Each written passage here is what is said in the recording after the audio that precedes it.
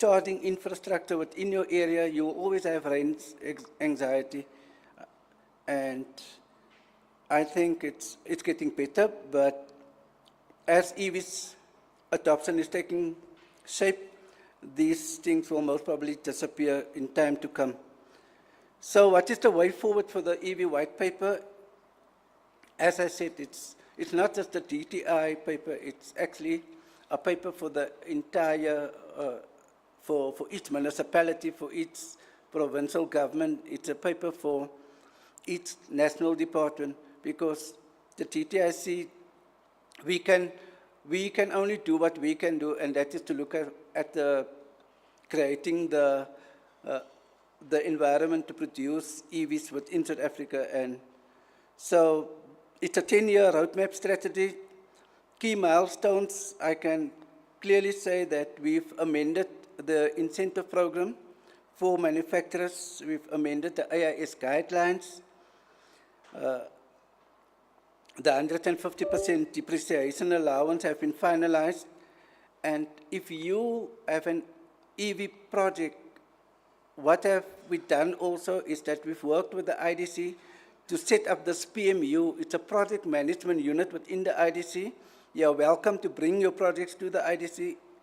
And there is funding under the JET implementation funding agreement, so that your project will most probably undergo a bank feasibility process, and it will be assessed, and you might just get the funding that you will be needing. So as the DTR, we will continue to monitor and evaluate. I'm so sorry, I'm not used to this. So we will continue to monitor and evaluate international technology developments. And let me say thank you.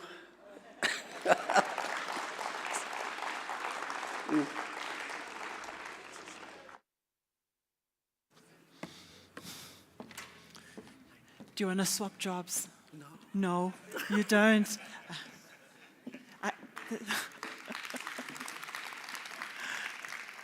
I think the potential is there. You know, the potential is absolutely there. Thank you so much. That was Mr. Frank Stevens taking us through the white policy papers from the DTIC. He started off by saying that he had suit anxiety. And, but there's actually no direct link to who invented the suit. It was just the pants and the shirt, and men used to wear a coat, and somehow over the years it was refined. But I must tell you, gentlemen, you have won when it comes to dressing. You have won, because think about how practical a suit is. Doesn't matter what the weather is, a suit has you covered. It's cold, you are covered. It's warm, you are covered. Nobody sees you sweating, right? If you think about a suit, there are only so many colors it can come in for most people. We don't want to talk about those who go off the spectrum. But generally speaking, it's blue, it's gray, or it's black, right? I mean, so you open up a men's wardrobe, it's so properly organized. Open up a woman's wardrobe. It's like a hurricane and a tsunami have come together after a bad night of Savannah. Right? So you have won as men when it comes to the suit. And a white paper is a little bit like that.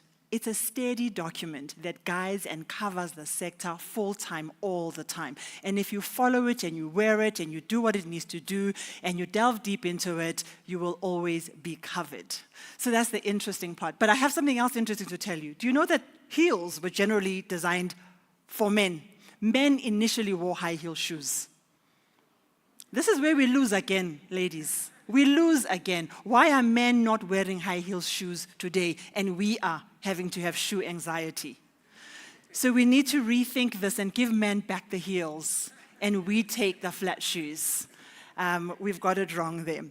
But let's move on with the program, because up next, we're starting to break it down now into its various parts and its components, and I'd love to invite on stage the CEO and Executive Director of NACAM, because NACAM, which stands for the National Association of Automotive Component and Allied Manufacturers. I've had a few conversations with him, and the really interesting part of the work that he does, that he looks at the entire sector's access and diversification and trade of the elements and components components that go into motor vehicles. So let's give him a round of applause. Thank you so much for honoring us with your presence, Mr. Renai Muthial.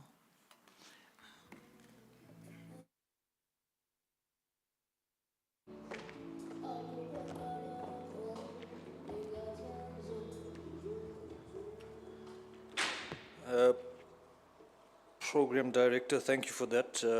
My name is Renai Motilal. I am the CEO of NARCAM. Let me borrow on what Frank did, and Chairperson of GGDA, can we use you and all of the hard work you did in acknowledging everyone that was here to let me also thank and greet the dignitaries. Ladies and gentlemen, Frank, you gave me anxiety. I hope this thing is okay. I know what I'm doing. Colleagues, I think this is a really exciting day and topic because there's been a lot of hype about EVs and NEV and transition and all of that. But what many people miss is that South Africa's got a long history of automotive manufacturing.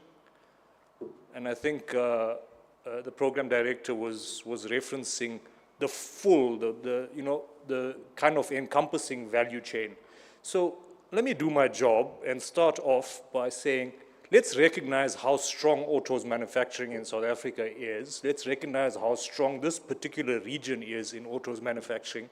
And let's be confident that whatever the technology change that may come, the base that we have here is ready to respond. And I hope that during the course of my presentation, I'll be able to make a case for that. Why do I want to make the case for that? Sometimes I feel as if we get lost in discussions about, are we ready, what needs to happen?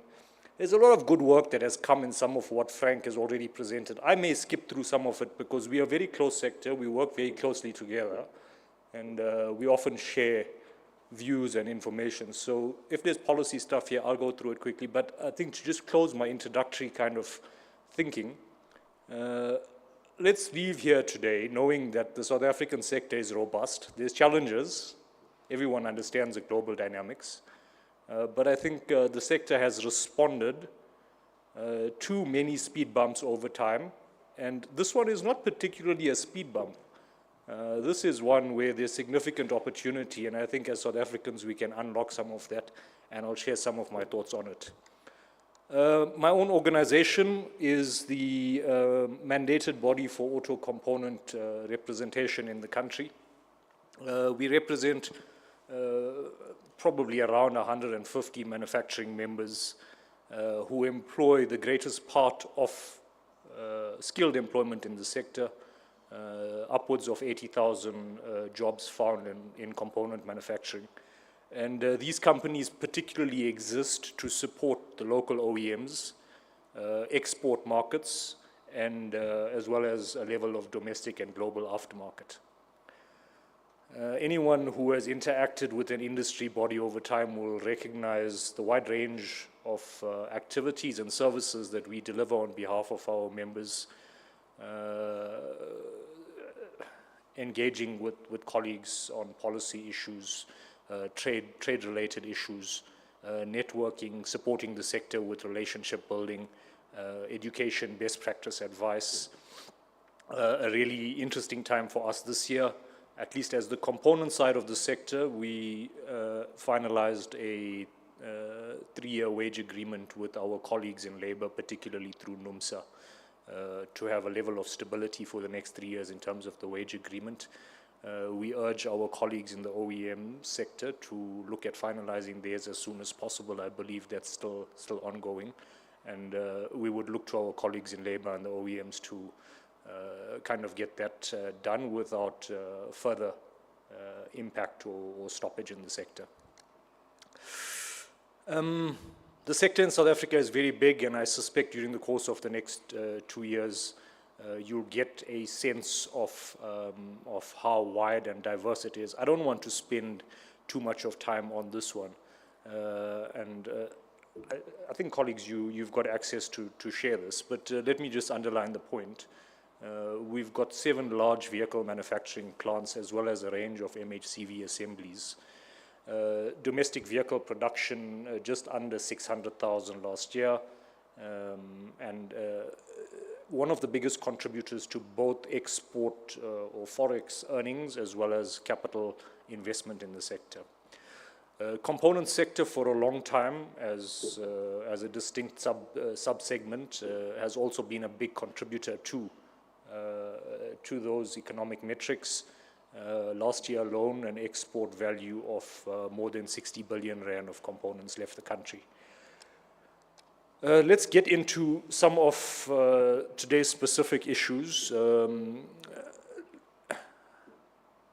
started off by saying there's a bit of hype on the topic of NEVs. Allow me to just share a personal story. There's a lot of stats here. It shows how NEV vehicles have trended, possibly now slowing down and whatever. This isn't a new discussion. I was lucky enough to visit a museum, the Toyota Museum of Automotive History kind of thing, in Nagoya a few years ago. And unlike many of the different brands, often you'd go to a brand and they'll have a history of their own production. This particular one was a history of the world's kind of automotive story. And I still have a picture on my phone of something called a Baker electric vehicle, 1912, with a range of 90 kilometers. So that's Durban to Maritzburg for those of us who know KZN. More than 100 years ago. So the technology's been around. I think as we talk about it more and more, we come back to what Frank was talking about in terms of how politics, global economy are shaping demand for a particular technology. And the rise of China as a manufacturing destination has also kind of been in parallel with what we're seeing in terms of electric vehicles and that part of the world's dominance in production. What we also know as policymakers and stakeholders is that NEVs have grown globally on the back of financial incentives from government and some of the climate-related policies. Africa particularly has not been a big part of that story. So you can look at that as a challenge, or you can also look at it as an opportunity. For this particular kind of discussion, when we talk EVs, I'm including the range of EVs, whether it's hybrid, fuel cell, or hydrogen type EVs, battery electric vehicles. I did say you could look at this as the African story as a challenge or an opportunity. My own view is I think it's a significant opportunity. The EV market is projected by the end of this year to be more than $200 million, and that's obviously coming off a low base. In South Africa, NEVs, just over 15,000 were sold in 2024, and that's almost double the previous year. We'd be interested to see what this year closes out on. I think the one often forgotten part of the discussion is the opportunity in terms of two-wheelers and last mile delivery vehicles and the role that electric propulsion can play in that particular space. And I think as South Africa, leave what's happening in other countries, as South Africa, we should also be paying stronger attention to that. Frank, I think you mentioned that the issue around infrastructure and affordability is obviously one of those or those dynamics that to some extent constrain growth of NEV consumption. These are some interesting case studies of investments that have happened across the African continent. I'm not going to go through the whole lot of them. Let's look at the example of Stellantis in Morocco, and then bring it back to the fact that Stellantis has also announced intention to assemble here in South Africa. Maybe let's be creative in how we look at those kind of new entrants and whether they start playing any space in the NEV discussion. Frank, you described some of the government-related programs that have been put in place to support this nascent part of the sector. We trust that at least as the OEMs start increasing their own plans and announcements with regards to NEV production, then the opportunities for the value chain start growing. I think this has already been covered. It's just a graphical way of explaining what has happened in terms of the policy development pathway that's resulted in what we now know as the white paper that Frank was talking about, and some of the key initiatives within there, including the tax incentive accelerated depreciation for NEV assembly and the additional 10% cash AIS for component manufacturing.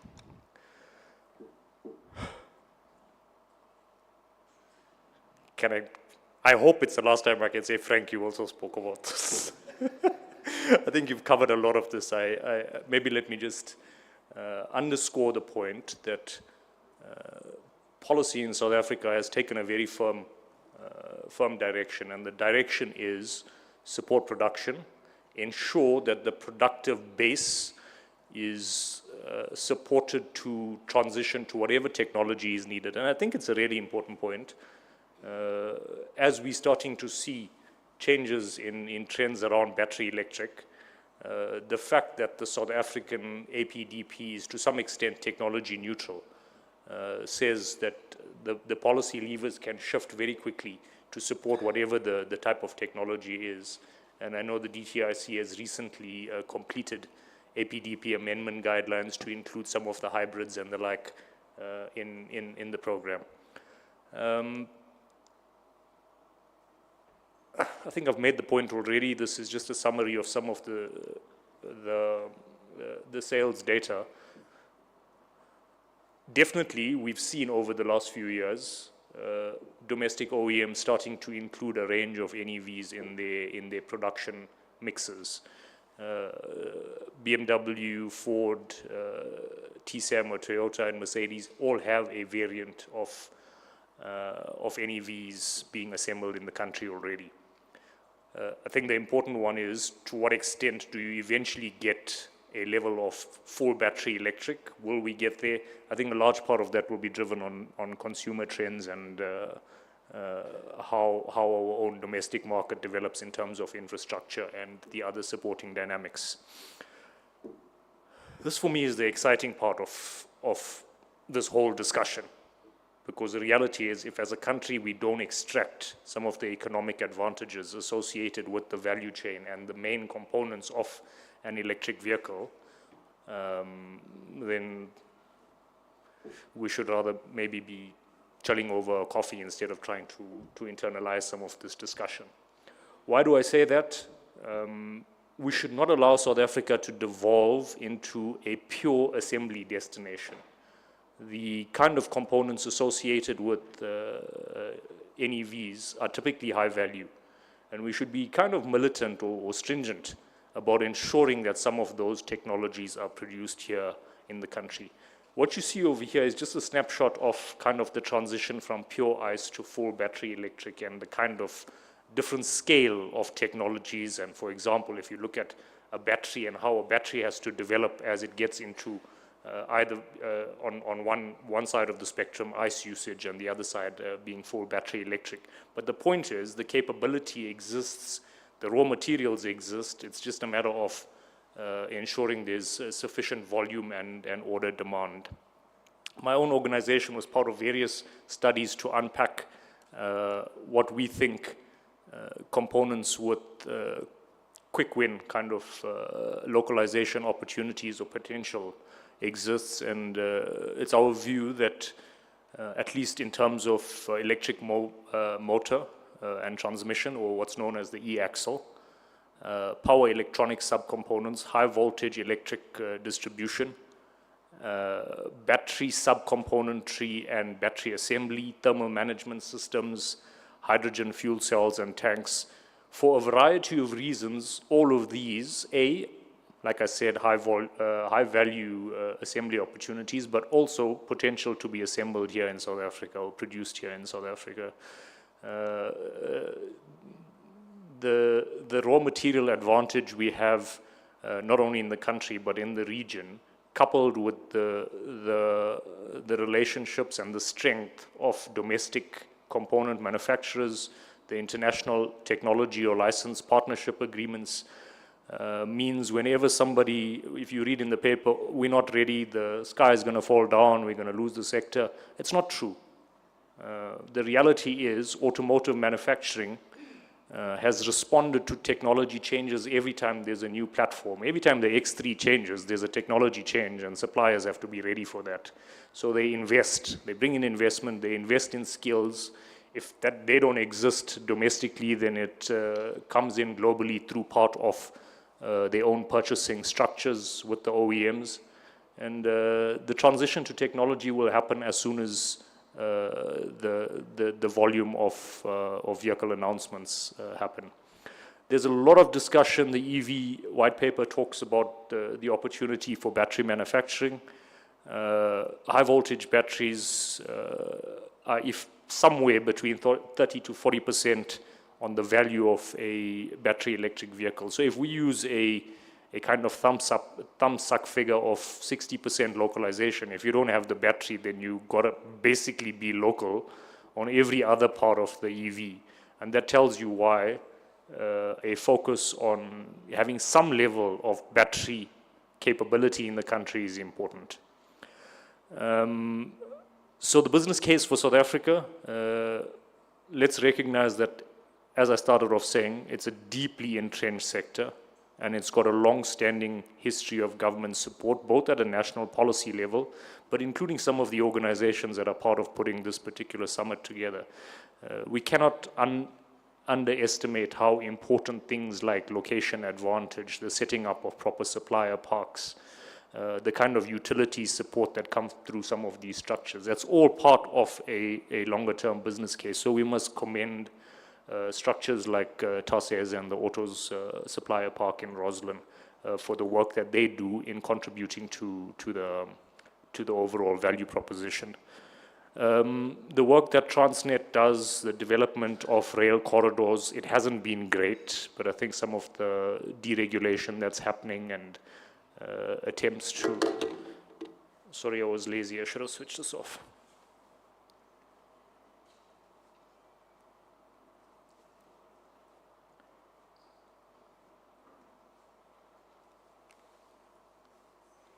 The work being done to resuscitate the rail networks are all going to be part of a longer-term development for the sector.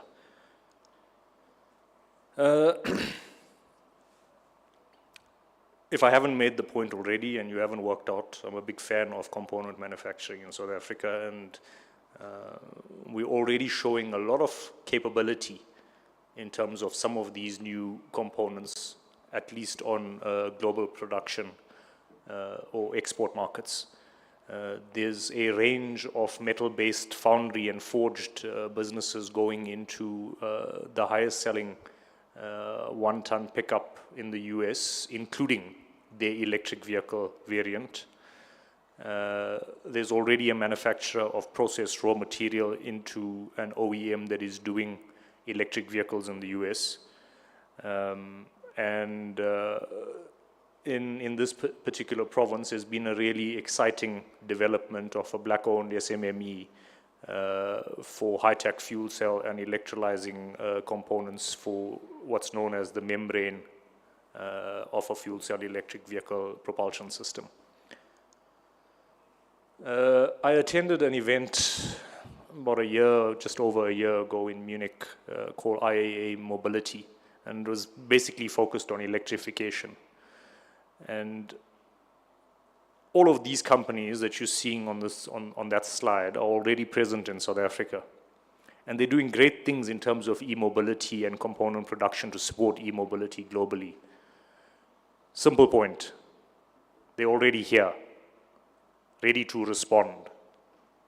Once the volume exists, they'll be able to use global arrangements and global partnerships with head offices to enter whatever that particular component requirement is. So again, if anybody is saying country is not ready, let's discuss that on the basis of fact versus a front page.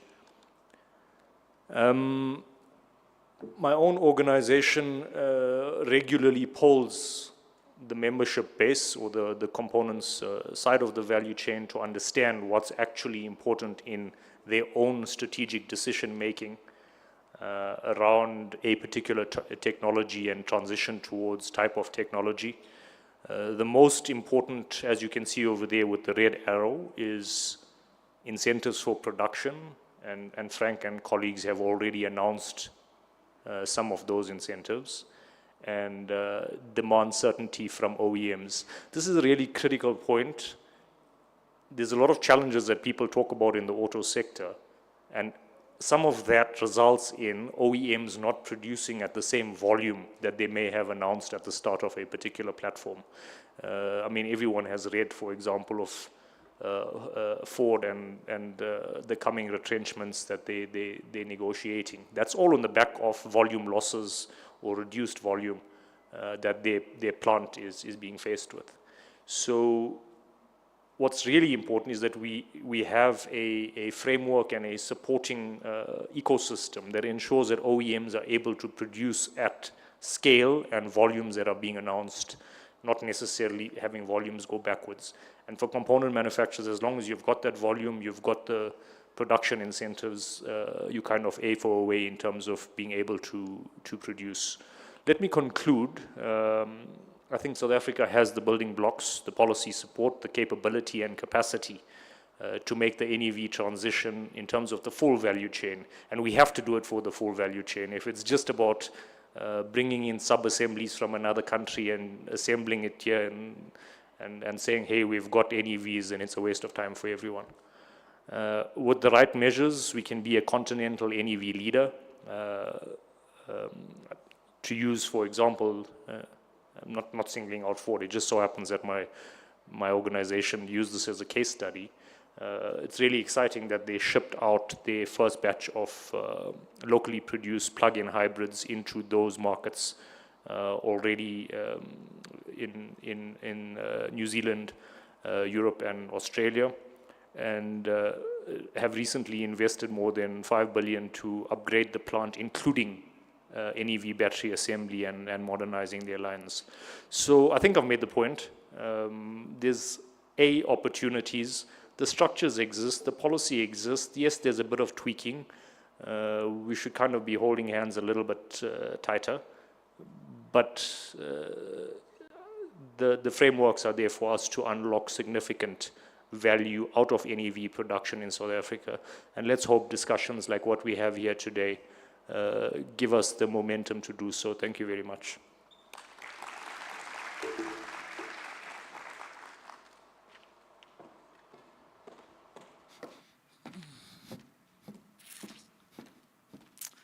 There's a quick gift for you and a photo that's going to be taken.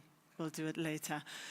Thank you so much. I think I can always trust you to lay the lay of the land so simply, reminding us who we are and how we were established and how we need to think about practically just simply what the next steps are. So thank you so much to Mr. Rene Muthilal, the CEO of NECAM. I can't say it too fast, my apologies. And I think moving the program along swiftly, we now want to move to the science behind NEVs. And the science behind it is going to be presented to us by Mr. Mbangiseni Mabudafasi. He's the Department of Science and Technology and Innovation representative for this conversation. So these are really very technical conversations, so stay with us as we go behind the scenes. Let's give him a round of applause and welcome him on stage.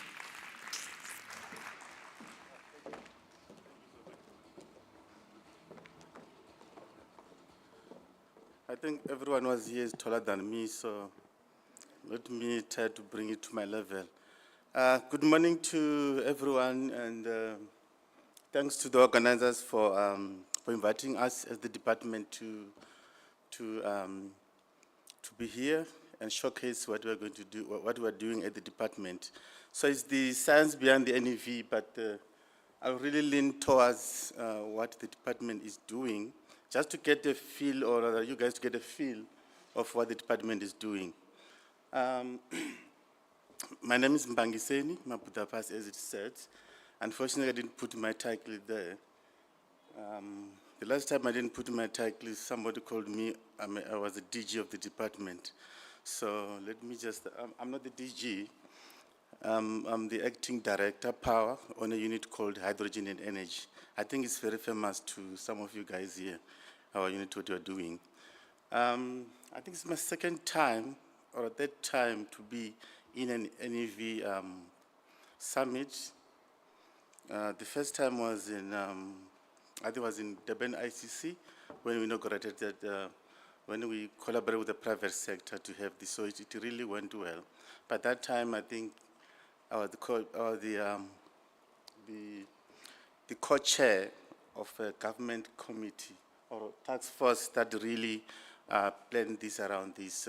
I think DMR by that time was one of the department that chairs around that. So I'm going to go through some of the work that we do. Okay. I thought I should put this slide just to get a feeling that what do we do with these kind of challenges? The geopolitics, your tariffs. I think the past few years we've been hearing this a lot. But as a department, we continue try to do, I think what the previous speaker said, I think the CEO of NACI, to produce our own localized technologies with the publicly funded projects. In the projects that we do, we always make sure that we have our own IP so that we don't depend on other people's IPs. Because we've seen in the past that when you depend on other people's IPs, licensing and other issues really pull you back. So when you have your own IP, what do? We try by all means to commercialize that. I think we've heard about commercialization of our own activities. We all know we have resources and all those things, but the most important thing here is the IP that we create and use it to commercialize it. It's not easy. We found it very challenging to commercialize or to go into the market. Some market, even in here, South Africa, are dominated by foreign countries, for example, China and others. But to penetrate that market is not easy. But what do? Because sometimes we realize that we do not have the expertise, the know-how, but we collaborate. We partner with these guys and try to share and make sure that when we partner, we use our own IP as a reference to that. So our department is a custodian of research, development, and innovation. So you will not hear a lot of policies in this discussion, but we hear a lot of research. And I know the question is, research until when? This is what I'm going to say. We do research until at what stage we say we leave research now. You go and deploy these technologies. Because we cannot research forever, because the people there are waiting for these technologies. People are waiting for this to be used. I mean, importing these technologies, it doesn't help the country. We don't create jobs. And as government, people say government isn't creating jobs. But if we are benefiting on our own technologies, it's much easier. So our work is centered around the 2019 white paper, which is on science, technology, and innovation. You can see science starts there. So we're using science at the center of our technologies. At the same time, this document, which is the white paper on science, technology, and innovation, it gets inputs or it gets work done through what you call a decadal plan. This is a 10-year plan. So a decadal plan itself gets information from where? From the National System of Innovation, NSI. Who are those people? Those are research people, researchers in this country. Your academia, your universities, your research councils. We bring them together and do the work. Why in that fashion? We found we all agree it's much cheaper to go to university and get the concept. Like I said, we are the custodian of research, development, and innovation. So if you go to university, it's much cheaper. You don't waste enough funding. But you will see some of the technologies that we talk about here, they are really, really expensive.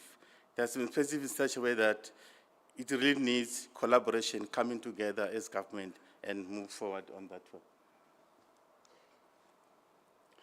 Okay, as I said, we develop these technologies, these programs, but also aligning with other government policies, other government strategies.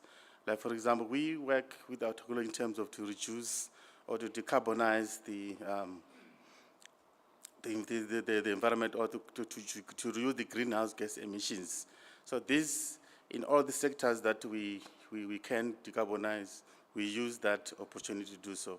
We can decarbonize even the transport sector, of which today I'm going to show you some of the technology that we do that. Even the building sector, in collaboration with DEE, we do decarbonize using our fuel cells technologies in that regard. But here we target the public buildings to decarbonize the building sector. Also, the hard-to-abate industries, we try to decarbonize that as well. We had a turnkey technology that we used to trap CO2, convert that into commodities that can be sellable in that regard. So if you look at those are 4 flagship programs.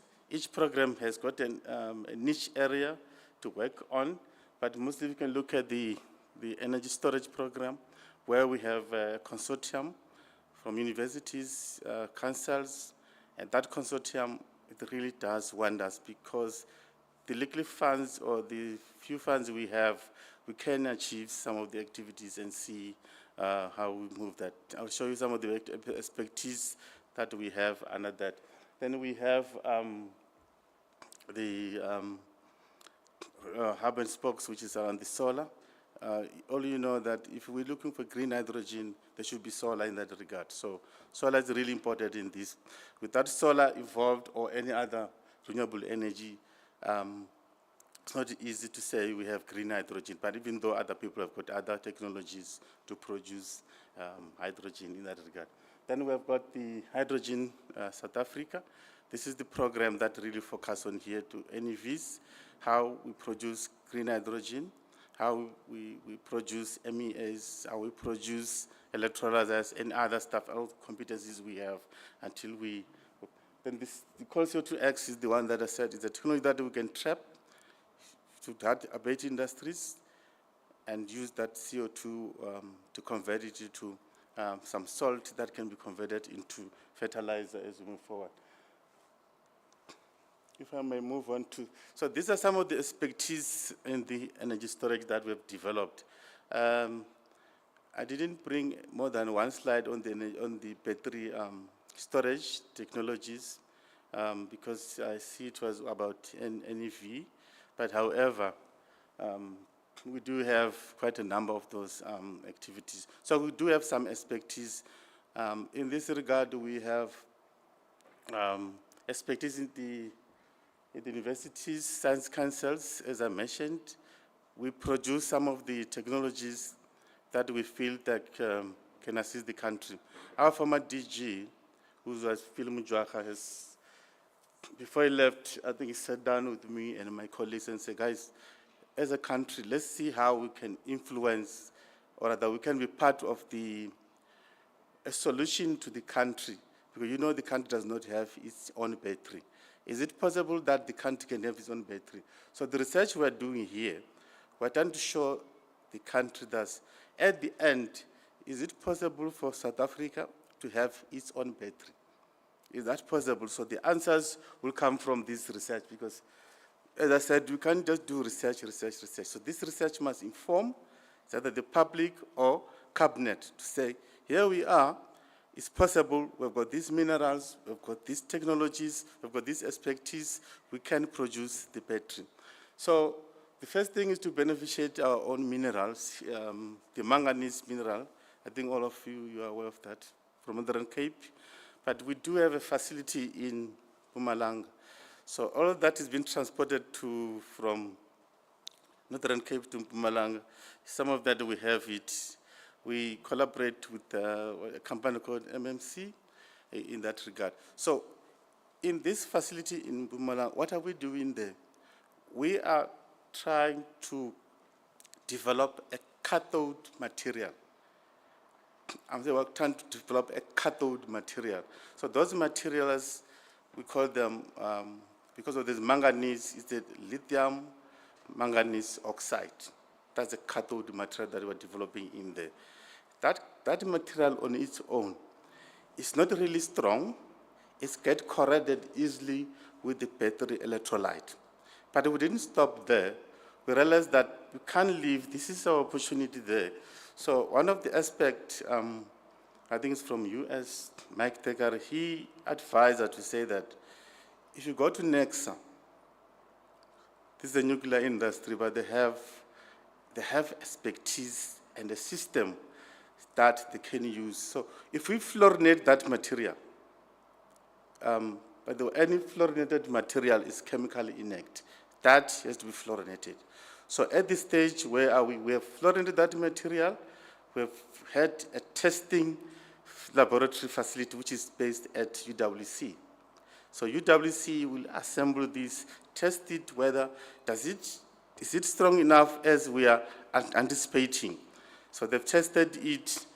According to what they've said, yes, it is, but after fluorinating, the material becomes smaller to go further. So we are further doing that. At the same time, it's going to be validated at Nelson Mandela University. So Nelson Mandela University has got expertise. It's an accredited laboratory that can validate whatever we can do. So coming to this, and CSIR as well is in there to produce the anode, which we really, and also others are producing the electrolyte to see how they can do that. I thought I should clarify that. Now it comes to our own, this is the hydrogen program. These are the expertise that we have. We are also benefiting our critical minerals here, which is the PGM metals. You're all aware that for these to work, there should be a cathode and an anode as well from the electrolyzer. So we have expertise in the electrolyzer production, which is at Northwest University. So these guys have been developing that. They have an IP already. They have an IP which has been utilized by many. We've got many international countries coming in, international expertise coming in to assist us. As I said, when we do research, we make sure we have got our own IP. So that IP is being utilized. I'm very proud to say, even though we don't go far, electrolyzer is very expensive. What makes it expensive are these minerals that we have in South Africa, the PGM ones.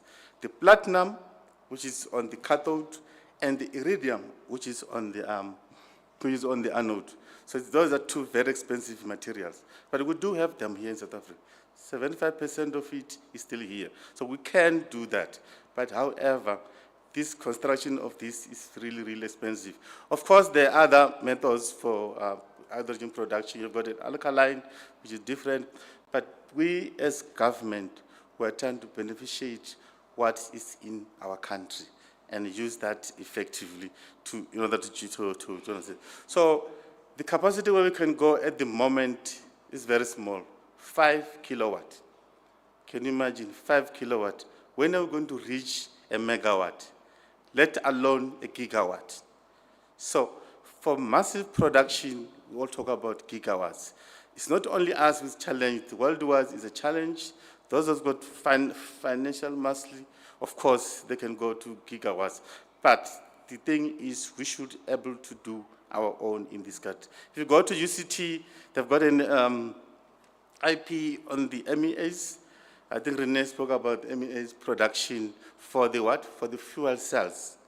So we can have for the fuel cells and produce that. So we have all the capabilities in there. But what's most importantly is that in terms of innovation, you can have a diesel truck or electric car, but we have what we call HISA systems. They can convert. They can convert from a diesel or a petrol car to a fuel cell mobility, or either way. I'll show you those examples around that. Okay, so with all those expertise that we've seen under the hydrogen South Africa, we have been challenged to say, but you don't have a plan. You don't have a policy that really can put this together. Then we developed, or the Hydrogen Society Roadmap has been developed. I think Frank said, this Hydrogen Society Roadmap is not for our department only. It's for everyone sitting here, or for South Africa and the world to look at it. So this is also a blueprint policy that we all try to use and follow in this regard. I think my next slide really puts that way. This is the slide that really tells us where we are going, or are we winning? Are we losing? Do we need to revise something or not? These are the targets that we put as a country. Because the reason why we developed the heritage roadmap is to have sort of a pathway to say which way are we going. At a targeted time frame, what do you want to achieve at that time? So we put this together.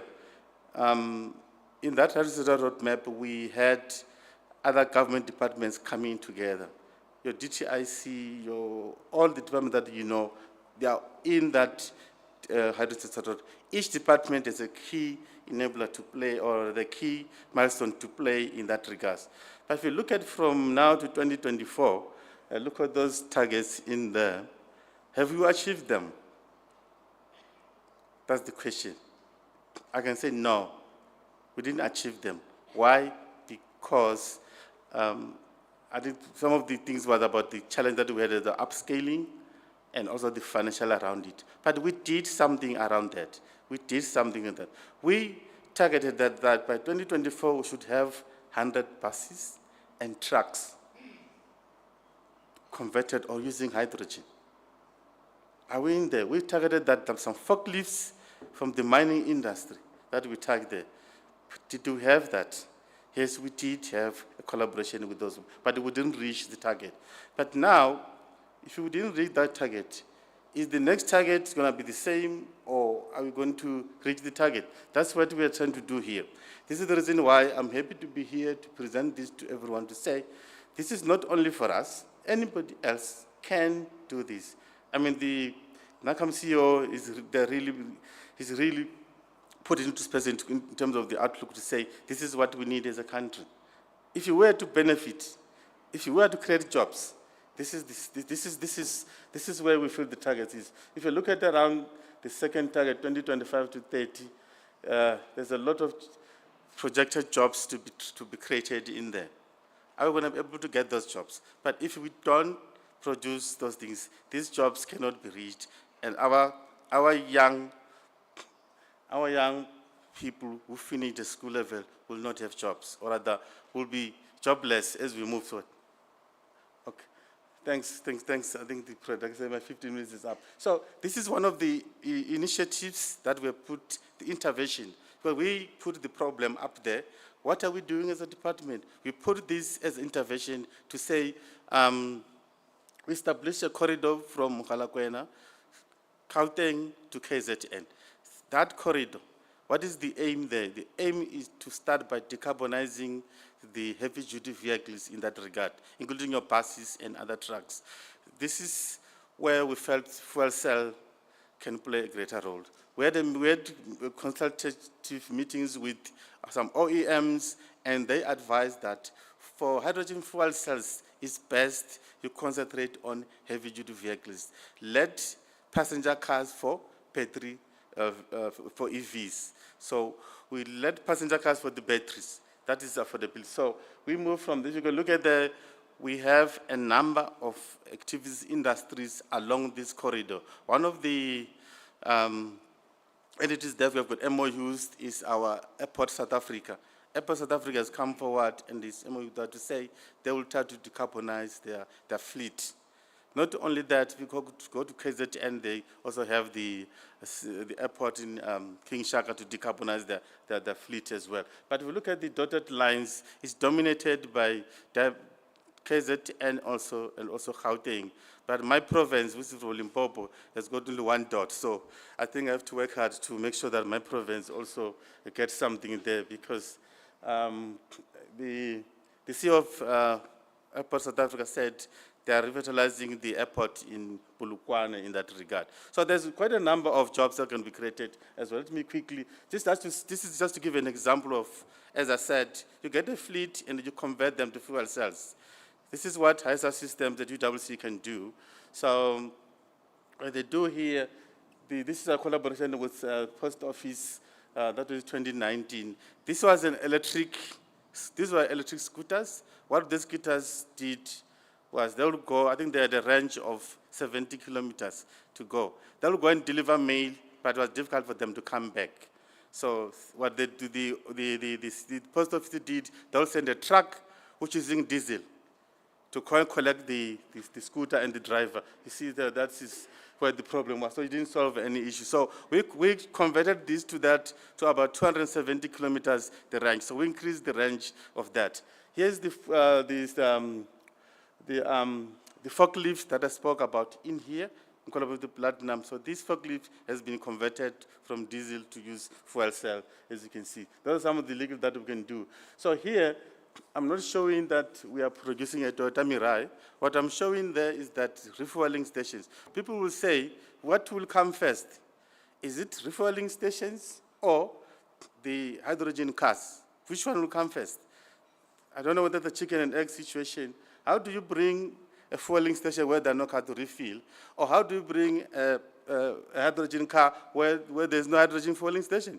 So that kind of thing is really happening. So what I'm showing there, that's a mobile refueling station in collaboration with Toyota.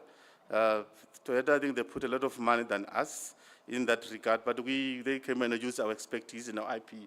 So the refueling station, in conclusion, it comprises of three sections: the generation and the storage, and also the refilling. So it's in one. So Toyota has agreed Toyota has agreed to take this to the communities. It won't be staying there and become a white elephant, but they will take this and try to utilize it as we move forward. So the challenges, and this is my last slide, Program Director. The challenges I'm bringing to you guys is that we have a challenge of upscaling. We have a challenge of upscaling, could be funding. What do we do that? We try by all means to talk to private sector and see in terms of ratio, if you put 100 million, you can put 300. So those are challenges of upscaling. This is a missed opportunity. This upscaling is a missed opportunity for us to reach our target. Thanks very much.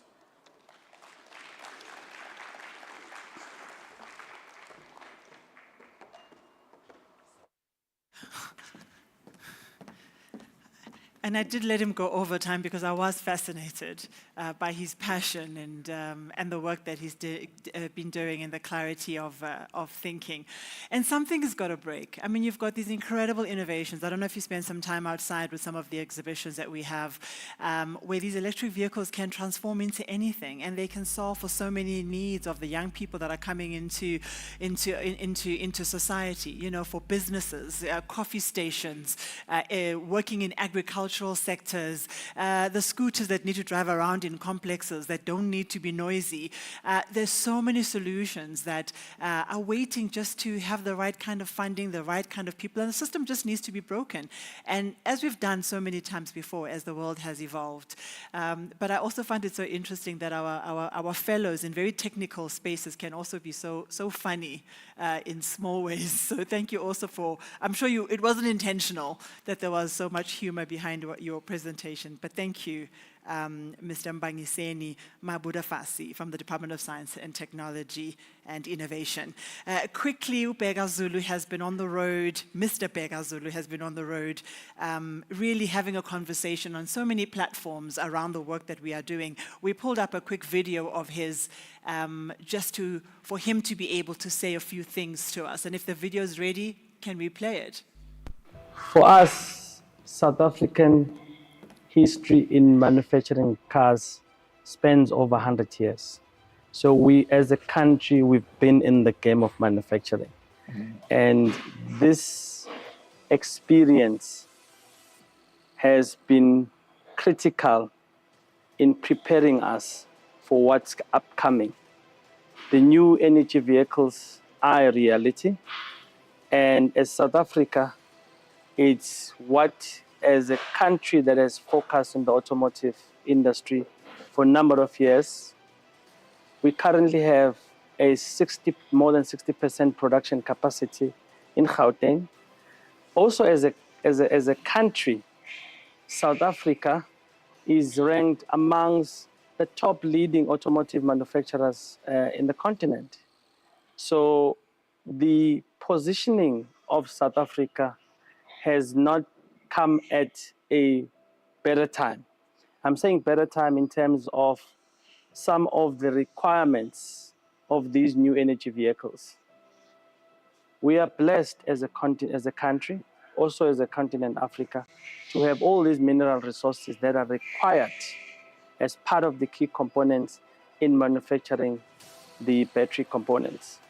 And for us, the positioning of South Africa as a gateway to Africa, as also as a gateway to the world, because if you look at our geopolitical location, Yes. we are in the east-west pendulum.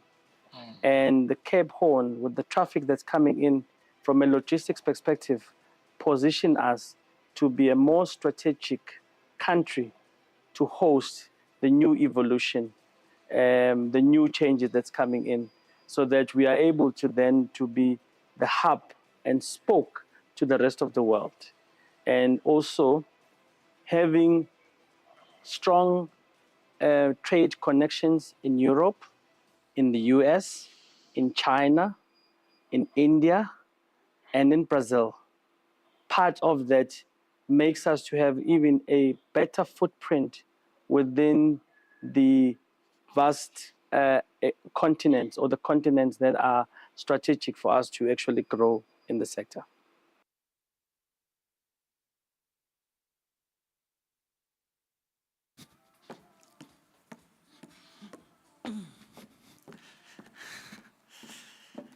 And that's Dr. Bega doing one of his, again, high-level overviews of the work that we are doing. Every time I have to come on stage, I also have anxiety of slipping on this very shiny stage and falling. And you know I'm so tall, it'll take like a minute or 60 seconds for me to hit the ground. So I need to also slow down and make sure that I'm staying with you. Are you with us still? We're keeping the temperature nice and crisp for you. Are you enjoying it so far? No? Are you fine with it? Really? Lots of men in suits, clearly. We are trying to drop it just a little bit because we are aware that it's a little bit cold. Shall we move the program along to our next conversation? And I've got my slide, and it wants to close it, and I do not want it to close. Give me a second. How could I have lost my... There we go. All right. Coming up next, let's have Professor Mkhulu Mate to come in from UNISA. He's from the automotive battery technology perspective, and he's going to be unpacking for us. He's been on standby listening ever so eagerly to his colleagues. But now it's over to you. Let's give him a warm round of applause.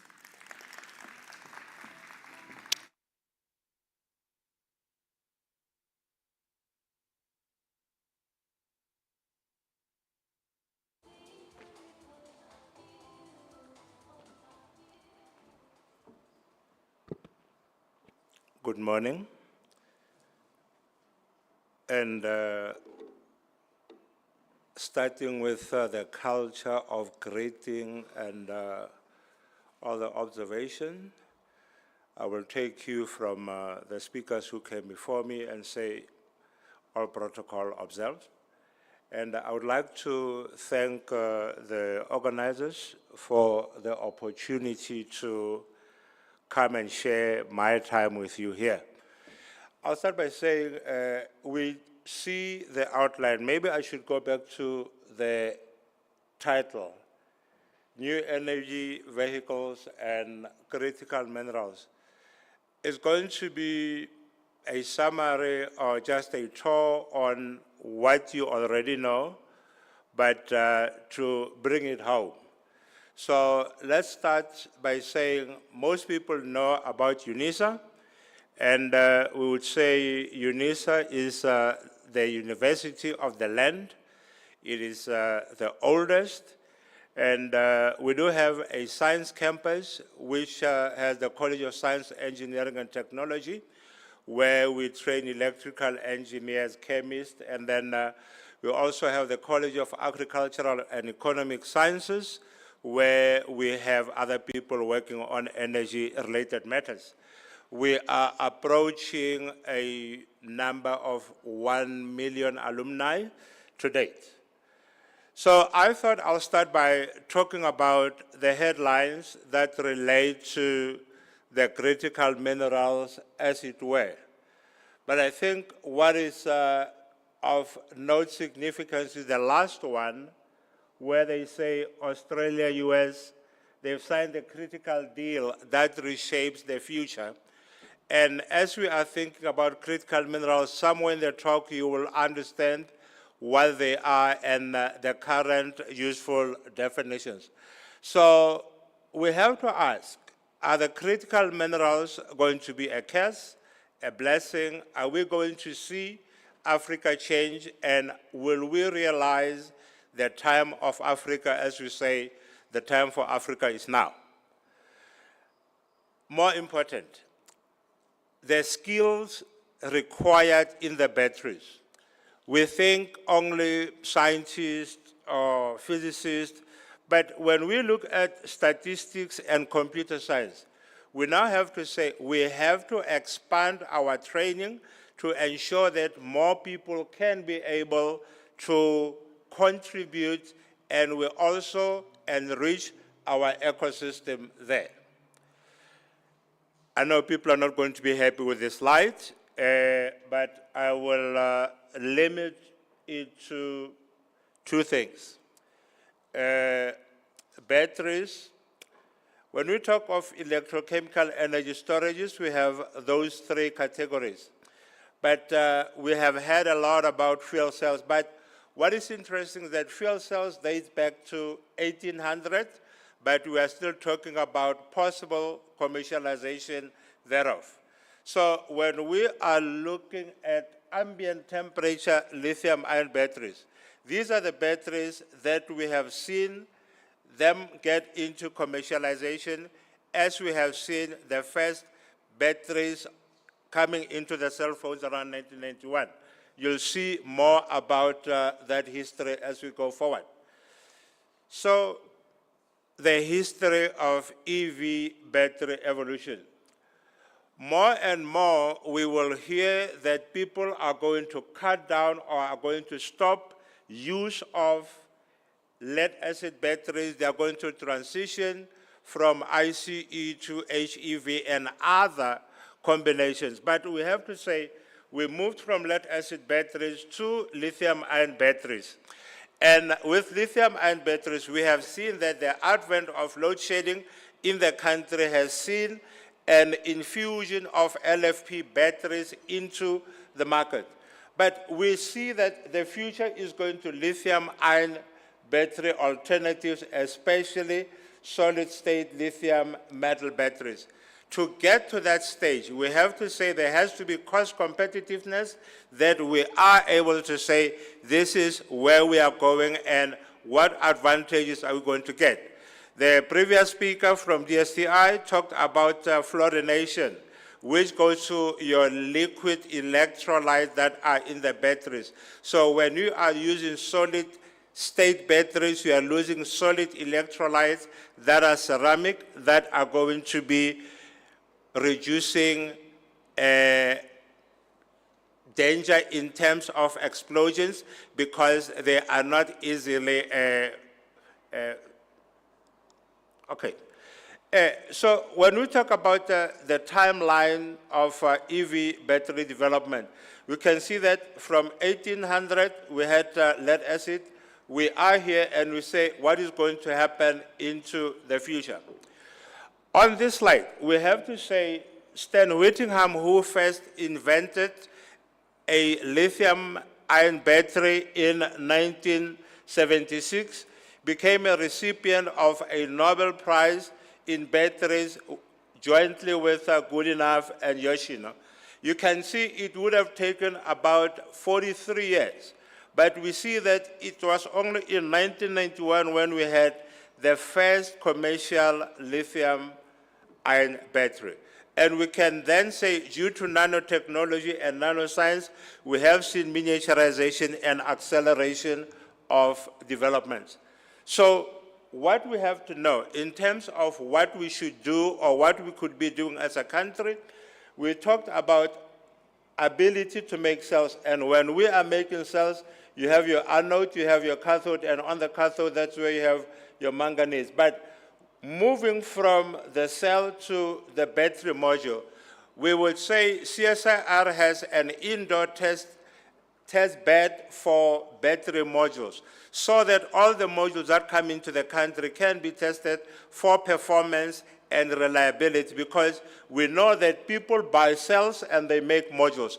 But when we are looking at battery pack, that's where we are talking about the battery management system to say, how do we ensure that the battery is going to perform? We are going to be able to do all the diagnostics and that everything is well with it. So this has been shown, so we don't have to look at that.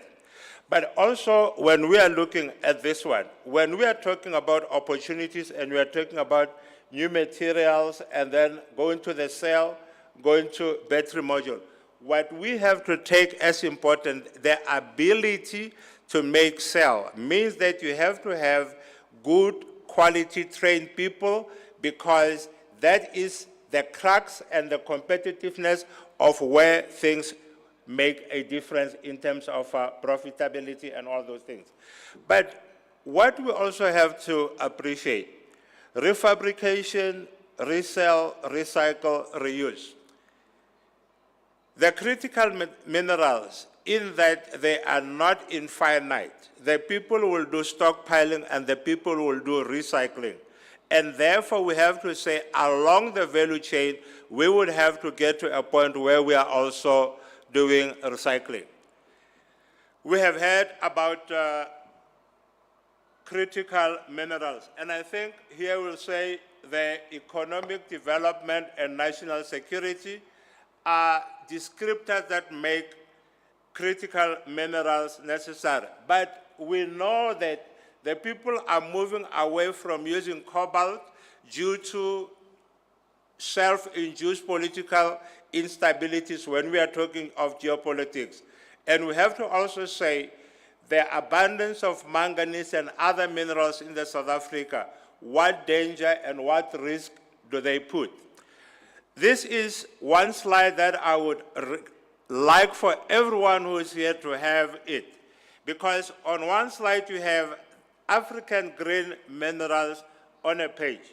You do have resources, you have strategic pillars, you have mining, processing, and industrialization. But more importantly, the objectives to energize and industrialize Africa. So we have to say we are moving from wish, dream, hope, now into action. Easy pickings. The ability to do local battery mineral beneficiation is something that should be happening. But where do we see ourselves going? We then have to say regional battery mineral beneficiation hub. You will see later on that almost every country in sub-Saharan Africa has a mineral that we can use. So to the previous speaker of the STI, you can see that 2011, that's when it started, but for some of us, it goes back to 2005 and beyond, before that.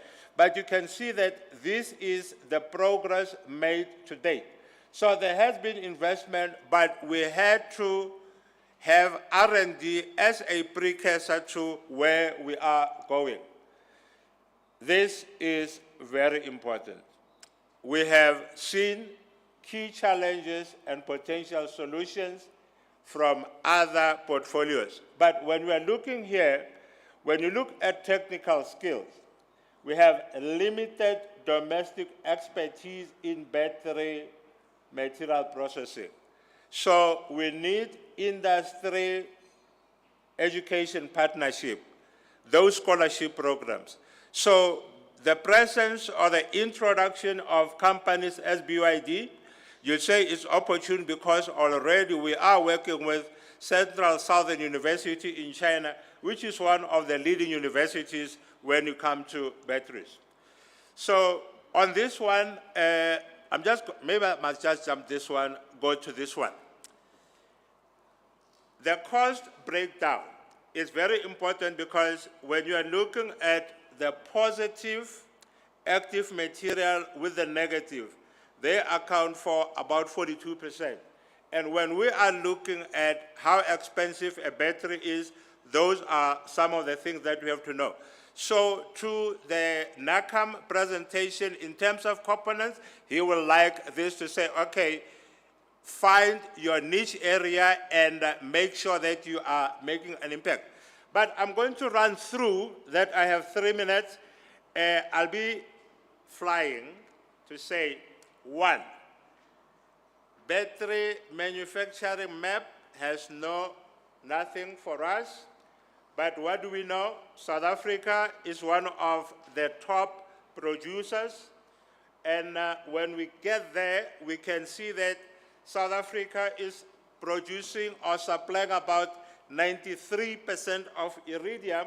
So it would be interesting how many of us are aware of the importance of iridium in our economy or even in our cars, starting from a spark plug, going to irradiation in nuclear medicine and other things. So Africa, again, has those minerals, and Australia, South America. But you can see when you are drilling down into sub-Saharan Africa, you can see almost every country has those minerals. So I'm not sure some of us are aware of the availability of lithium in South Africa, as it is shown there, 17 and 18 in the areas of Orange River area and Blasberg. So we are going to say, how do you access, how do you develop those things? So, like we got the moment of reality with cell phones, time is coming, ICEs would go down, and then other alternatives are going to go up. So the question is, are we going to be ready for that? I think on this one, the battery pack, which used to be more than 50% of the worth of the EV, has continuously went down. But you can see that there was a jump here, 2023 to 2024, of lithium carbonate. So that's when the market shifts to the demand. So in a minute that's remaining, we're going to do one thing. The science for fast charging, you have to be at the atomic scale. Your nanoscience, nanoengineering would then make sure that from the time when things started, they were huge, but over time, we were able to have them in a size that is miniaturizable, like we had big phones and now had small phones. This is something that would say Northern Cape is not attended, even though there are those activities. I think this is my almost last slide. When we are looking at abundance of manganese in the country and saying the conversation that we should be having would be, what do we do with LMO? What do we do with NMC? How do we ensure that where there is that black, we are able to say we are playing there and we are making a difference?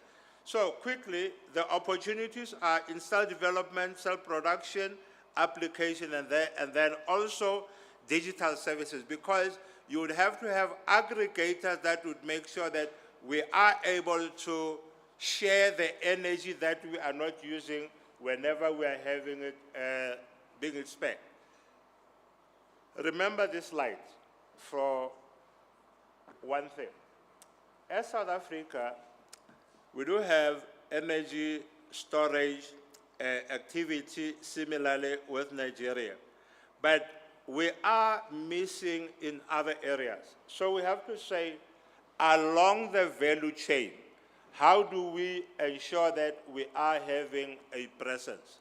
So that's where I will finish and say, obrigado.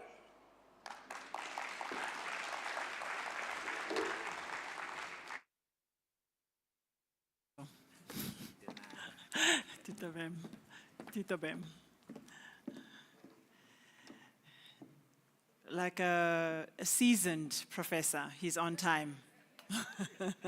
Because when the bell rings, he must have landed all his points and the students can leave the classroom. And when we look at the past couple of presentations, you know, one of the key thoughts I'm thinking about is if you had to prioritize all the things that we had to do, what would you prioritize the most? And when I look at the complexity of the skills that are required across the entire value sector, and I'm wondering if institutions of learning should not be the greatest focus and not the last focus when we're trying to solve for the industry, because this needs to begin with what subjects students are choosing, their awareness of the industry, the alignment and the agility of universities to teach what is needed. So when students leave the university, they are moving straight into a sector. And I think that's a conversation and some of the questions we can ask when we are looking at our panel conversations. Coming up next is one of our partners, and we're going to have a comfort break, I think, after this. I think we are going to need it. I'd love to invite our international speaker to speak on the opportunities in NEV batteries. Welcoming him, the Top Tech Batteries CEO, and that is Ms. Xianglang Hu.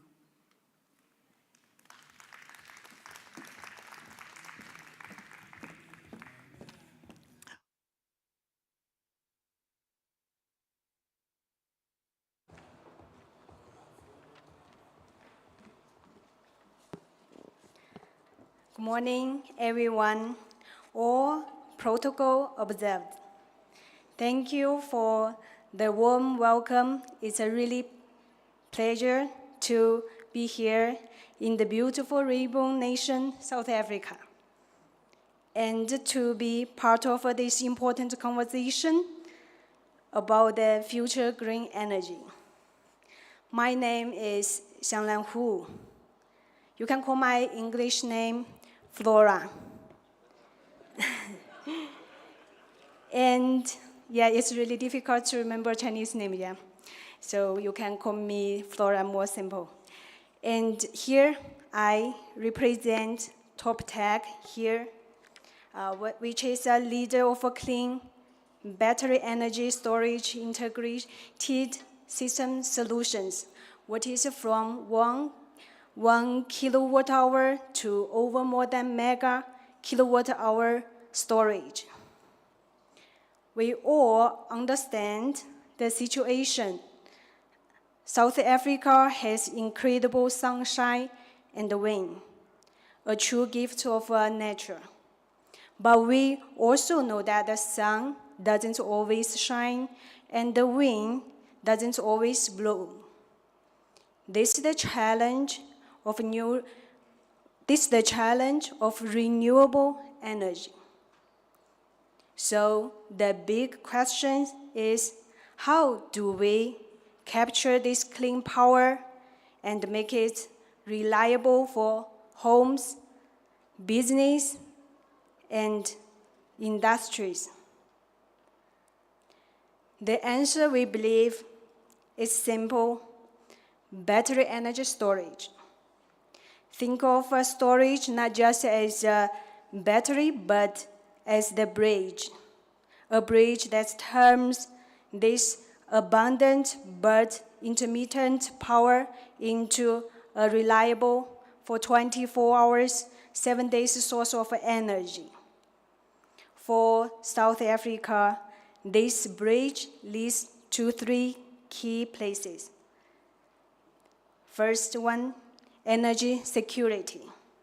Storage can help stabilize the grid. It provides power during peak times, helping to end load shedding and build a grid you can count on. Second, economic growth. A stable power supply attracts investment and help business grow. Furthermore, building storage projects create local jobs. This isn't just an energy project, it's also a job project. Third, a greener future. Storage allows South Africa to fully use its solar and wind resources, reducing carbon emission, and protecting your beautiful environment for future generations. At TopTech, we build this technology. We provide safe, sufficient, and smart storage solutions for all schedules, from large power plants to local communities. So now I will show our company some quick introduction. Mostly for TopTech, we produce commercial and industrial energy storage system, household energy storage system, lithium pack, and solar hybrid inverter, and also the small outdoor portable power supply. And we all have the international standard certification for all the transportation, so we can fully transport to all over the world. This is our factory overview. What we do, the biggest one is 100 kilowatts, 255 for all-in-one. This is a smart one, what can direct connect with the solar panel, and we can use for us. And beside the small two picture is the household smaller low voltage. We call it low voltage, who wants just to use a small capacity, little power for small families. It's between like normally 5 kilowatt-hour to 30 kilowatt-hours. And this is the samples what we do. We're close to the South Africa. We have already do more than 50 miracle grid projects, each designed to meet diverse and specific requirements. So I will introduce part of them for 3 pickup. First one is 1.72 megawatt-hour combined PV ESS EV charging station. It's the Bangkok Solar Energy, which is in the project in Mali, West Africa.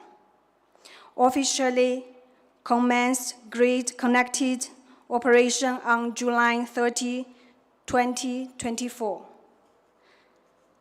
The systems comprise PV panels, diesel generation, EV chargers, and 800 kilowatt, 215 kilowatt-hour to combine to be 1.72 megawatt-hour.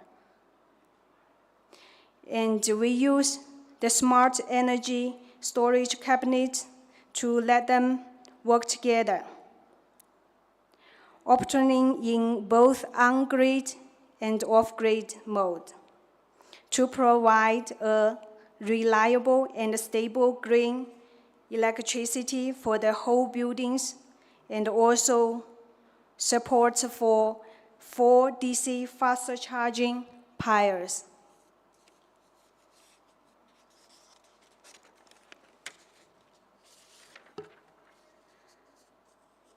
The second is 1 megawatt-hour.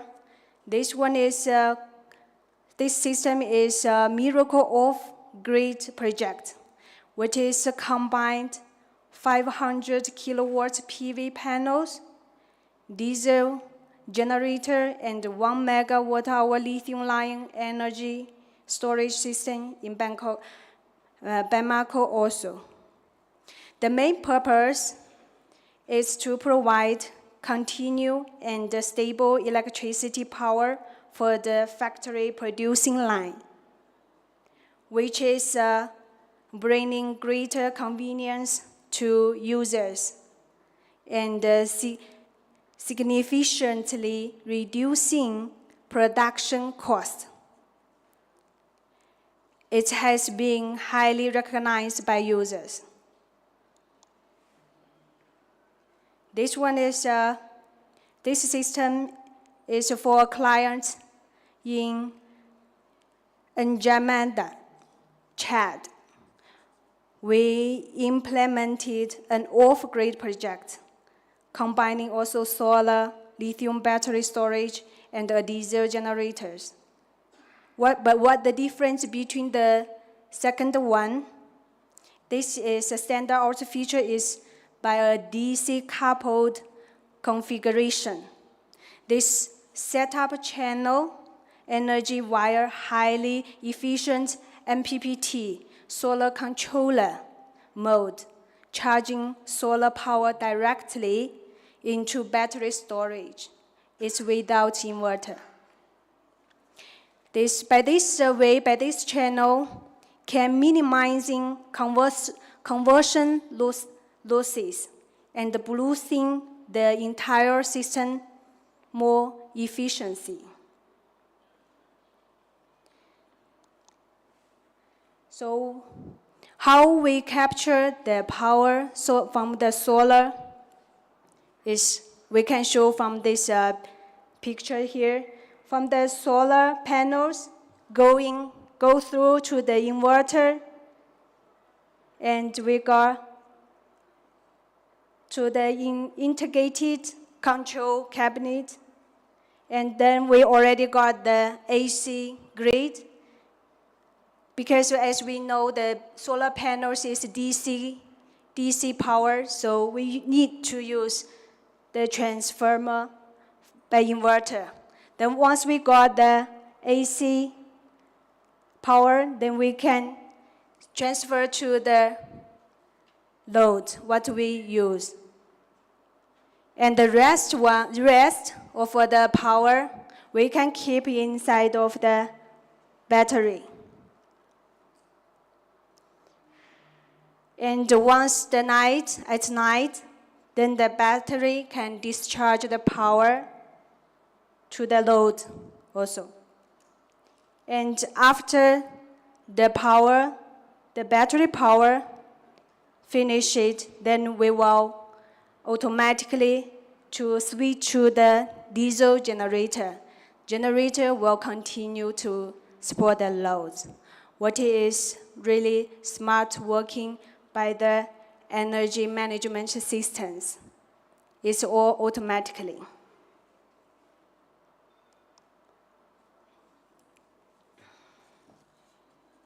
So we are not just here to sell product.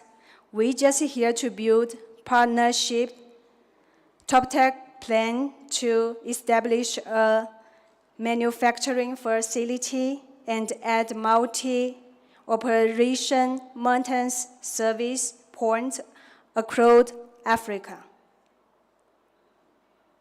within the next 5 years to better support the expansion of our future project on the continent. We are here committed to working with local companies and creating jobs here, sharing knowledge and technology, giving training classes to our partner, building a sustainable energy future together. South Africa stands at the doorsteps of a bright energy future. We are ready and excited to be your partner on this journey. Let's work together to power a brighter, more sustainable South Africa. Thank you.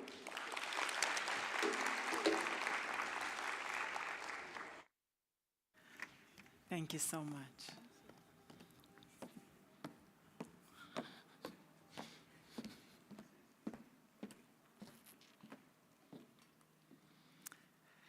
Thank you so much for the beautiful, concise presentations. Let's just give her a quick thank you as well. That was really well done. In the job that I do, I often have to sound quite confident about any topic, because the topics change every single day. And one has to learn to speak with conviction, really just, leaning in. So when I get home, I've taken a few pictures of the presentations that were done today. And because I've got kids now looking at what to do, I'm going to present these with such a lot of confidence. I'm going to bring in my best voice and just speak to battery minerals and potential solutions for the mineral value chain. And I'm going to really be specific around the system's architecture and tell my kids how DC 1000V, once it connects and converts to an AC3ATV, what you then have is an intelligent control cabinet. Because this intelligent control cabinet, now two things there, it goes through to the generator, and if it doesn't go through to the generator, the other element, it goes through to the transformer, and that's really what powers and loads some of the work and some of the electricity and energy we see in manufacturing. Now, the extraction from the generator and core to the conversation, I think, around EVs is the EMS. Don't miss that piece around the EMS. Having a consulting background is also what probably messes you up, because you tend to sell things you know nothing about and make sure that you sound so convincing that the client is happy to pay a heck of a lot of money. And you will use their content, of course, to present it back to them and make it sound exceptional and use great slides. So I'm corrupted. I'm unhireable at this point. The Top Tech Batteries CEO talking to the conversation around partnership and who is here in the room that can help us to move and sway the needle. Let's do a short one now on Andile, Africa. Africa is the future. I want to play that for you quickly. Shall we go? Africa is the future. And I'm going to say that again, Africa is the future. We need, a lot of the markets that you've mentioned are almost getting to a saturation point. They're getting to a tertiary level. Yes. Africa is sort of virgin ground, and there's a lot of development that are happening that needs to that the world can benefit from the African market. We have the youngest population in the world as Africa, and so the uptake of new technology and new ideas is far more quicker than elsewhere in the world. Yeah. So come to Africa. We are ready, and we are the future of renewable energy technology.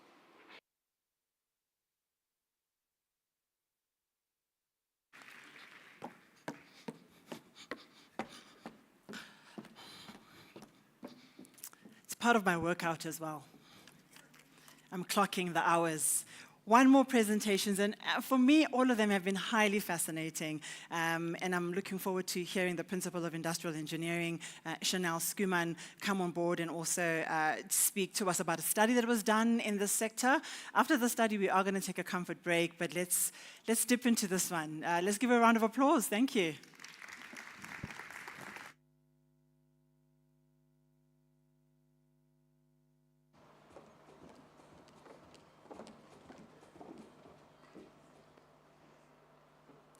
Good morning, everyone.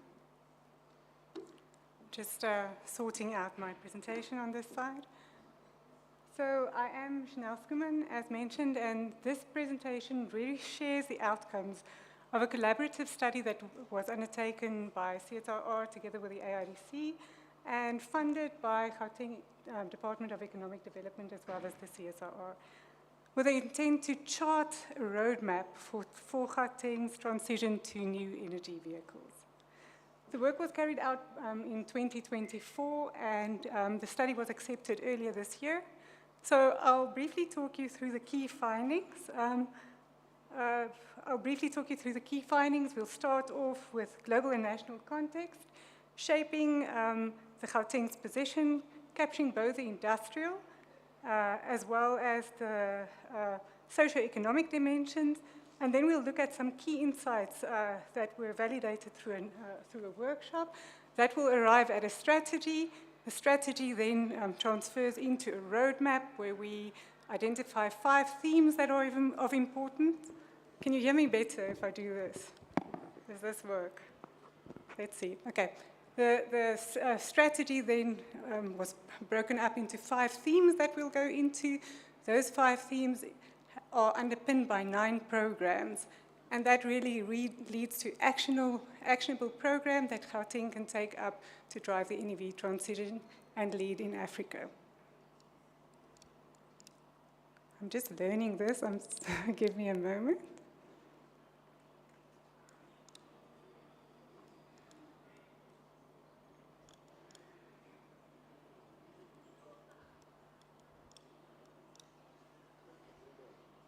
The green one. I'm pressing it.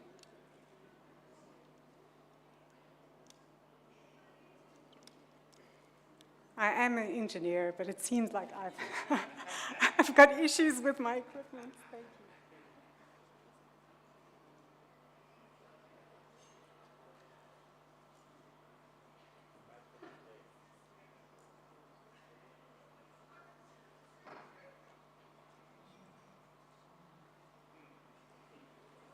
We'll just hang on for that.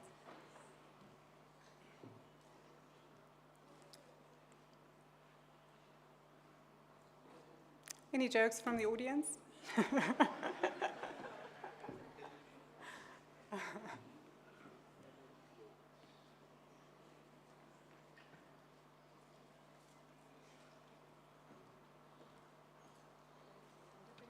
it first to see if it works.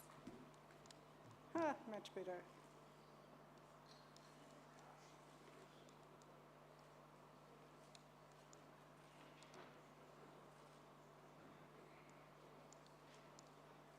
All right.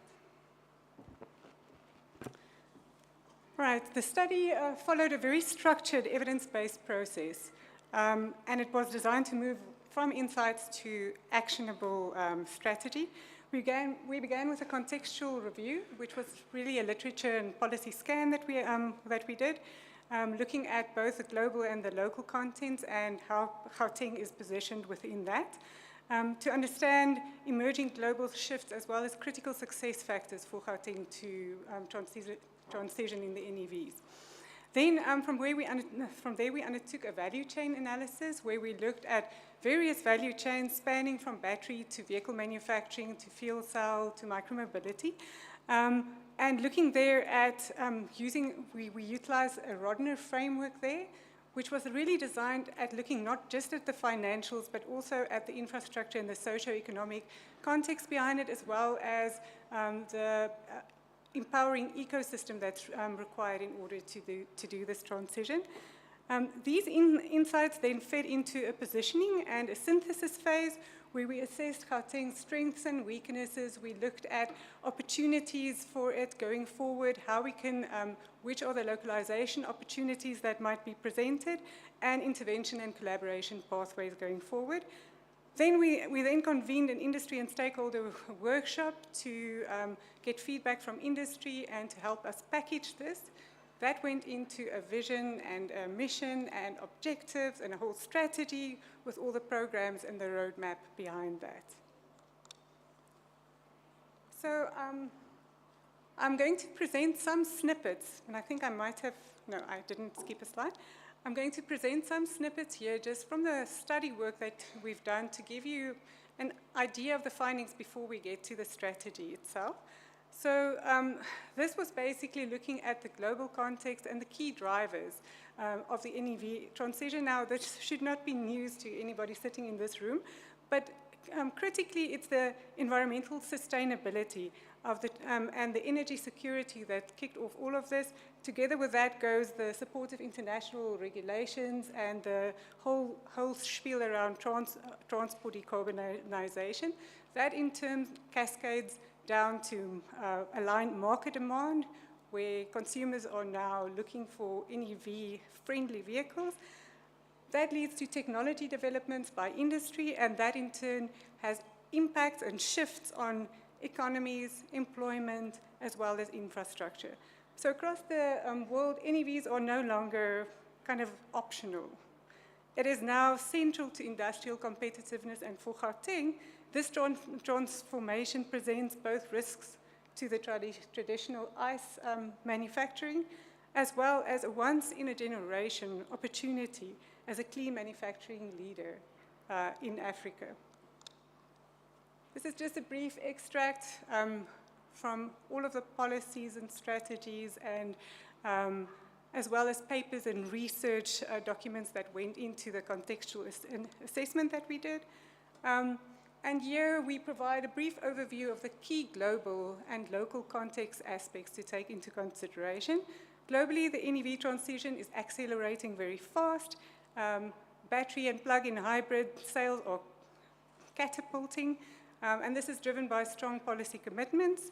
The effect of regulations such as the EU's ICE phase-out and carbon border adjustments mechanisms are reshaping trade, while standards like the United Nations Economic Commission for Europe's World Forum for Harmonization Standard is defining global benchmarks around NEVs and their movement.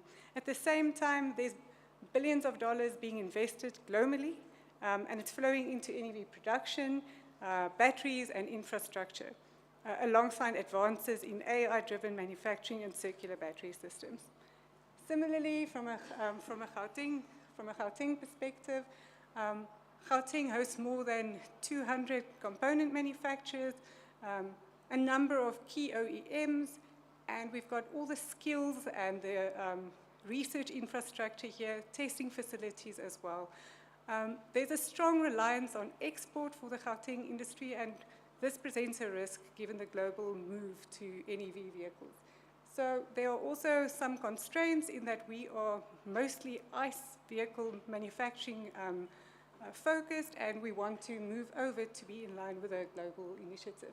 So we've got opportunities around NEV component production here locally, and the scale up of tier 2 and tier 3 suppliers alongside that. So this is just a brief extract from, again, showing some of the value chain work that we did across 5 different value chains, where we looked at the battery value chain, we looked at the vehicle manufacturing value chain, we looked at micromobility value chains, as well as charging infrastructure value chains, both for hydrogen and for batteries. And the main outcomes from this was, firstly, if one looks at the 5 interlinked value chains, looking specifically at vehicle manufacturing, Gauteng's ICE base is solid. But the billions in exports that we are providing are facing a risk under EU carbon rules. So localization of components such as motors and power electronics going forward for NEVs will be essential. Then obviously battery manufacturing, battery as a main component, is extremely important. South Africa has lots of mineral advantages, and this gives us potential, but we lack the midstream processing. So there's urgent work required around the opportunity for localization in battery and in battery manufacturing, as well as in recycling. Then we look at charging infrastructure. This is mostly private-led and fragmented, requiring coordination, standards, and local component production. Then we looked at the fuel cell and hydrogen. There's promising research and the capacity through the Hydrogen Society, as well as the Platinum Valley initiatives, but industry uptake remains at an early stage. And lastly, micromobility. There's strong last mile potential there, as well as potential in townships and around small, medium enterprises. There are some modular platforms emerging, and this holds promise from a regional perspective as well. We then went over to a workshop where we had industry, academia, government all sit down. We presented the findings to them, and we got their inputs in packaging what we have learned from the value chain analysis and the contextual perspective into a strategy, into themes that we can take up forward for the province. From these activities emerged a very clear vision to position Gauteng as Africa's leading hub for sustainable automotive innovation. And our mission is to drive this transition through innovation, infrastructure, skills, and policy alignment. The 5 strategic objectives that we have clearly reflect this. We want to accelerate adoption, fostering technology partnerships instead of reinventing the wheel, promote sustainability as we transition to NEVs. We want to create inclusive growth, and we want to build a coordinated ecosystem that works as one. The strategy is structured around 5 interlinking themes, ranging from the enabling environment, where the policy clarity is established, where governance is important, and where the testing infrastructure also comes in. Theme 2 is around the skills and the workplace transition, which equips workers and the youth to play their role in the EV era. Then, critically, theme 3 is around localization and supply chain development, building domestic capacity around batteries, around motors, and around components. Theme 4 looks at the research and the innovation and the technology development that's required to strengthen collaboration between industry and research institutions through an NEV Innovation Center. And then theme 5 looks at infrastructure development, so your charging infrastructure in order to support a connected local network. Okay, so this is basically the strategy in a nutshell. It shows how all the elements connect, the strategic objectives, the themes, and the guiding principles behind them. It reflects the systematic approach that we're following, so global competitiveness balanced with the local development that we so badly need. The roadmap encourages coordination, transparency, and leveraging of existing initiatives under a unified provincial vision. So this roadmap then consolidates 9 programs under the 5 themes. For each of the 9 programs, there's an action plan and a framework that clearly structures what needs to be done. So it provides the purpose, it provides the actions that need to happen, initiatives that can be built on, the network of current and existing players that should be joined in to work on this initiative, as well as what the intended outputs and ultimate outcomes should be. So in the next slides, I'll talk you through each of the 5 themes and the programs that they comprise of. And I think it's important here to note it's not just a list of projects, it's a structured framework that shows how Gauteng can practically deliver on this NEV strategy. So this is the first theme, enabling an environment for NEV transition. And it really forms the foundation for everything that follows in Gauteng's NEV strategy. Through the study and government stakeholders made it clear, without coherent policy, investment mobilization, and coordination across institutions, the NEV transition simply can't make it. So under this theme, we focus on creating that enabling environment where government, industry, and research institutions move in alignment. This theme creates that foundation through 4 priority areas for impact: policy and regulatory framework development, aligning provincial actions with national and international standards, investment and funding initiatives where we mobilize both public and private capital for manufacturing and infrastructure, and then consumer awareness and demand simulation to build confidence and for adoption, and then government support and institutional coordination to draw all of this together. The second theme is all about skills development and workforce transition, and it responds directly to one of Gauteng's most critical success factors, which is its human capability.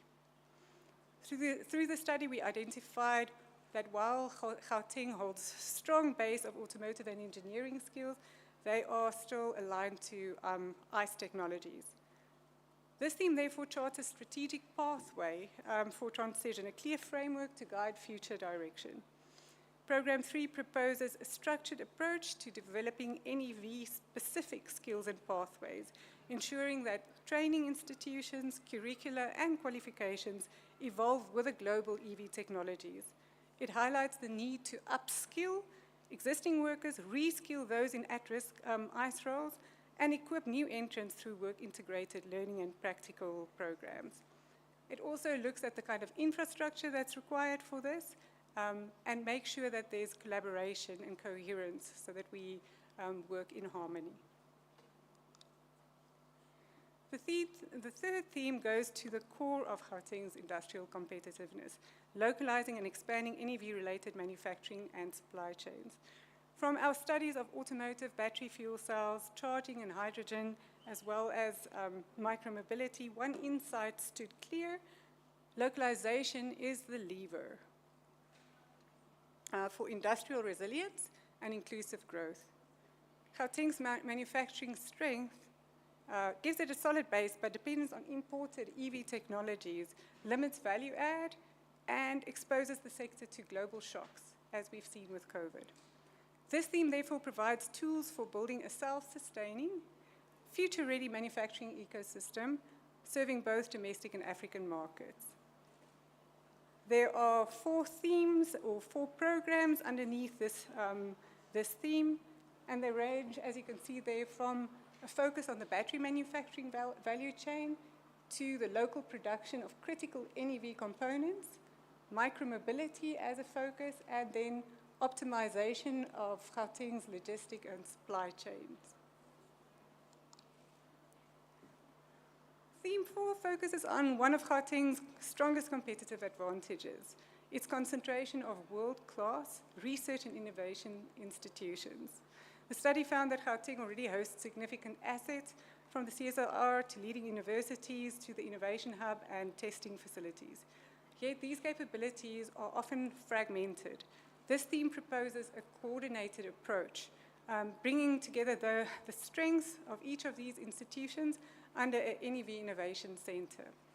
The center would serve as a collaborative engine, linking researchers, manufacturers, startups, and students to address critical technology gaps in NEV production, also leveraging international partners.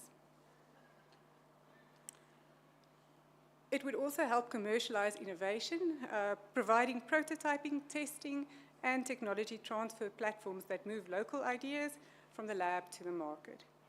Importantly, it's not an isolated facility that we envisage. It connects a distributed network of universities, testing sites, and industrial hubs like the Automotive Supplier Park and TASES. And this is the 5th and the final theme, and it's all about creating the physical backbone that will enable the NEV transition to take hold, the charging and energy infrastructure that makes adoption practicable and scalable. So through the study, we found that South Africa's charging network is still fragmented as well, largely driven by private operators and lacks unified strategy. So Program 9 focuses on infrastructure and sets out strategic phased approach to close this gap. At the outset, it suggests the development of provincial charging infrastructure strategy. So mapping of the network demand, looking at identifying quick wins at high impact sites such as at the Gautrain stations, and then integrating renewable energy if at all possible. The program also proposes actions to create a supportive environment, defining incentives, addressing skills needs, and removing regulatory and technical barriers to the rollout. And then finally, it introduces a localization plan to manufacture charging components domestically, stimulating growth and reducing import dependence in that aspect as well. So this prioritization matrix then helped identify where Gauteng can act first. So the high impact, low effort programs like the governance adoption, for, skills development and micromobility, these present quick wins, while initiatives such as the battery manufacturing and testing expansion form major long-term projects for investment mobilization. As a final point, although the study has not been formalized into official strategy, we're already seeing momentum building around its key themes. 3 major incentives are now moving forward in direct alignment with the recommendations. Under theme 2, skills development, the TVET and NEV curriculum and learning material pilot has been scoped with funding proposals submitted to establish the first training pipeline for future NEV technicians. Under theme 3, localization and supply chain development, the Gauteng battery manufacturing pre-feasibility project, a joint effort between Gauteng Department of Economic Development and the AIDC, is laying the groundwork for domestic battery production capability. And under theme 3 and 4, skills, technology, and RD&I, the AIDC Automotive Center of Excellence is set to launch in October, featuring a high voltage NEV simulator to support advanced training. So these developments demonstrate that the groundwork laid by the study is already catalyzing into real action. So in closing, the study provides a clear evidence-based pathway for Gauteng's transition to new energy vehicles. The themes and programs are ready for activation. They define where the province can lead, where it can invest, and where it can collaborate. Implementation now depends on partnerships, alignment, and commitment, because the future of mobility is already here and Gauteng has the foundation to drive it. Thank you.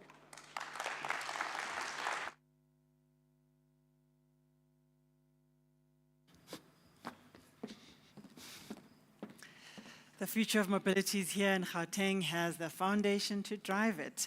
And that's the theme and the slogan that she's left us with. So thank you so much. Shall we take a quick comfort break? We're going to play a short video for you, and I'm going to give you a comfort break for about 15, 20 minutes. So we'll ring the bell for you to come in. So please do take the comfort break immediately after the video. No video? We can have a comfort break. See you in about 15, 20 minutes. Thank you so much.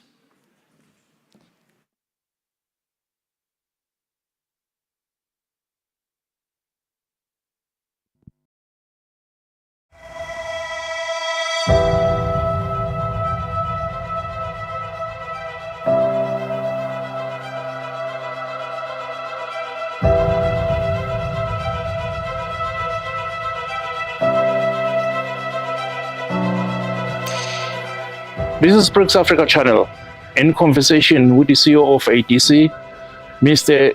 Andile Africa. Good morning. Good morning, Prof. It's a pleasure to be here with you. Fantastic. Thank you. Yeah. South Africa has endorsed BRICS 2024 Kazan Declaration on Fair Development and Security, which includes calls, actually, for greener industrialization shared in the new energy vehicles value chains. How does the new Energy Value Chain Summit 2025 position Gauteng and South Africa as a continental hub for green mobility manufacturing within BRICS framework? Yes, thank you very much, Prof. The New Energy Summit 2025 will position Gauteng in particular as a destination for investment for new energy vehicles. In fact, we already are a player. The BMW X3 plug-in hybrid is produced less than 3 kilometers from where we're sitting now at BMW in Roslyn. The Ford Motor Company in Silverton here in Tshwane produces also the hybrid of the Ford Ranger. So we already are positioned as Gauteng. We're already players in the new energy vehicle market. We are looking to attract new investors in this space, particularly Chinese brands, to localize manufacturing of new energy vehicles, particularly battery electric vehicles in Gauteng. So in fact, you're speaking of an entire value chain. Right. So what I'm saying is that the value chain and the ecosystem of vehicle manufacturing exists already in Gauteng, and we will be aiming to highlight our readiness as Gauteng to host manufacturers of new electric vehicles. The premises where you're sitting now, which is the automotive supplier park, owned by or run by the AIDC in Gauteng, hosts about 16 manufacturers, 22 factories under roof, where different components and systems are already manufactured here. So the idea of the New Energy Vehicle Summit is to show our readiness and also attract or attempt to attract new investors into localizing new energy vehicles manufacturing. Okay, thank you. The GGDA and the AITC are the intersection of industrial policy and investment attraction. How are you translating South Africa's automotive master plan 2035 targets into the bankable NEV manufacturing projects that international investors can act on today? Yeah, so the automotive industry master plan 2035 has a number of pillars that it looks at. One of them is localization. Yeah. So currently, the auto industry in South Africa is sitting around 39% local content, meaning 39% of the vehicles, of the parts produced in the vehicle are made locally here. The aim of the master plan, or the target in the master plan, is that we want to sit at 60% localization by 2035. The reality is that, we have not moved fast enough. In the past 3 to 5 years, we've been sitting at around 40%, between 35 and 40%. Yes. We believe that by attracting particularly Chinese and Indian brands into our local market, we have a chance to actually increase this and accelerate the localization of parts or of these brands towards the 60%. Yes. Yeah. The other pillar of the master plan is the issue of training. The place where we're sitting now is what we call the TTC, Trade Test Center. Part of our role as AIGC is to train youngsters towards specifically in skills required in the automotive industry, relevant to the automotive industry. What we are doing also is that in October next month, in 2 months' time, we'll be launching the Center of Excellence, which is aimed at looking at training youngsters on new energy vehicles and new technologies, and also in things like robotics, which is the future. In fact, it's already the present in the auto industry, because automation and robotics are intrinsic parts of the automotive value chain as we speak now. So, part of the training or skills development is train youngsters towards skills that are relevant in the auto industry. Okay. So that's part of the automotive master plan, and that's part of what we're doing as AITC. Quite on point, because partners or potential partners, as you mentioned, they are the masters in this game of new energy vehicles. Yes. You mentioned India, you mentioned China, especially China. Mm-hmm. But also the genius in the whole thing is that you are also opening a room that will be able to be accessed by the youth. But in terms of traction, in terms of value add, of fast-tracking the whole development and technology exchange, what part of regulation that maybe serves as a bottleneck that doesn't enable you to go fast as possible, both in terms of markets, in terms of partnerships, and in terms of youth development? Yeah. Is there specific regulation that holds you back? So what we found globally, particularly in places such as Thailand, for example, is that the Thai government has come up with a very detailed incentive scheme or incentive program. Yes. That incentivizes ownership of electric vehicles or new energy vehicles, Yes. one, but also incentivizes in terms of manufacturing and assembly of electric vehicles. So they've got a very detailed policy and incentive scheme that details that actually incentivizes manufacturers to come into Thailand. Yes. And so we would like SAIDC and other players in the market to be policy advocates towards some incentives program, Yes. a detailed incentive program that will incentivize investors to come into South Africa, Yes. but also that will incentivize the buyer, the end user, Yes. to actually buy electric vehicles as opposed to an internal combustion engine vehicle. All well and good, but what about those who say that we are letting our markets to be invaded? Who look at, if we have those partnerships, then the level of development locally will be slower, and the markets will be actually be controlled by our investor partners. So as I said, our target is to increase localization. Okay. Right.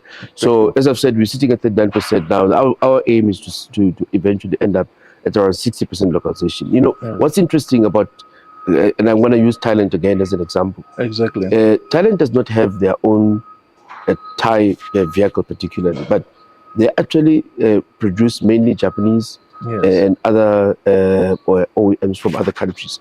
However, what they've got unique is that they've got up to 90% localization. So it creates employment.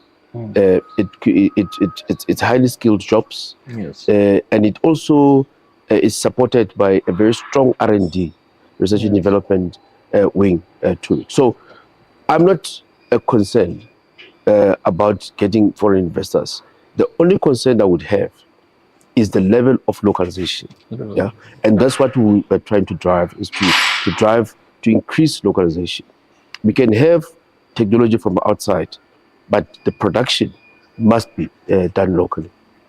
And particularly, the one unique thing we have as Africa, as a continent, is that we're blessed with the minerals that go into a lot of these vehicles. I'm talking about, for example, simple thing like iron ore. Yes. Iron ore, the biggest part of the car is steel. And the basic ingredient of steel is iron ore. And we have plenty of that here in Southern Africa. The basic ingredients that go into a battery, for example, which is what the future of automotive is about, most of those minerals come from locally here in Africa.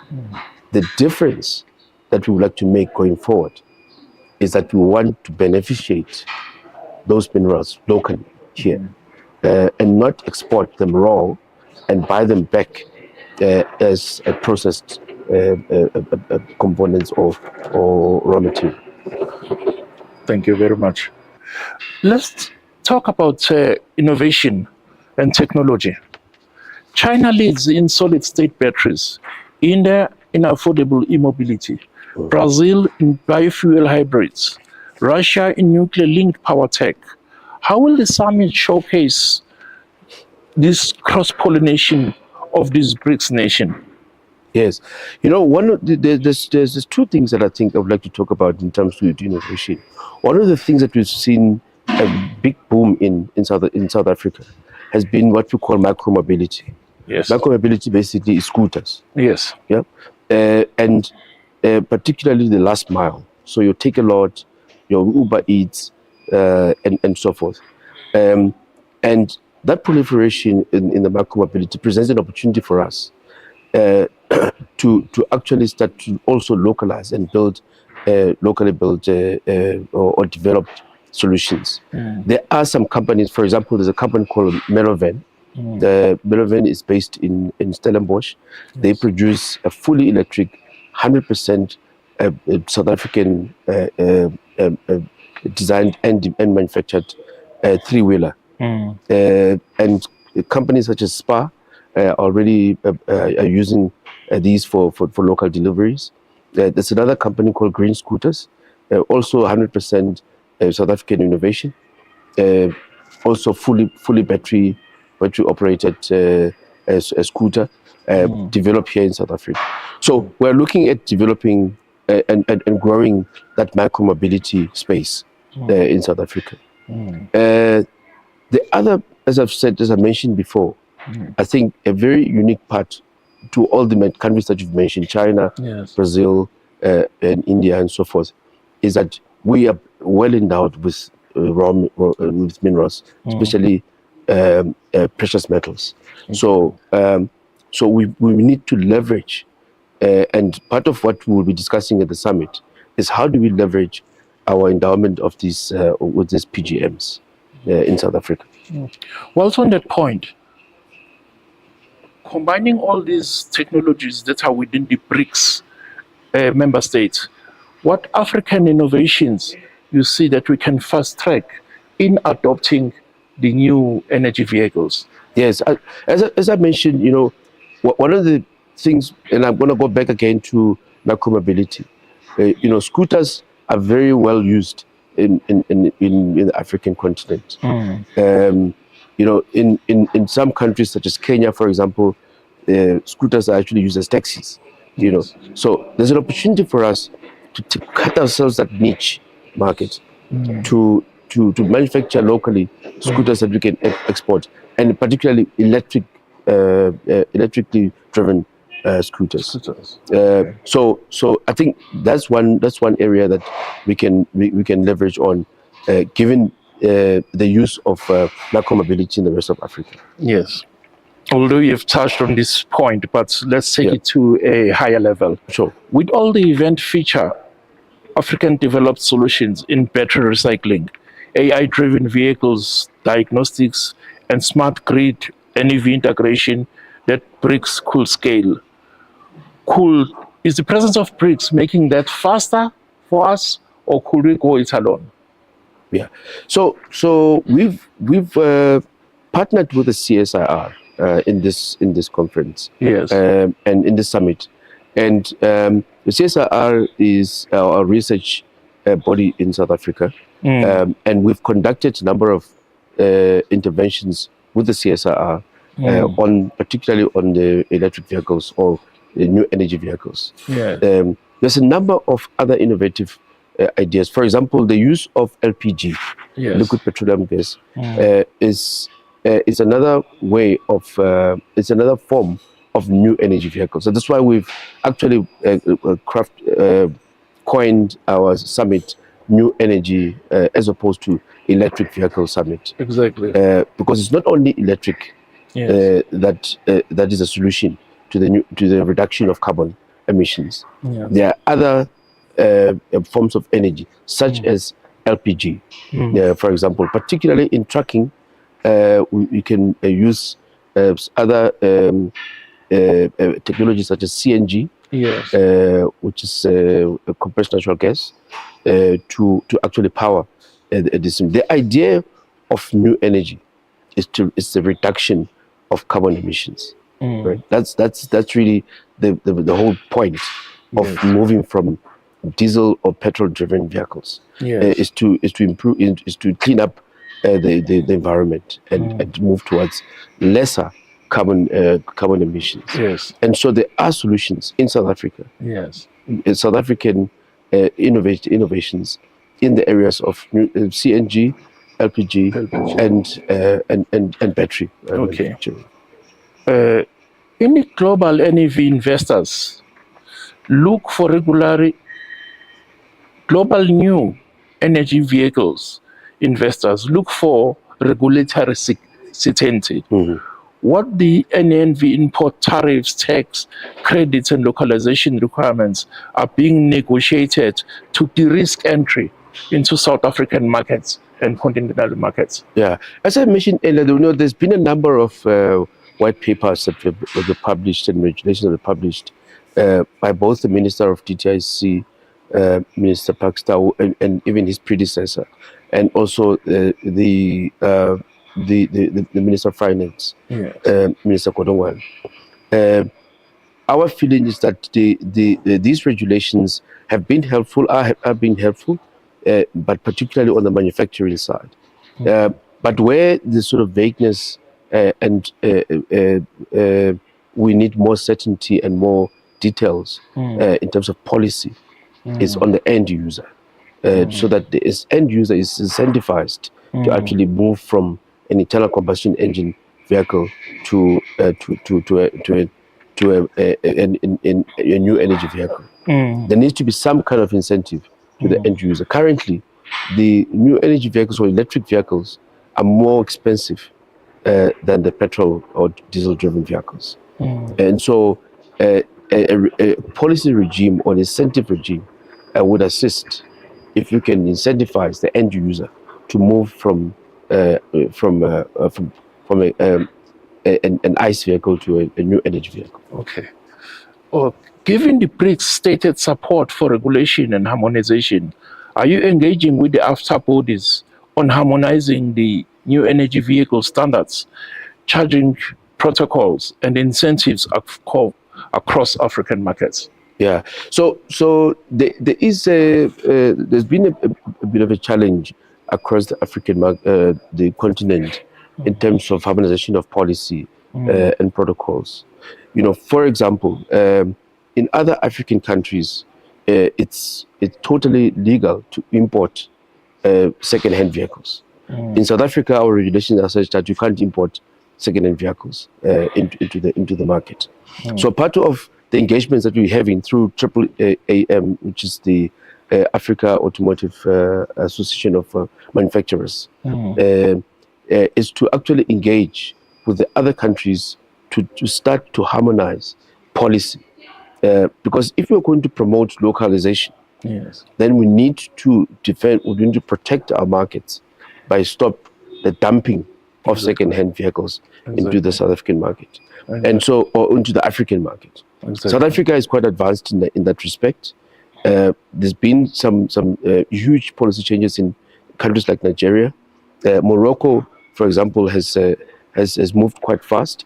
They are actually very close to South Africa in terms of vehicles that are produced or assembled in Morocco. So there's conversations through AAAM to start to harmonize policies across African continent. Okay, thank you.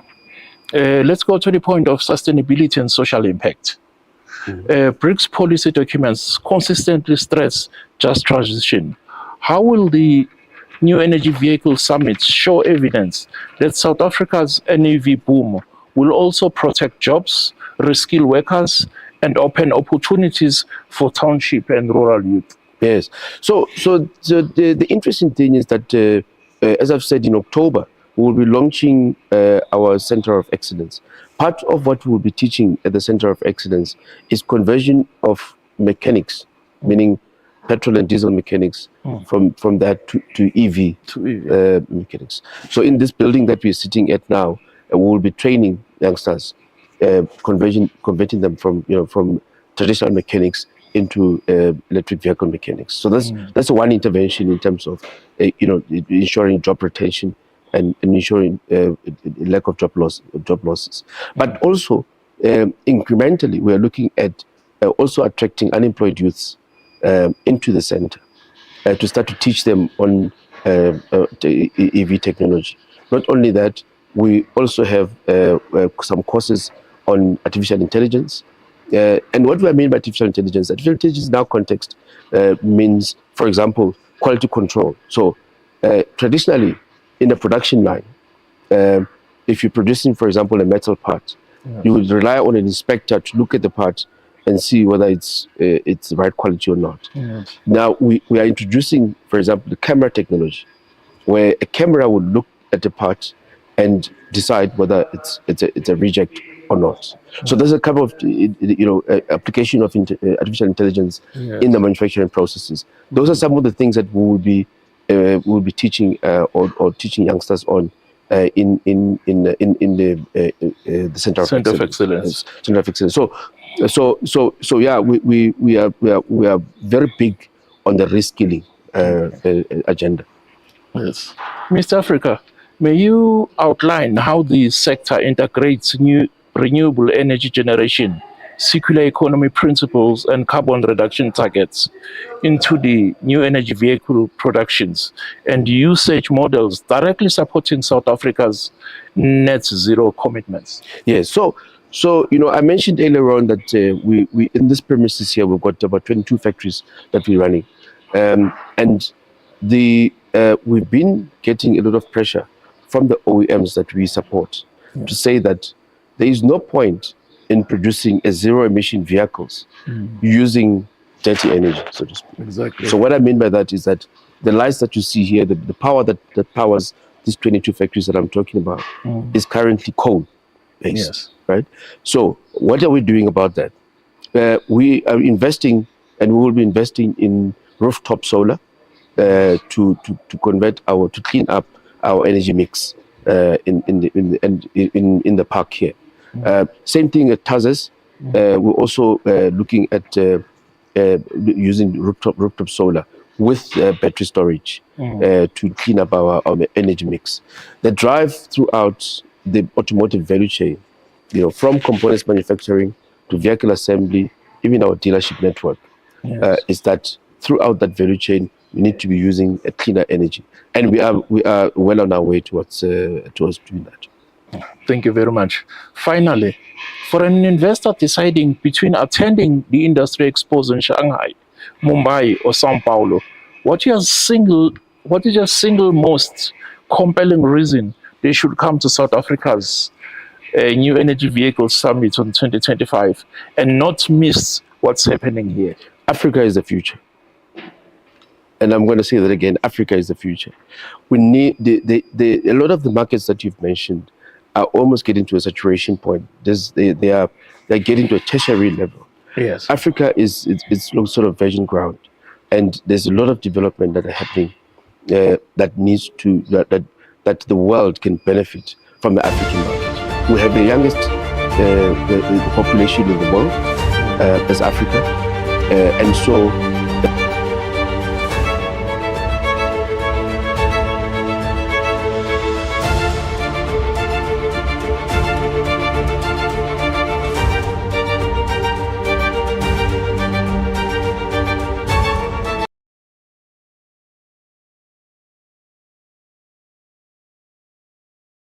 Get on board. We're about to depart. I need to take that young lady with me everywhere. I love the style of getting us back in with energy and just clarity. Would love, please, to request for you to get seated. We're moving up one item for us to have it just before lunch. And I can't see too well from here, but this is where we need the focus, the attention, and the promise of the funding that's required to make this sector thrive.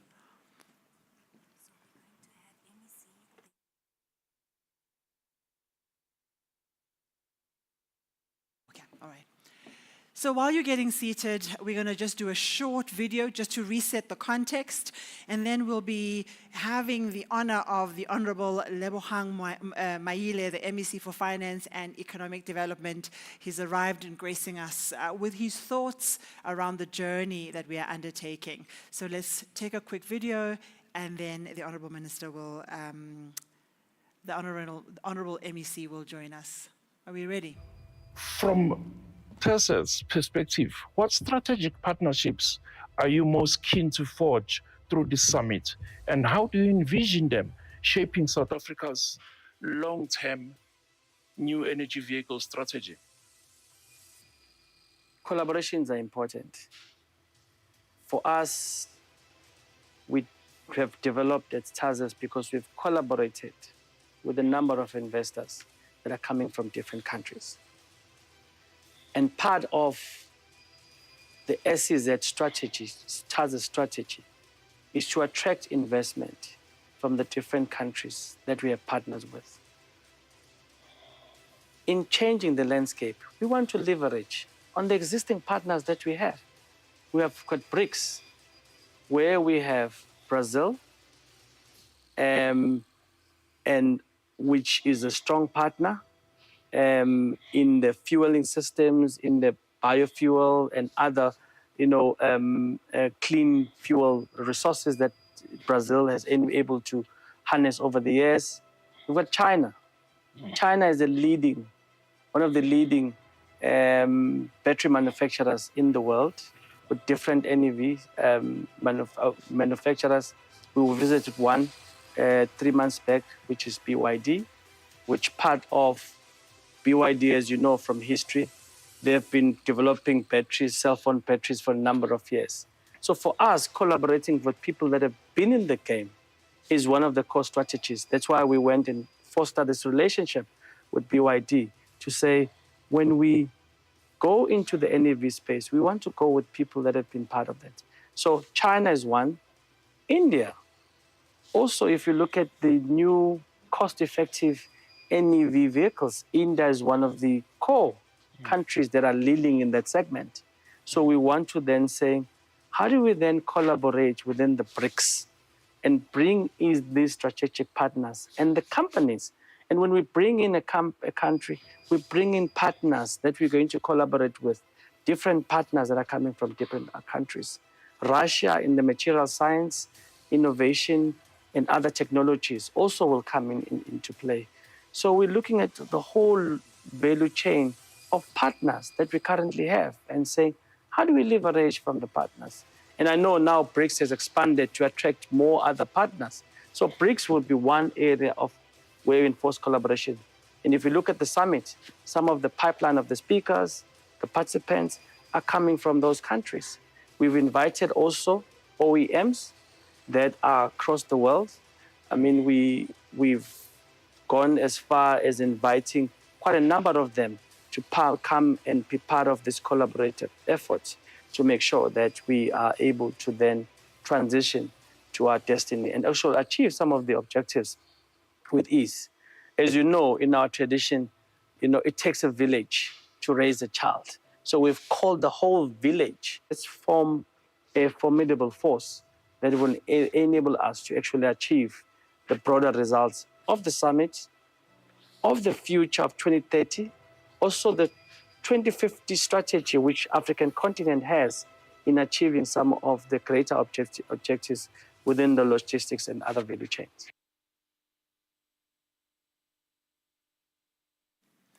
If we could give a round of applause, please. And then welcome on stage the MEC, the Honorable MEC Lebo Maile, to join us. Oh, there he is.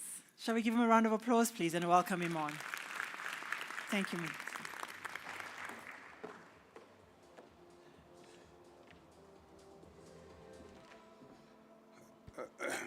Thank you very much, Program Director. I apologize for coming now because we were in Cape Town at the extended cabinet, which was discussing the budget that is going to be presented by the Minister of Finance on the 12th of November. And I'm sure as South Africans, you will be glad to know that at least all parties agree there. So there won't be a need to have another budget speech. So the minister is writing only one budget speech. So it was important that we do that. Let me acknowledge the CEOs of our agencies, acknowledge the members of the boards of our agencies, and I was told that the General Secretary of the National Union of Metal Workers will be here. I'm not sure if he is or his representatives. And the Top Tech Batteries representative and the CEO of the National Association of the Automotive Components and Allied Manufacturers. I've already acknowledged the boards. Other dignitaries that I might not have seen, but I hope, Program Director, you have acknowledged everyone, and also acknowledge members of the media, if there are any present here. Ladies and gentlemen, good afternoon. It is an honor to stand before you this afternoon on this occasion of the New Energy Vehicle Summit. This summit takes place during the Transport Month, which has defined as some of its key areas emphasis on the move towards safer, smarter, and more environmentally friendly transport solutions, as well as connecting the role of transport in growing the economy, creating jobs, and providing access to work, education, and entertainment. The discussion on the importance of new energy vehicles is taking place at a critical time in South Africa, where the future of the automotive industry is at the center of national discourse. The South African automotive industry is facing a tough operating environment heightened by the imposition of a unilateral 30% trade tariffs by the government of the United States, which has consistently been South Africa's second largest trading partner and key export destination for South African manufactured vehicles.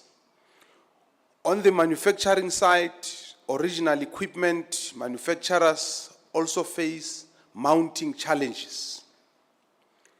South Africa's automotive sector is particularly vulnerable to the 25% sectoral tariff imposed under the Section 232 of the United States Trade Expansion Act of 1962, which specifically targets automotive exports. The South African automotive industry is a cornerstone of the economy, and it contributes 22.6% to the total domestic manufacturing output. It also directly supports over 110,000 formal sector jobs, a significant number in an economy that is battling with the creation of sustainable employment. As was correctly asserted by the Automotive Business Council a few months ago, the tariffs and the broader uncertainty in our trade relations with the United States strikes at the heart of South Africa's industrialization agenda and threatens future investment in high-value manufacturing. Consider that Mercedes-Benz in East London exports at least 90% of its vehicles to the United States.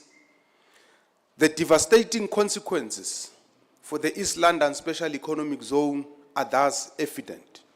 Tariffs have had a severe impact on South Africa's automotive industry, leading to a sharp drop in exports to the United States, job losses, company closures, and reduced GDP contribution of the automotive sector.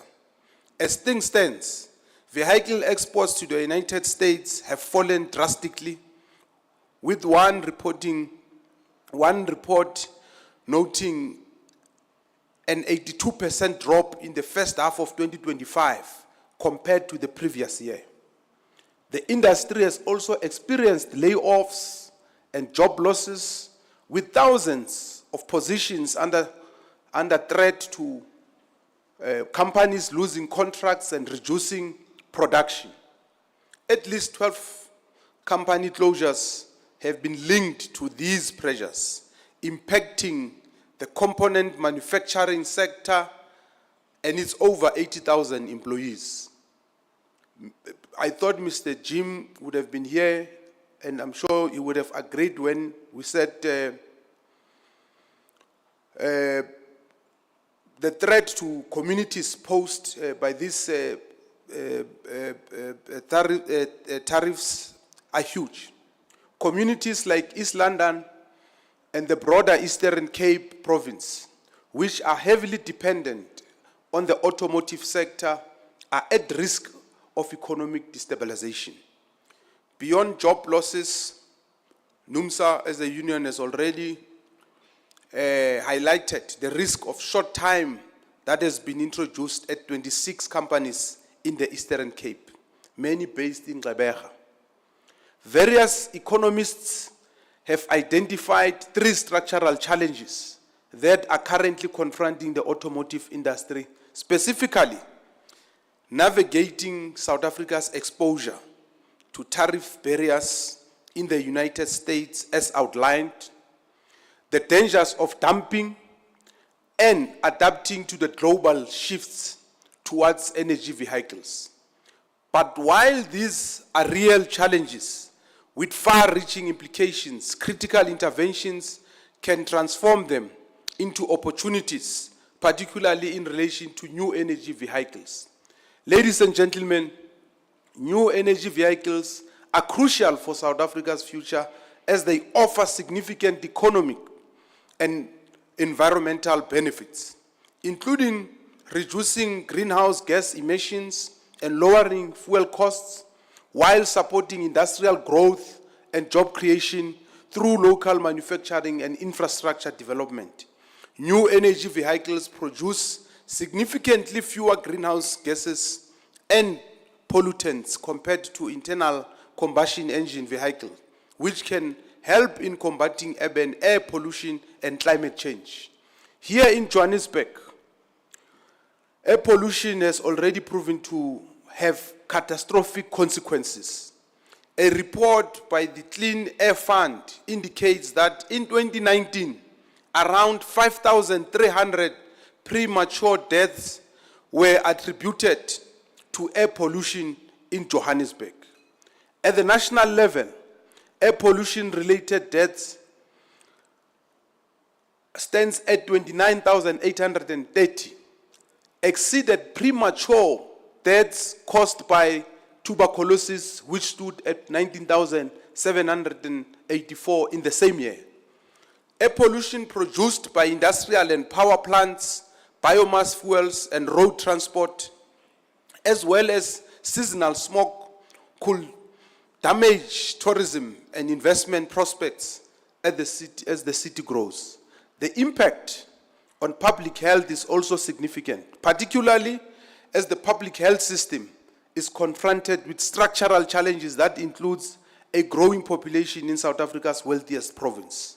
Thus, the Gauteng provincial government views new energy vehicles as having a direct link to the prospects of our broader provincial economy. The place of new energy vehicles is also clear when there are lower operating costs and potential for industrial growth is realized. Electricity is cheaper than petrol and diesel and energy vehicles, having fewer moving parts, reducing overall maintenance costs. Additionally, as South Africa's automotive industry contributes over 4% to the GDP and 12.5% to exports, transitioning to new energy vehicles can safeguard this sector's global competitiveness, especially with European Union bans on internal combustion engine vehicles by 2035. New engine vehicles are also key to a just energy transition, reducing reliance on fossil fuels, which can help reduce reliance on imported fossil fuels that are increasingly subject to price volatility. They could position South Africa to become a hub for regional battery production and new energy vehicle technology. Recognizing this potential, the national government has released green and white papers outlining plans for new energy vehicle production infrastructure and skills development. As a result of this intervention, a 150% tax rebate for new energy vehicle production starts in March 2026, with over 1 billion having recently been allocated to support local new energy vehicle and battery manufacturing. Such investments in local battery production address the salient challenges that new energy vehicles pose, mainly that they are significantly more expensive than internal combustion energy vehicles due to import duties and, more importantly, lack of local battery production.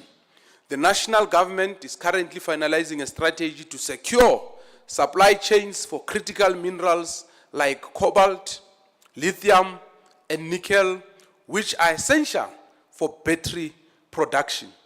This is part of larger plan to beneficiate this material locally instead of exporting raw forms.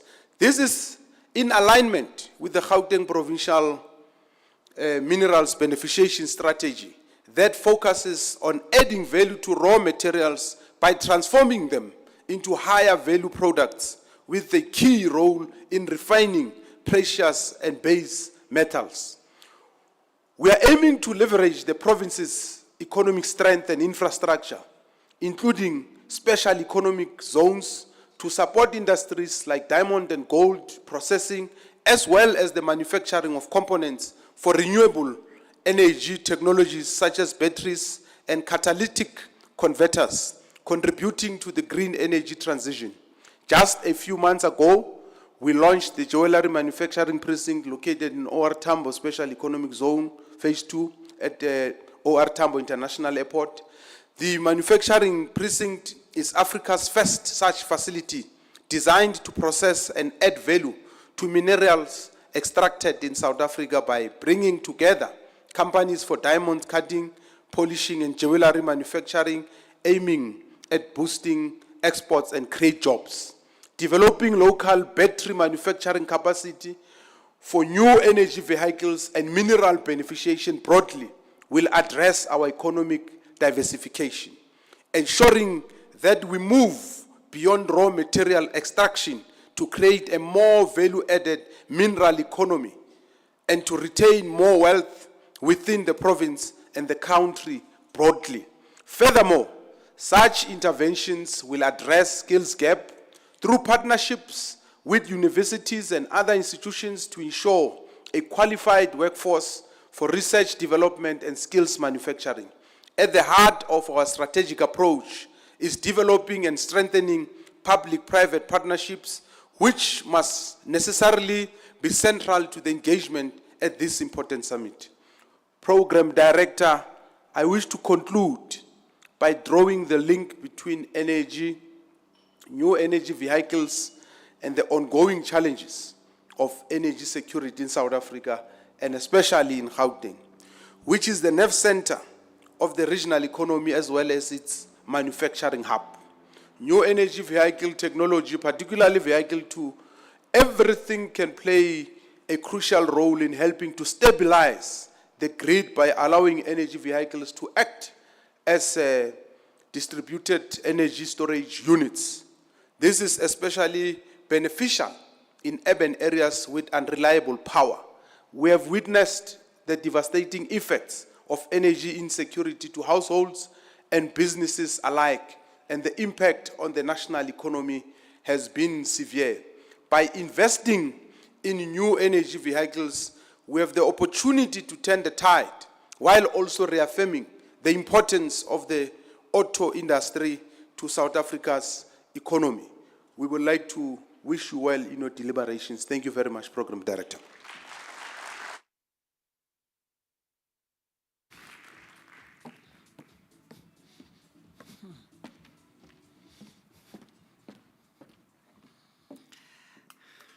We are led by a lean and mean machine. And if he wasn't here earlier on, he does not know that we tend to try and enjoy the breaks by just leaning into the lighter side of things. But we really are honored with your presence, and we thank you for pulling in the entire picture of the challenges we are facing, but also the seriousness with which we understand and how we want to solve for them.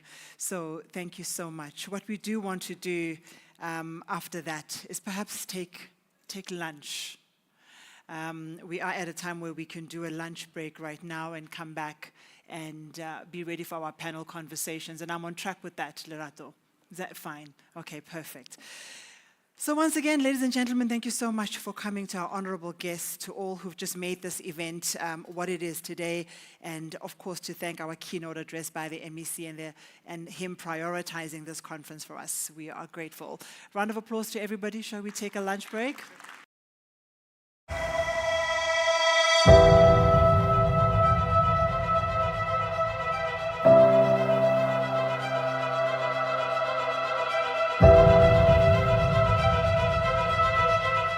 This is BRICS Africa Channel.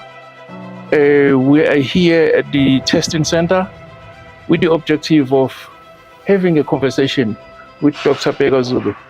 And the conversation is in regard with the upcoming new energy vehicles in October 2025. We've seen the shift, global shift markets like Europe and China and US aggressively phasing out of internal combustion engines.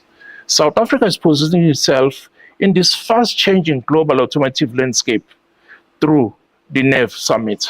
How do you see South Africa positioning itself and taking advantage of this paradigm shift from ICE to the Nev cars, vehicles?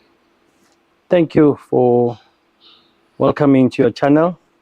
Good morning to your viewers, to your listeners across the continent and the globe. For us, South African history in manufacturing cars spans over 100 years. So we, as a country, we've been in the game of manufacturing.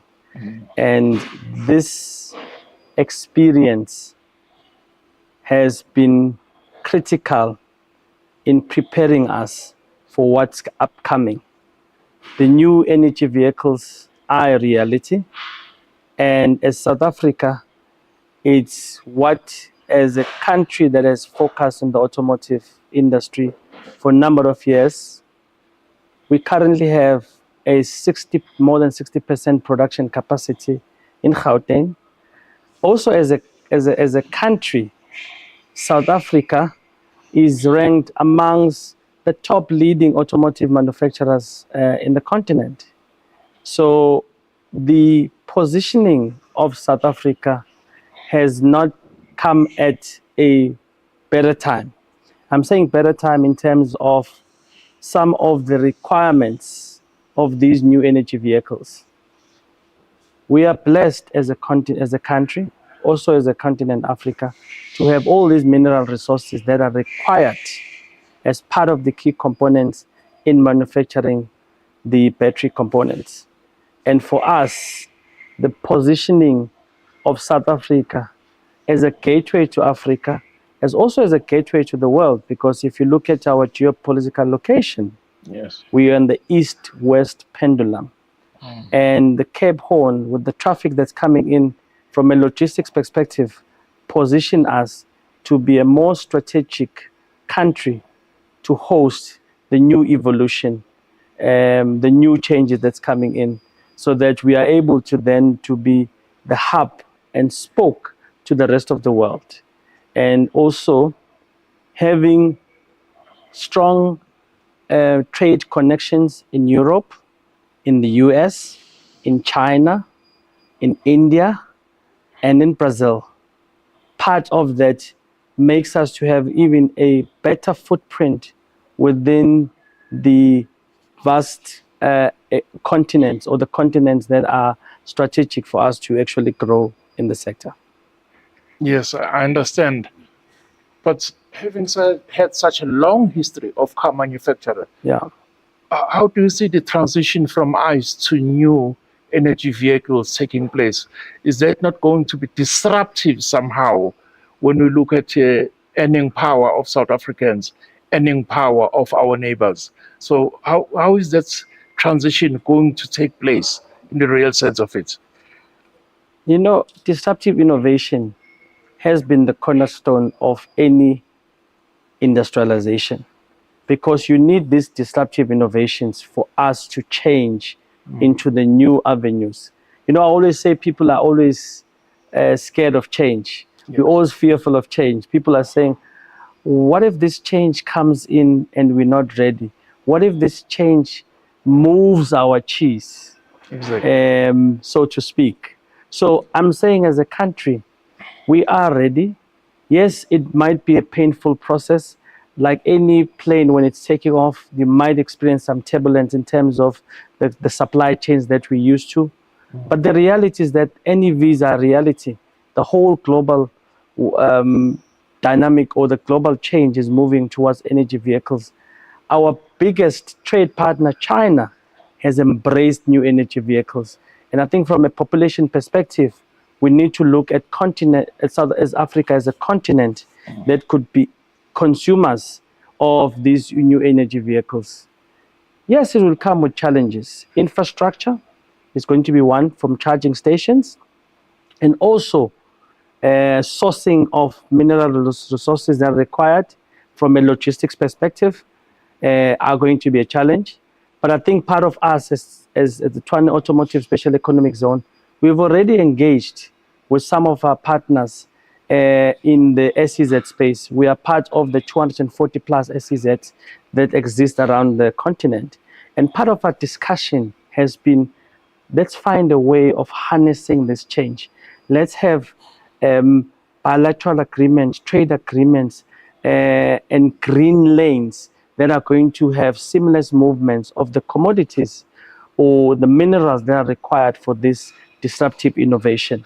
And for us, it's a state of being prepared for what's coming, because the reality is that the world is facing energy crisis, but at the same time, the world is looking towards innovation and looking at some of the embracing of Industry 4.0. Yes. And also there's a discussion of, Industry 5.0 in the pipeline. So part of this change of new energy vehicles is going to position us as one of the global leading countries in the world. If you look at most countries, industrialization has been the cornerstone of driving the economic transformation, of growing the economy. I think for us, embracing new energy vehicles and slowly, I'm not saying discarding the ICE. The ICE or the internal combustion engine are going to be a reality, especially in the rural areas, in the areas where there's not much of infrastructure. But it's a change and a phase that we need to embrace over time and put measures in place or infrastructure in place or the right investment in place to harness this change. Because the reality is that there's a demand for this change. If the demand is saying to us, let's hit to the call of the demand so that we can be the suppliers, so we can be the center stage. As we know, some of the fundamental core of the economies like the mines and other areas are slowly diminishing. So we need to look at how do we innovatively position ourselves as South Africa into the new changes that are happening across the world. And I think any new energy vehicles have now become the vehicle for us to actually embrace that change. Thank you very much for that answer. The theme of the summit is driving Gauteng towards a green automotive economy. What unique advantages does Gauteng and specifically Tshwane Automotive Special Economic Zone offer to attract investors and OEMs in the new energy vehicle sector? The production capacity of Gauteng, as alluded earlier on, is over 60%. And part of that 60%, or the greater part of that 60%, comes from the Tshwane Automotive Special Economic Zone. The Ford and the VW Amarok, the Ford Ranger and the VW Amarok production capacity is the biggest contributor towards that productivity that showcases Gauteng as the cornerstone or as the core or as the heart of automotive production or automotive manufacturing. And the Tshwane Automotive Special Economic Zone, having played a role of the automotive sector contributing at least 1% of the 5.3 that the automotive sector contributed. Part of that percent came from the production value chain that Tshwane Automotive Special Economic Zone supports. So from that production capacity, Gauteng is then geared and ready to be part of the increased production capacity that's required, whether you're looking at the new energy vehicles, or the plug-in hybrids or any other forms. I think the positioning of the Tshwane Automotive is at the right place, because if you look from a geopolitical perspective, we are situated within the N1, the N4, the N3 corridors. All of these corridors talks to issues of easing logistics, facilitating easier trading routes, also reaching into trading partners, with the Africa Continental Free Trade Agreement being fast-tracked to be implemented. The Tshwane Automotive Special Economic Zone is positioned because part of our plans is to harness the production capacity of the new energy vehicles or any form of an automotive manufacturing to greater heights. And part of that, we are doing it in the development of phase 2, which is going to harness a lot of new energy vehicles production capacity. 2 of our investors are going to be producing some top-class NEVs, one focusing on the bus manufacturing and the others in other sectors of the whole value chain up to last mile. So part of our phase 2, even our phase 3 pipeline, talks to the capability of the Tshwane Automotive Special Economic Zone having the capacity to support the demand that's coming from the different parts of the automotive production capacity. Okay. How critical is localization of the value chain, and what role will TASAS play in ensuring beneficiation and industrial development that it stays within the country? Localization is a non-negotiable. And localization is a must. And localization for us talks to expansion of the sector, but also the cake becomes bigger for SMMEs, for entrepreneurs, for researchers, for industrialists, for all forms of skills that will come in to be able to change the landscape. And I think for us, as we look at 2035 from a SA Automotive Master Plan, part of the Automotive Master Plan looks at localization by 2035. And we're saying we want to reach that 60% localization. And us as TASAS, we are geared towards achieving that goal. But we're not going to achieve that goal as just a number of 60%. We want to achieve it with your OEMs, with your tier 1, tier 2, tier 3 suppliers, up to also hand-holding the SMMEs that are critical to be part of this value chain. Because we're not going to achieve a 60% value chain as a small island with a few OEMs surrounding us. We need to look at how do we broaden participation. Part of us is that we're looking at broadening participation. Part of us is achieving 25% Black participation. That for us talks to issues of transformation. So the issue of localization is not talking to also economic issues where we bring in more commodities, we manufacture, we industrialize, we beneficiate. It's looking at how do we plug into all different corners of the supply chain that we have and make sure that everyone in the value chain has a role to play so that we are able then to say, we've developed a core of Black industrialists, which we in our phase 2 is part of our focus. We've produced many factories that are going to harness small SMMEs that are contributing to the value chain, that are contributing to localization. And what we found out through our small research is that there's a pool of talent in South Africa with capable skills, with capable technology to supply the current OEMs, to supply the current market. The issue is that we need to plug in more research and development and fund more R&D to harness the components that are manufactured in a different aspects. And lucky for us, in 2 weeks back, we had a NACAM show, which is an association of components manufacturers. Part of those components manufacturers, most of them are local. They're supplying the rest of the world. It's a question of saying, how do we harness all the technology that has been gained over the 100 years of experience, and make sure that we then focus on achieving that 60%. And in that journey, we bring everyone on board, education institutions, the research and development institutions, government, private sector, and everyone needs to contribute towards seeing the bigger picture of localization.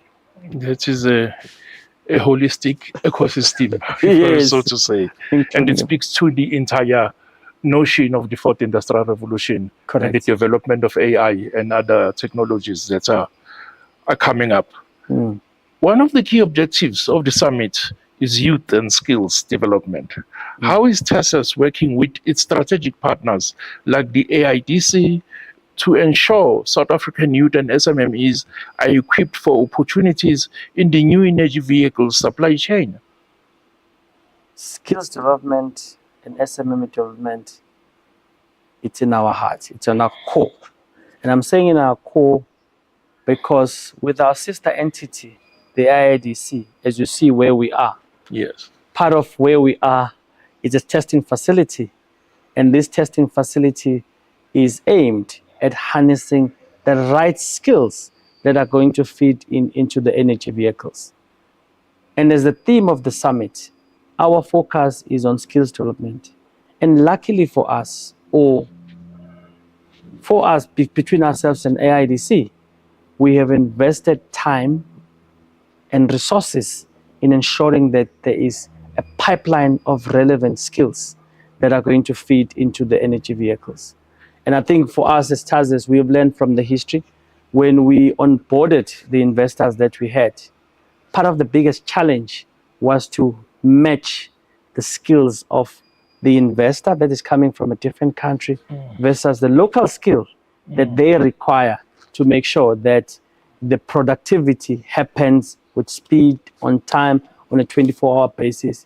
And part of that bridging, we needed to do a lot of interventions on the skills development aspect to make sure that we bridge the gap and make sure that there is a common understanding of what are the different expectations from a skills perspective between the investor, the OEMs, and the community that we serve. And I think part of us, we have got strong ties with the community.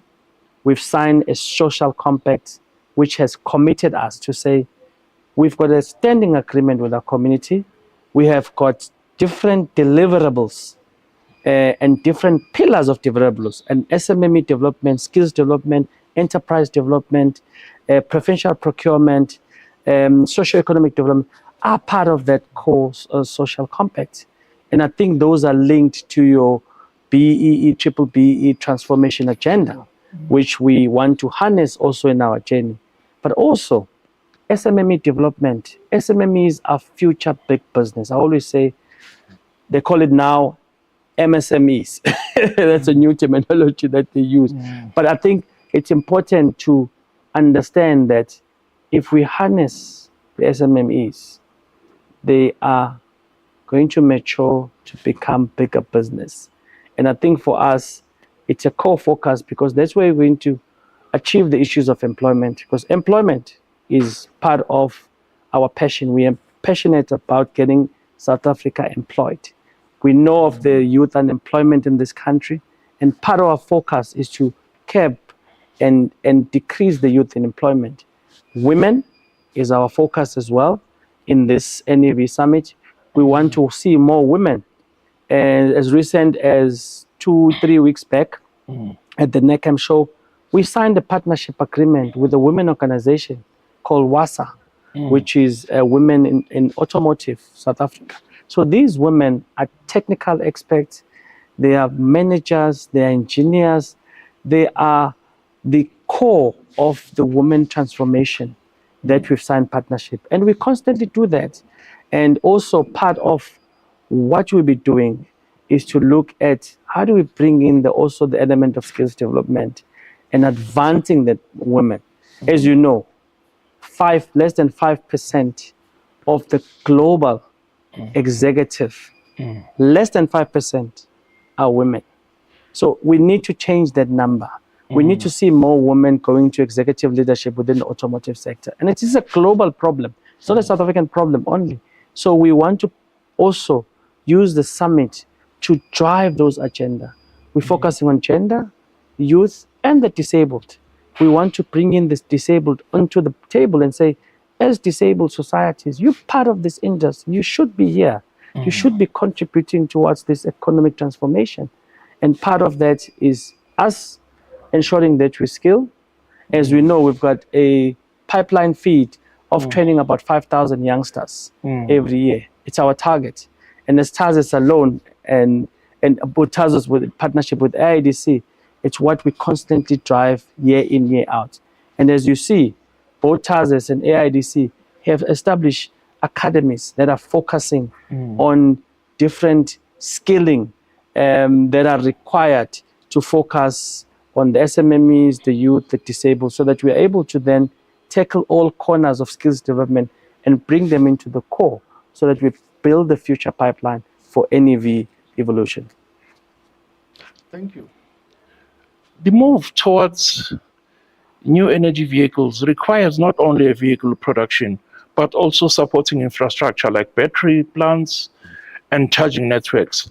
How prepared is TASES ecosystem to attract and support these critical investments?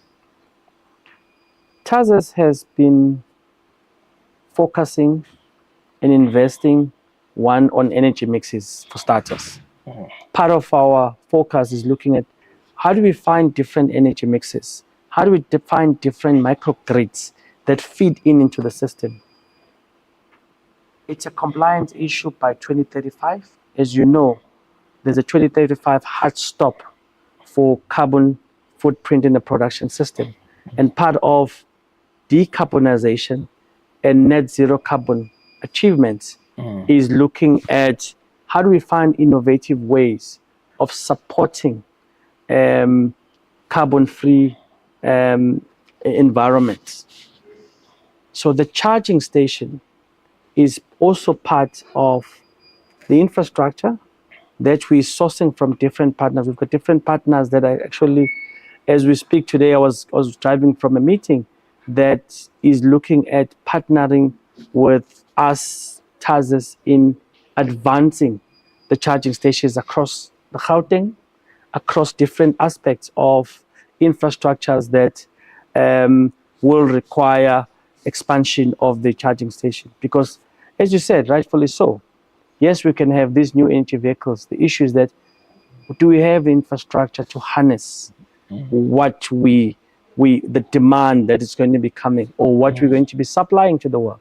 And I think part of the infrastructure is building these charging stations so that they're able to then have, people can have access towards charging station. But also looking at also new energy mixes. Hydrogen is some of the solution. Green hydrogen is one of the areas that we're focusing on to see how we can also harness green hydrogen into NEV space to make sure that we develop new energies in the different aspects, to make sure that the gospel of new energy vehicles comes from different aspects of our interventions. And I think as we partner with some of the special economic zones across the country, where we also plan to put those charging stations, we have already had discussions with some of the special economic zones to say, we want to expand our network, our footprint of supporting the infrastructure to the SEZ. And that will cascade from the local SEZ to the SEZ across the continent. Can you imagine TASES pioneering the endorsement or the installation of infrastructure across 240 SEZs? That's a game changer for the whole African continent. It opened doors for those in the African continent who saw the energy vehicles as a threat to their livelihood, to their existence, and also to their daily, whereabouts. So I think for us, it's exciting times where we see ourselves as part of infusing hope and leading by example in making sure that part of what we do is investing in what we believe in. Thank you very much. In conclusion, and unfortunately, it's a longer question. Yeah. The New Energy Vehicle Summit emphasizes collaboration between industries, academia, and government. From TESA's perspective, what strategic partnerships are you most keen to forge through this summit, and how do you envision them shaping South Africa's long-term new energy vehicle strategy? Collaborations are important. For us, we have developed at TASAS because we've collaborated with a number of investors that are coming from different countries. And part of the SEZ strategy, TASAS strategy, is to attract investment from the different countries that we have partners with. In changing the landscape, we want to leverage on the existing partners that we have. We have got BRICS, where we have Brazil, and which is a strong partner in the fueling systems, in the biofuel and other, clean fuel resources that Brazil has been able to harness over the years. We've got China.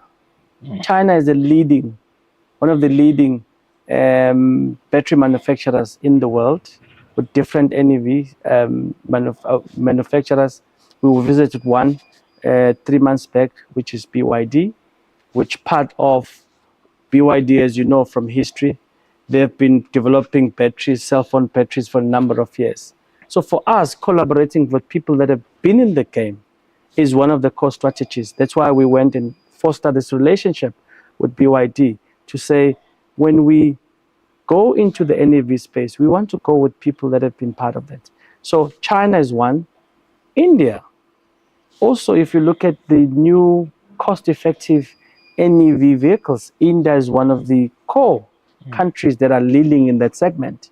So we want to then say, how do we then collaborate within the BRICS and bring in these strategic partners and the companies? And when we bring in a country, we bring in partners that we're going to collaborate with, different partners that are coming from different countries. Russia in the material science, innovation, and other technologies also will come into play.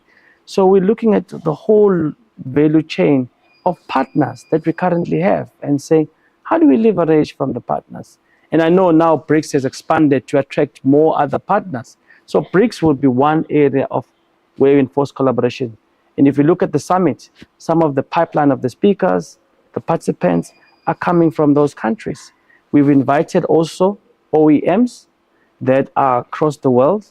I mean, we've gone as far as inviting quite a number of them to come and be part of this collaborative effort to make sure that we are able to then transition to our destiny and also achieve some of the objectives with ease.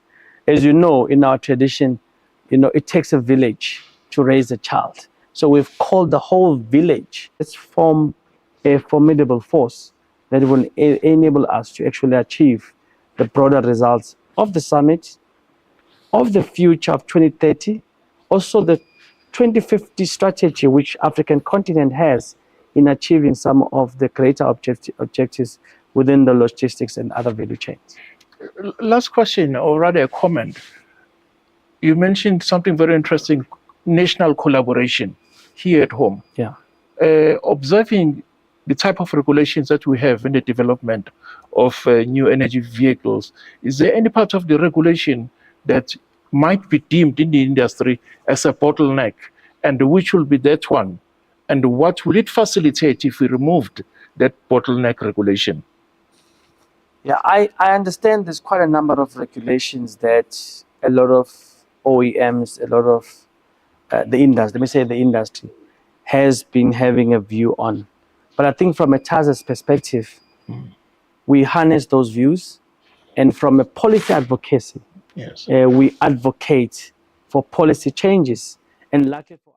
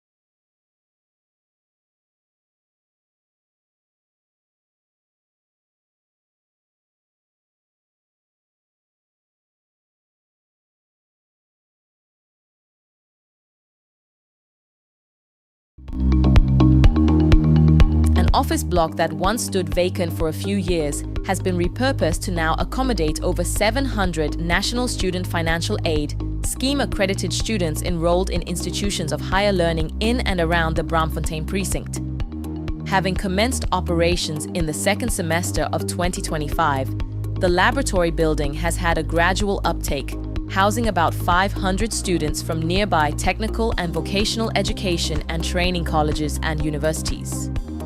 This building, within close proximity to transport infrastructure and shopping opportunities within the Park Station precinct, has been built to offer a conducive learning environment for the young people for many years to come, boasting the following amenities: computer rooms, rooftop sports facility, braai and social areas, group and individual study rooms, gym, laundry facilities, biometrics access, 24-hour security and CCTV, transport.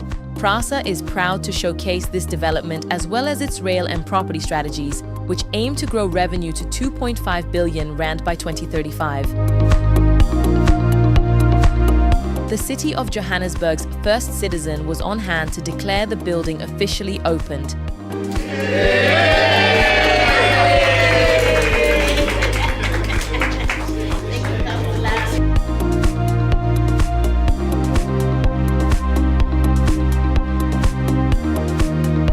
Now, Chair, we took a view that we want to reclaim Johannesburg when we came into office. And that meant we need to start a process to create partnerships. There are property owners who have invested in Johannesburg over 50 billion rands into the city. Now we cannot allow this city to collapse. Now we have to push back. And that's exactly what we are doing now. We're pushing back so that we can protect the investments that we have put in the inner city of Johannesburg. We have seen a lot of students in Johannesburg not having accommodation, some forced to sleep in libraries, some sleeping somewhere in Metro Center in our buildings, precisely because they cannot afford the costs of student accommodation. So we're excited that we have started this process. And in fact, it's a very beautiful building. I saw some of the buildings we have in the city. I believe we can turn around all these buildings. It requires commitment, dedication, and sacrifice from all of us. As long as all of us can share in the vision to turn around the city, we can achieve it. Mayor, earlier this year we came and met with the CEO about this whole idea of a transit-oriented development around Park Station, because we felt that when the presidential group was established, that if we can fix the area around Park Station and around Carlton and going in that direction, half of our work will be done in the city of Joburg. And I'm glad to say that there's a lot that has happened. It's just that maybe there's not much that is said, and I'm glad that PRASA is doing this today for them to mention. Distinguished guests, it is really a pleasure of mine. As you'd see, I'm very passionate about this project, to welcome you all to this very momentous occasion as we officially launch Intersight's 695-bed student accommodation facility here in the heart of Braamfontein. Today marks not just the opening of a building, but it represents the realization of PRASA's broader vision to unlock the value of our property portfolio, while supporting the national priorities such as youth development, access to education, and urban regeneration. Through our asset management subsidiary Intersight, we are reimagining the role of transport-linked properties as catalysts for social and economic progress. This project embodies that commitment, transforming underutilized land into a space that provides safe, affordable, and above all, dignified accommodation for our students, who represent, as I said, the future of our country. PRASA looks forward to showcasing this development as a tangible example of the broader rail and property strategy, which aims to grow the revenue to 2.5 billion by 2035.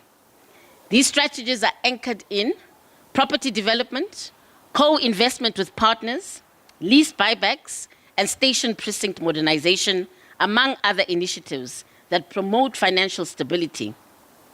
In addition, you're pleased to know that we are exploring opportunities in renewable energy and fiber optics to create new lucrative revenue streams that will secure PRASA's future sustainability. PRASA is not a commercial entity that should be measured from a profitability perspective. It's a service, and it's a community service, and it's not a profit-making entity. So that's point number one. But having said that, what the aim from PRASA is to make sure that from a commercial fair revenue, we're able to at least break even to do some of the things that need to be done at PRASA. Now, the strategy of utilizing assets of PRASA is very fundamental in terms of sustainability, our sustainability. And that is why the strategy of asset management under Intersight. We've created Intersight. It's a commercial entity that is developing all PRASA's assets such that we can be able to recognize revenue from those assets and be able to plow in to PRASA in the areas which are required. If we look at the strategic role of Intersight, in essence, Intersight is the commercial investment arm of PRASA. Its role is to translate dormant and underutilized assets, as I've mentioned before, into productive investments like this one, through structured partnerships with the private sector, development leases, co-investment, and smart infrastructure initiatives. Our strategic focus, the chairperson had already indicated, but we have 3 pillars that we form. It's the first and most important being asset optimization and development. We are transforming key station precincts and surplus land into mixed-use urban nodes that integrate transport, housing, retail, and commercial opportunities. Secondly, we are looking at investment enablement as the investment arm of PRASA and revenue generation. Intersight has a couple of strategies that we use to be able to generate the revenue from assets that PRASA already own. And one of our very, very important strategies is to build student accommodation. We are also building affordable housing. We do have affordable housing that we've built in Cape Town. And we're also looking at renewable energy and also just urban development and the renewal of the already existing precincts. Structuring investment vehicles and partnerships that attract private capital, whilst most importantly, safeguarding the state's interest. And lastly, sustainable infrastructure and innovation. We are leveraging PRASA's property, fiber networks for digital renewable energy projects from station solar plants that we have already started in KZN to fiber commercialization, positioning PRASA as a platform for smart infrastructure delivery. This growth strategy is anchored in property development, co-investments, lease buybacks, and station precinct modernization. Among other initiatives, renewable energy and fiber optics to create lucrative revenues for future sustainability. We are still very much at the beginning of our program. If I can just give you a little bit of history, PRASA had an organizational restructure, and as the current Intersight board, we came in on the 1st of April 2025.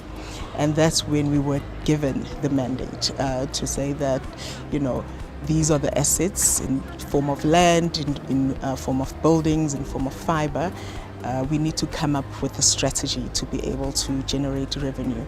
And our outlook is that by 2035, we are looking to generate 2.5 billion rand in revenue.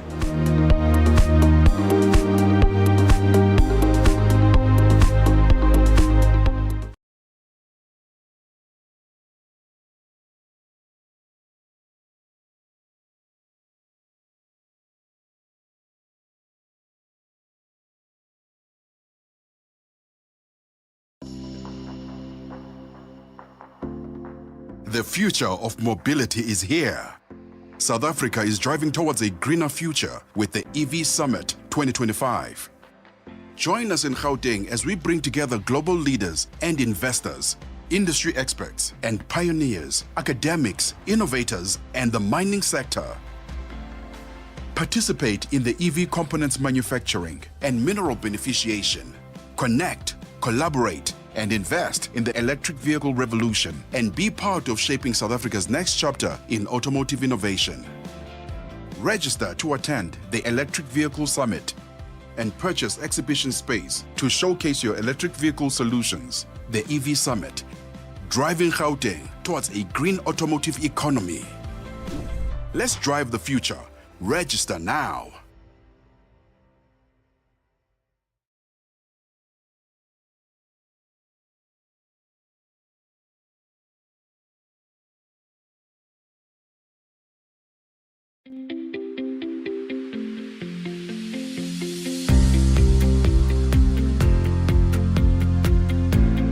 It's BRICS Africa Channel. We're here in conversation with Ms. Phuthi Mahanyele Tabengwa, the South Africa CEO of Naspers. Thank you, sir. Welcome. Thank you. To BRICS Channel, Africa Channel. As a chair of the Digital Transformation Task Force, what are the main priorities for digital transformation within business community in Africa? So the main priorities that we have put forward, our recommendations, and there's 4 of them, is firstly AI ethics, and then secondly looking at connectivity, and then we've also put one on digital literacy, yes. And then we've put one on DPI, digital public infrastructure. So we saw these as very important, and I think if you look at issues such as digital skilling and connectivities, those are very much global South issues. Whereas the other 2, where you look at the AI ethics and digital public infrastructure, those are more, they affect all of us. And I mentioned that because we are the last global South country that is hosting the G20, and we'll be handing over to a global North country. And so it's important what they will take as being important as they move this forward. And so we've tried to ensure that we're reflecting the nation that we come from, the continent that we come from, and that we are able to do so in a meaningful manner. And the reality, sir, is also that if we don't look at issues of digital skilling and connectivity, we will see many, many young people being left behind. And we know that, as has been mentioned many times, that Africa is going to be a hugely populous continent. We will have the significant number of people in the world. And so if that is to happen, we need to ensure that these are people that are significantly skilled and also have access to connectivity so that they can be able to contribute to the economies of the world more meaningfully. On that point, how does digital transformation contribute to economic growth and resilience in Africa? Although you've partly answered it, yes. But I'll just want to be specific on that one. So if you look at any industry, whether it's a financial industry, whether it's even a fashion business, to be able to get the products out as fast as possible, to be able to meaningfully engage with consumers, you need to have the use of AI. And we've seen it in our own business. And I'll take the example of a business that we have in Brazil, iFood, our food delivery business, where we invested into it as a startup business. And today this is a business that is doing 1.5 billion orders per annum. And this is all through the use of AI, but also in being able to engage with consumers to see what is more meaningful to them. Today, we can be able to see, when does Prof. Tembe like to order his food? And when he does, what kind of food does he typically like to order? And so that we can make sure that, Prof, you are receiving access to information that will be able to be more meaningful to you. And so a lot is happening digitally. And the reality is that unless we are able to be a part of it, we just get left behind. One of the things that's important is ensuring that we have a significant representation of all of us. Right now, when you look at many of our products and tools in AI, they're not really representative of many, particularly our African continent, the languages, the cultures, all of these things. If we are to ensure that we have meaningful representation of our people in all of these products and services, we need to be participants. We need to inform them. Let me quiz you on that, CEO. AI depends on big data. Yes. Learning data machines. Where do we get that infrastructure? Because the race seems to have left us already. Yeah. We know that we're in the race, but we're not in the first tier, not second tier, we're on the third tier. It is because of that infrastructure of big data that I've just mentioned. So where do we get that infrastructure and when? How do we catch up? Yeah. So the interesting thing is that, when you look at many tech firms internationally, we are one of the leading tech firms around the world, and we are here. If you look at other firms, so I'm talking of Naspers, Prosus, if I look at Google, if I look at Microsoft, all of them are organizations that have a significant focus on Africa as well. And they are investing in connectivity in Africa to ensure that they can be able to get as much representation as possible. And so you can't ignore the African continent when we talk about AI. You cannot ignore it. It's too large.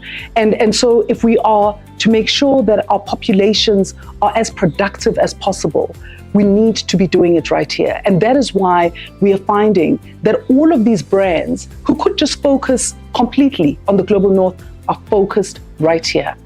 And yes, they are in India, they're in China, but they are here on the African continent, and they are investing today. I mean, when we look at media, we've seen, media releases from Microsoft, from, Google, from Naspers, from Prosus, looking at, showing what we are doing in investing in these markets to ensure that we can be able to have continuous growth in these markets. It is important, not only for us, it is important for every single person on the globe. I understand that. Yeah. May you share some highlights from the B20 South Africa Midterm Conference and its significance in relation to global economic decision?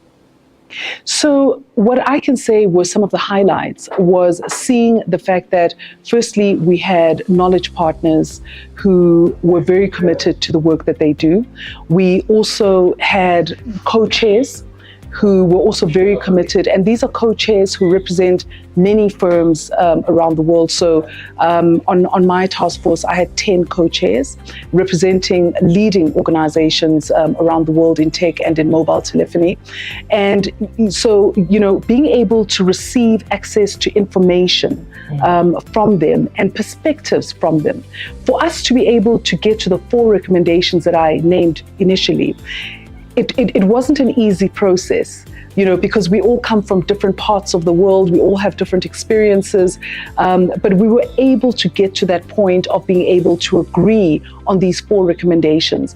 And it was important for us, particularly as we hand over to the USA, that we're able to do so. And so there was a number of issues that I can highlight. I think it really significantly was about us all as different organizations, as different partners, being able to work together for the good of the G20 countries, but also obviously the rest of the world. How do recommendations from the B20 task force influence the G20's approach to global economic issues?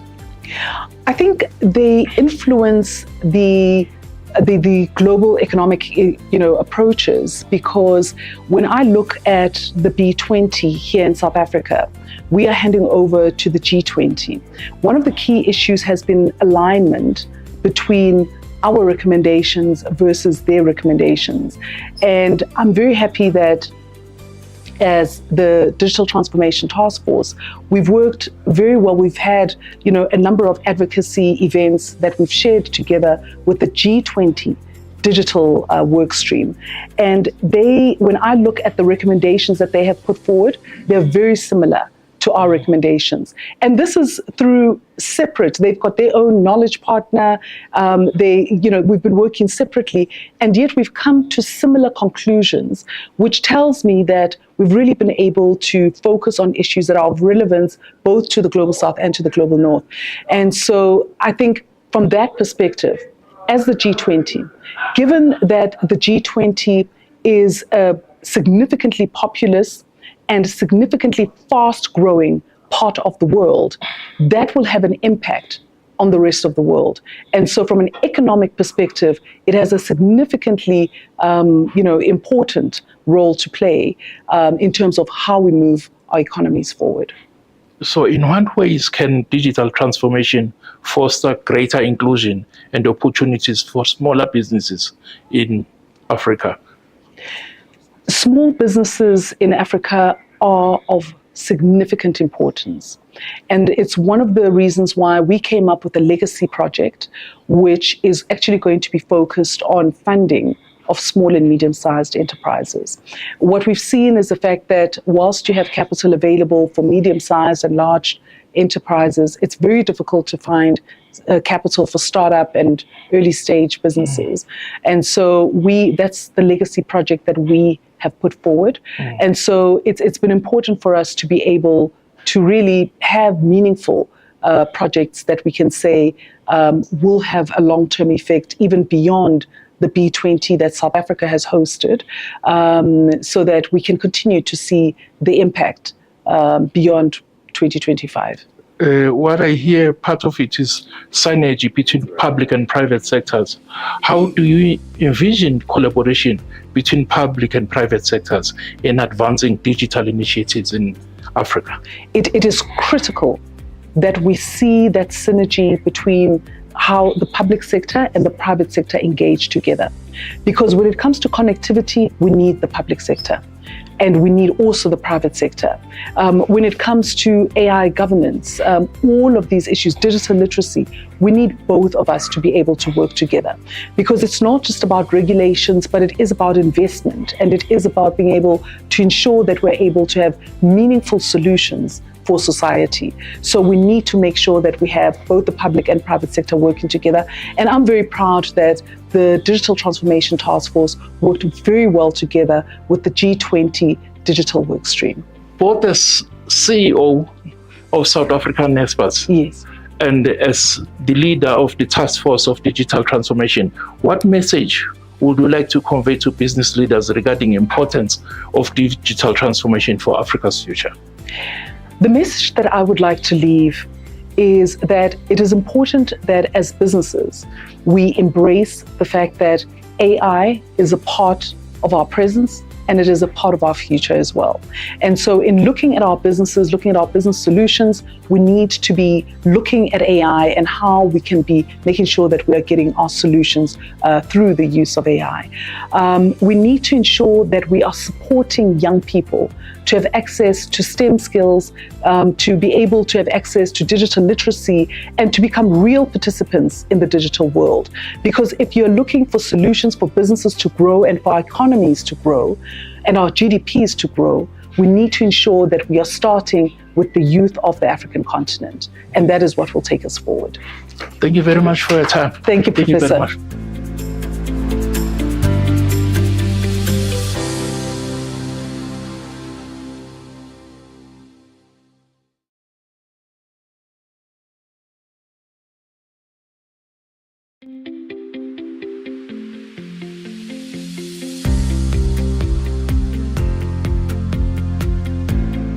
This BRICS Africa Channel and conversation with Mr. Lithando Vuba, the head of international trade at Standard Bank. Good morning, sir. Good morning, Chief. Okay. Can you share some insights into South Africa's current international trade landscape and its significance for BRICS and Africa as a whole? Certainly. I think we live in an interesting time where we are seeing South Africa have some shifts in structural reforms, following some challenges in our energy supply. We've also seen challenges in our transport and logistics infrastructure, our ports and rail. And there are those reforms that are being carried out that are, forming that turnaround strategy, but also starting to look at the future growth of the country.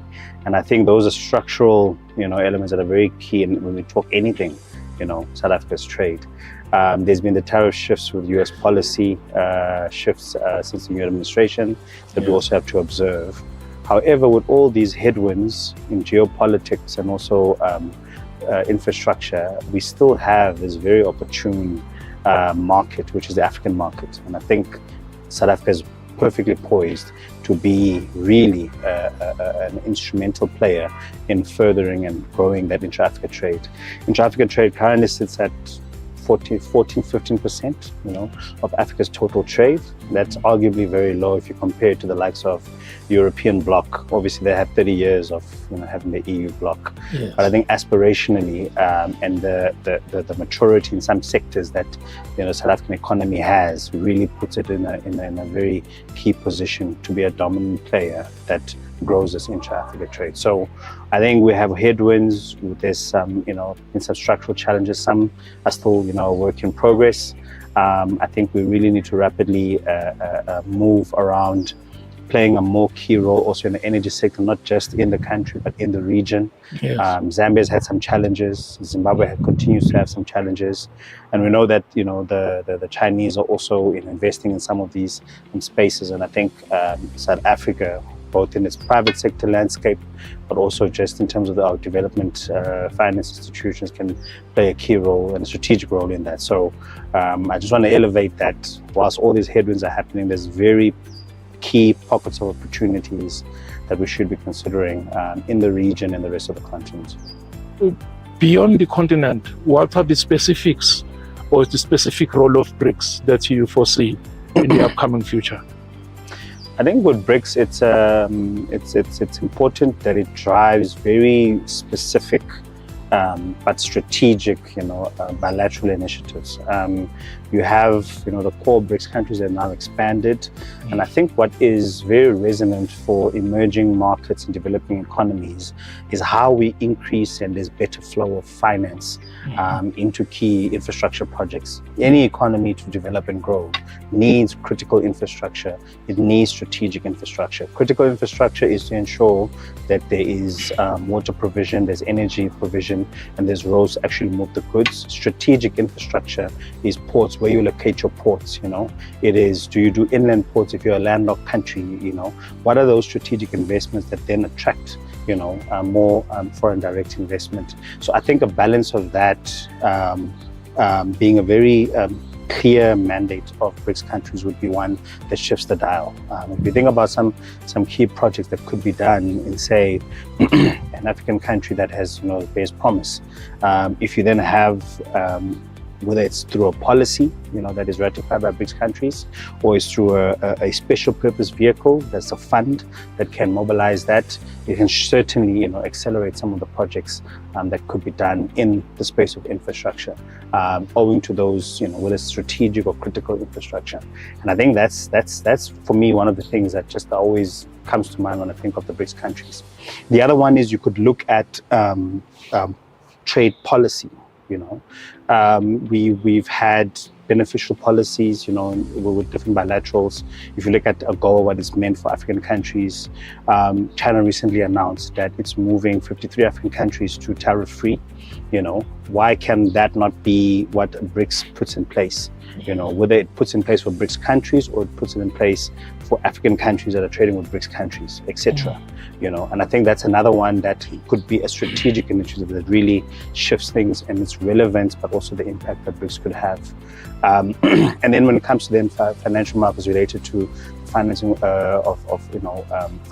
financing of infrastructure and the flow of that capital. Now, what do we look at those reforms of the BRICS countries that could make it easier, for investment between the two countries? So I think those three anchors is really what I see as opportune in how the BRICS can play a role in Africa's development. How has your role as the executive head of international trade at business and commercial banking evolved in response to recent global economic changes? That's a very good question. Sleepless nights. There's no guessing what the man at the White House is going to do next or announce next. But I think what we have seen, one, is the resilience of African businesses that have looked at it with a keen eye. Some have looked at it with the eye of, let's see and let's wait and see. And some have looked at it to be like, this is a perfect opportunity to actually double down on diversifying supply chains.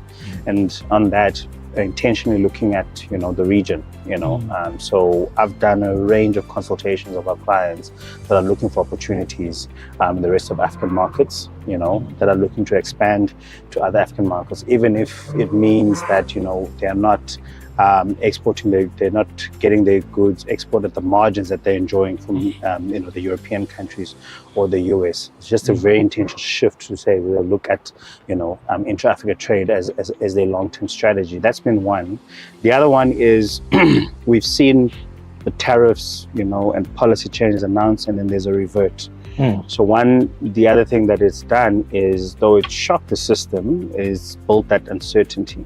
And it's uncertain that it can revert. And I think what has been of interest for me to observe is the agility of businesses, but at the same time, some of them are actually just continuing. And they're looking at it and saying, well, it's impacting actually the US consumer if the tariffs increased, so they're willing to continue and just, pass on that cost to consumer. We're also seeing continued, investment and business being done by US businesses, on the continent. So that's been interesting to see that hasn't affected that, So I think whilst the geopolitical tides are affecting some, it's interesting how business is looking at the growth areas in the different countries. So for instance, the tensions between the US and China has presented opportunities for alternative value chains to supply into the US. So your big retailers have been looking at Africa for supply of some products. The cashew nuts that they would get from, coming from India that's actually grown in West Africa, how do they actually invest in processing in West Africa that they actually source it directly from there? And that's been part of a program that actually was running for the past 2 years where they're looking at that. So we are seeing those continue, and the current, shifts in policy or tariffs haven't really impacted that. So I think there's sort of pockets of activity that's still continuing despite what's been the shifts. But for me, it has just been seeing this evolution of very, very increased and intentional focus on, the continent, where the opportunities, which markets, present opportunities, whether it is in the agri sector, manufacturing, auto sector, energy. And really seeing those businesses being willing to take their bet and start to look at these alternative markets in the region compared to international regions, because it's not just the US that shifts. Even European Union has introduced additional regulatory measures which is going to make it onerous on exporters that are exporting into the EU, what they have to have in place. So I think all of these shifts, whilst China's opening up tariff-free for African markets, I think that's what we're experiencing, is that, and the evolution to your question has been exactly that, as being adaptive. Fortunately, we have our expertise in China. We have, presence in the likes of your UK, and also we have a New York office. So leveraging our, our expertise, but also our presence in those markets, and how we can guide and support, these businesses as they look to a different way of growing their businesses. What are the key challenges and opportunities facing African businesses seeking to expand their international trade partnership? Sorry, come again? What are the key challenges and opportunities facing African businesses seeking to expand their international trade partnerships? Part of it you've mentioned in the previous segment, but I'd like to hear from this particular perspective. I'll start with the challenges and I'll pick up opportunities. So the challenges are oftentimes it's the access to information, and we've done a bit of work around that. Publishing Africa's first trade barometer in 2022, and we continue to publish that each year. So access to information is a key one, but access to information about alternative markets as well. Understanding from a policy to regulation what you require, and importantly, the ability to connect into the market, the opportunity. So you may know that China, is in huge demand of citrus, especially citrus from South Africa and Zimbabwe. But like, how do you connect into the value chain? But then what's required for you to have in place and registered, not just in your country, but also with China. So I think it's access to information, understanding the regulatory environment, that is not always available or accessible to businesses. And I think that's a big challenge. It's a big prohibitor why you're not seeing more businesses actually explore these new markets. The other challenge is perhaps on just the risk perception that we have of African countries. Oftentimes, not that your product is not good enough, but it's the perception of, will the goods come? Will it be the right quality? But at the same time, even in the region, if I export my products to Nigeria, will I get my payment? And I think that perceived risk oftentimes also an inhibitor. And then when it comes to opportunities, one, you have this continent by 2040 being home to 1 in every 4 youngest population in the world. 1 in every 4 will be here. We will have the biggest uplift, of people out of poverty, but also the biggest uplift of a population into middle income, right? And then with those projections and having this continent going from in 2025 to 2030, around $3 trillion of consuming consumer packaged goods. If you're a business and you manufacture consumer packaged goods, that has to be something that catches your eye or your attention. So I think when we talk about opportunities, you have the continent, but also you look outside the region, Africa continues to have about 40 to 50% arable land that hasn't been untouched. So when it comes to our ability to actually produce more, to export more, to both supply the continent but also export to the world, it still remains a big opportunity that we have. And then you have this 1.3 billion market, which is China, which is aggressively looking at the continent to source more agricultural produce and products. And I think that's another big opportunity that shouldn't be missed by African businesses. How can BRICS nations collaborate to enhance trade and economic development across Africa? I think the earlier response around policy, I think looking at policy that speaks to trade, it could be trade beneficial policy that speaks to investment in specific sectors or in certain industrialization value chains. I think that will be key. In the BRICS, you have a Russia, you have a China. You have a China that really is the manufacturing hub of the world. You have a South Africa, which is, does quite well as an African country when it comes to manufacturing, but has a potential to do more. That's a strategic initiative that you could look at, where there's a clear program of how we beef up production of, let's say, energy products or manufacturing capacity of, products that are inputs into, our mining sectors, because that's one of our key sectors that, is across the continent, or it could be in agriculture, agro-processing. And I think that's for me where it could be very strategic as to how we lever BRICS, or it could be BRICS as a community, how they target specific, hubs on the continent, for investment. And I think those are just some of the thoughts that could actually be things that move the dial. But the important thing is BRICS would, the BRICS countries with its economic power, how do they mobilize capital to flow into key projects that could actually see the industrialization of the emerging markets and developing economies, whether it's BRICS countries or it's South Africa or it is African countries. What initiatives or strategies is your bank implementing to support African businesses in accessing international markets? So we support our clients when it comes to understanding their growth plans. Most importantly, in addition to financing them, it's important to understand their growth plans. We also then support them on an advisory perspective, like I mentioned earlier, on access to information, but also importantly, access to markets. And that's one of the key things in my area that I've that we enable is international trade, helping our businesses access new markets, operating across different markets, and then solutioning for them in optimal structures for their their multi-territory operations.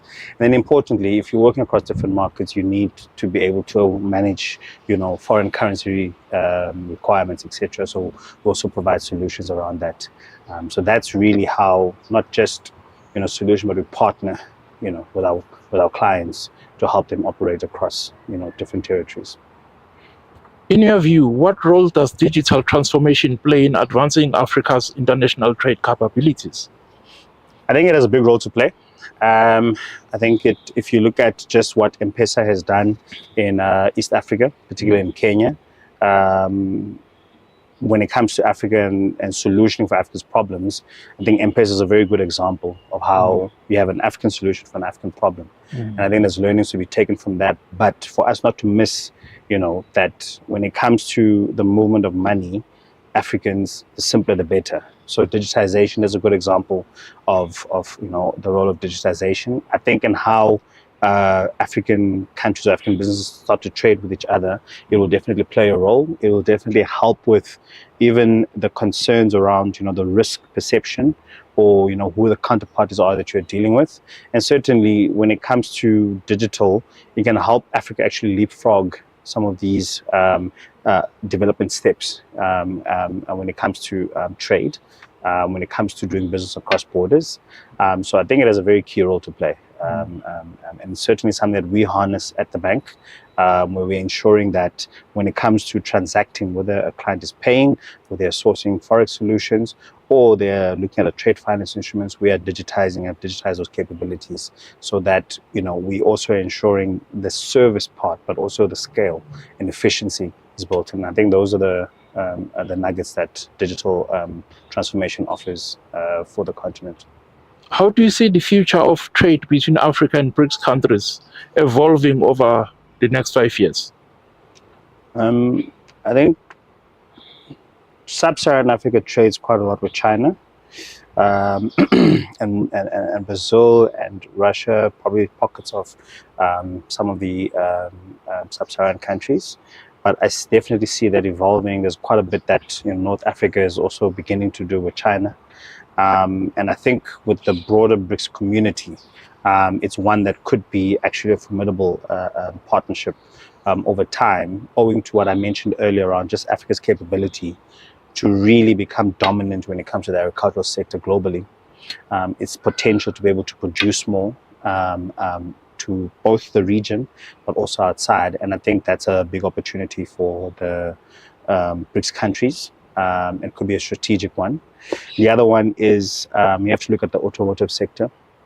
There's been some advancements that we've seen in Morocco and in Egypt, in addition to obviously South Africa's long-standing expertise in this sector. And there's pockets of opportunities springing up in Ghana and Kenya that's particularly looking also at the electrical vehicle space. So I think when it comes to the BRICS countries, there are these very sort of strategic sectors that present an opportunity. But those two are ones that are very topical and spring to mind when I think about it. Even when it comes to energy production, if you think about China, just its geographic positioning, at some point I see that you'll start to see some component manufacturing, more component manufacturing happening on the continent, because just geographically, Africa is in a much more strategic position to reach other parts of the world. So I think that's where some of the opportunities are for these countries. In our conversation, we've mentioned opportunities and challenges, but may you just highlight any successful trade initiatives or partnerships your organization has been involved in recently? Yeah, so I'll probably mention how we've been helping African businesses in the agri value chain, access the China market before even the tariff-free announcement by President Xi Jinping. We've been doing this now for 5 to 6 years, and there's a couple of our clients where we've unlocked, good, export opportunities for. In particular, in 2023, we had, a few of our clients unlock, export deals to the value of $150 million. And that is ranging from, raw commodities, sesame, nuts to, your shea butter. And increasingly in that market,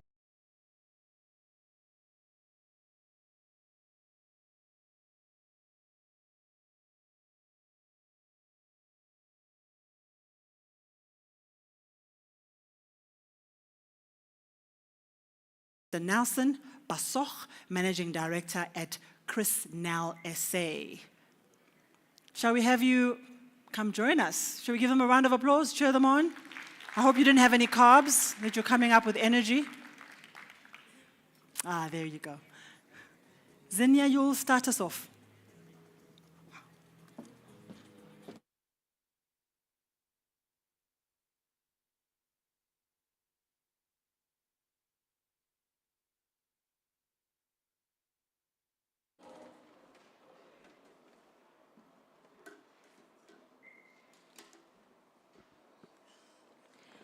Good afternoon, colleagues.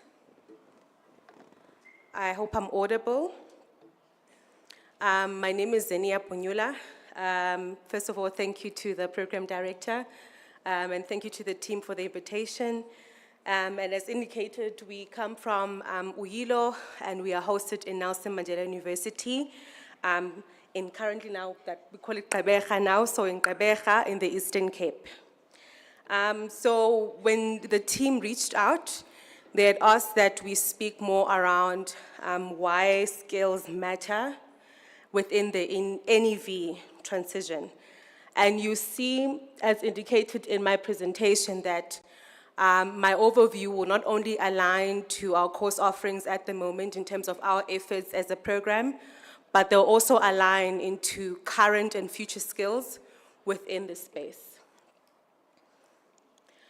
A bit of an overview, colleagues. So Uyilo is an e-mobility program that is mandated to enable an electric mobility ecosystem. I'm just trying to see the best way to view my presentation. Okay, I'll just go this way. So what you see on the picture there is not only our facilities, but how the different elements engage within enabling an electric mobility ecosystem. And one of the things and elements that we highlight will primarily lie around energy storage technology, as well as e-mobility as a practice in itself. So we include your energy generation, battery recycling, smart grids, charging infrastructure, standards, battery, as you can see there as listed, but the main thing that we like to highlight there is not only these elements and how they engage with each other, but also the stakeholders that are engaged in that element. And this is where Uyilo sort of has a unique position because we are almost central within those discussions, and it also enables us to make these different connections in a meaningful way. So you see on the images on the left, that within our facilities, we have an accredited battery testing and material characterization that is accredited via SANAS, specifically under the ISO 17025 accreditation. And over there, the team is working tirelessly and they're doing incredible work around not only testing and engaging with these different stakeholders that we work with, your OEMs and you name it, at bigger scales and at smaller scales as well, but we also seek to also capacitate, and this again aligns to why the skills matter within the industry. And from that, within my responsibility, strategically, see how we can place ourselves within the skills and knowledge transfer processes accordingly. And then you'll see also, as part of our program and within our mandate, we have the EV systems, and we have the different facilities that serve to that. And also we have electric vehicles that were in partnership with our relevant stakeholders, donated to our facilities as means of data collection and research purposes, but also adds value to our existing course offerings that align to not only the e-mobility infrastructure technology elements, but also just the introduction of it at an awareness perspective and level. Lastly, as part of our facilities again, within the university, we have a smart grid ecosystem, and this here is more of a live testing environment that has all of these relevant elements that I highlighted previously, such as your charging infrastructure, how it works, and this is where when we have delegates coming to visit our facilities, we sort of show that demonstration so that they make that connection. And also there we have a team, Vukile is one of our senior project engineers, he's in charge of that space. But in between, as he's doing his day-to-day projects, there are other research and development elements that are involved within how that space operates in particular. So, colleagues, you see that I had highlighted that there are course offerings that we have as a program, and one of them now aligns specifically on the e-mobility aspect. Now, this course is two-tiered. One having, this is a very user-friendly slide. We chose to keep it very simple. So the two courses, namely the Introduction to E-Mobility or Electric Vehicles, and the second one being the Electric Vehicle Infrastructure Technology, are EXA accredited, so accredited via the Engineering Council of South Africa, and they endorse via the CPD points. And what we normally do when we do deliver these courses within your government structures, private sectors, and whatever requests come into the office, just as means of delivering awareness and, of course, accrediting accordingly, we deliver these two courses in 2 days. So day one would be your Introduction to E-Mobility, and that has 1 CPD point. And for anyone to enter, you don't really need a specific, or rather, you don't really need to meet a specific prerequisite around your qualification background. You can just enter, and there's no entry requirements as indicated there. However, on the second one that focuses on EV infrastructure technology, you need to first have completed day one, being that Introduction to E-Mobility.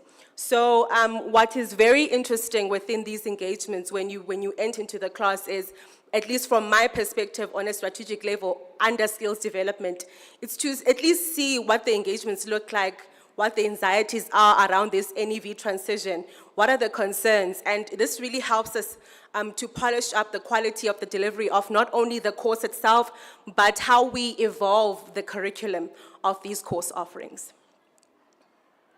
So just to maybe give you a better lens around what these courses exactly incorporate, I'm not going to go into detail on all of the modules, but the first course focuses on Introduction to E-Mobility, so it's very introductory.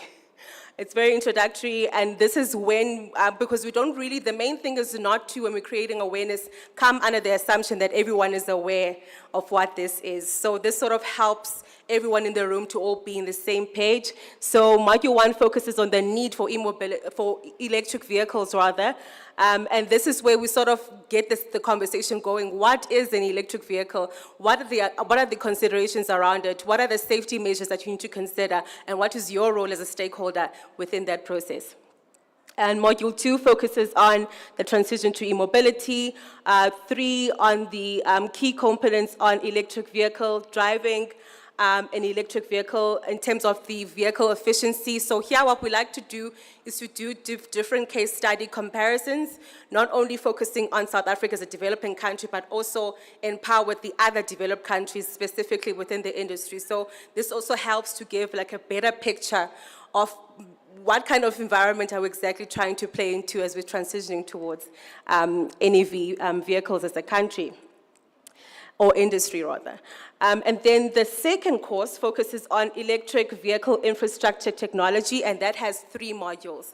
And this is where you see, like we mentioned, we do have a live testing environment, but because we don't always deliver the course within our premises, it does help to sort of bring in different contributions around the space, examples, videos, so the facilitator will normally bring those things forth. But when you are attending the course internally within our premises within the university, you're able to at least do a tour in between so that you make a connection between the theory end of the course as well as the practical end of the course. So because of time, colleagues, I'm not really going to go much into detail, but this just gives you an overview of our learning outcomes. So essentially what we are hoping, or rather what the trainee needs to have in being able to understand, being able to apply, and so on. So this aligns to your typical curriculum system and how we develop it and how we've adhered to that. It's the same for here. So this course is our third course and it's in the pipeline. We're very excited about this one. You see on the right, I'm not sure where the laser pointer is. So you see on the right, so this one is the EV, high voltage electric vehicle simulator. So this essentially simulates an electric car vehicle and the different components within it internally. And the whole purpose behind this is within the word there to just simulate what that layout looks like. And on this particular course, this one you're required to go within our premises because it is more of a practical leaned compared to your theory lean, but we try to still build a balance between the two. But this one, in terms of its prerequisite, mainly wanting to build balance between your technical trainees as well as your non-technical trainees, and it's delivered within a 2-day period. This one we piloted out within this current financial year, and so far we did 3 pilots, and in between that you can imagine there were many lessons that were learned and how we polish up not only the delivery of the course, but the actual content. Is it relevant?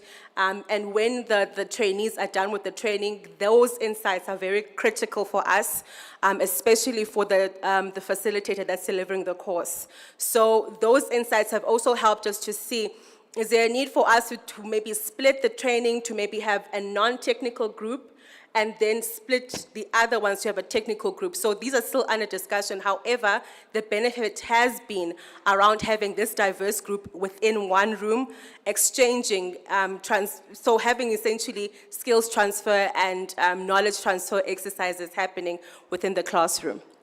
So you see, in terms of our intended learning outcomes as far as the, as far as the ILO or intended learning outcomes are concerned, primarily what we want to look into here is the fundamentals around what high voltage is, what it looks like. So on day one, essentially, they deal with the fundamentals, which does make sense because, again, we don't want to walk in with the assumption that the incumbents or the trainees in the room are aware or are familiar with the space. So we're very intentional about how we structure our training in that manner. And then the second level is on safety protocols, PPE, and emergency procedures. So each trainee is allocated their own PPE, so that's like protective gear because it is electricity, it's high voltage electricity. So, so that sort of helps them match the safety protocols and the different diagnoses that they need to do in terms of the use of the machine or the simulator itself on day 2. High voltage components, so there again, they taught the fundamentals around the battery, the inverters and the relays. Again, fault finding diagnosis and the disconnection techniques, essentially to maybe give a better picture. On day 1, after they've done these fundamentals, day 2 is when they actually tested to see if they actually listened in day 1. And they're given the opportunity to practically do different scenarios where they do fault finding. So basically the facilitator creates a fault. Imagine it's an electric vehicle and then maybe it breaks down for one reason or the other. The task of the trainees would be to assess and see by different scenarios what exactly went wrong and most likely to see where the fault is and how to resolve that fault, essentially. So this is why it's also attractive to our EMS colleagues as well, because they are first responders. So imagine having an electric vehicle and your first responders don't know how to take the person out of the car. They need to have at least some level of awareness around the considerations of when they need to do what they're not supposed to do. So essentially the do's and don'ts, and this is why this course is very attractive to them as well. Colleagues, again, for the sake of time, I normally go into detail when I deliver this bit, but I think it's important to just highlight some of the objectives within this training, and one of them, the core, mainly 3. The first one is around safety and compliance. The second one is around measurement and testing techniques. And the third one looks into technical and knowledge analysis. And all of these elements are broken down into the relevant key aspects that we sort of like act as a checklist to ensure that we are aligned. So at the current moment, as I mentioned, we piloted this course out within the year. The main aim here is to not only to align to national standards, but international standards to ensure that we're still competitive with industries, specifically within those that are training centers and facilities. And at the moment in the country, it's only us and AIDC Gauteng that have this particular machine here.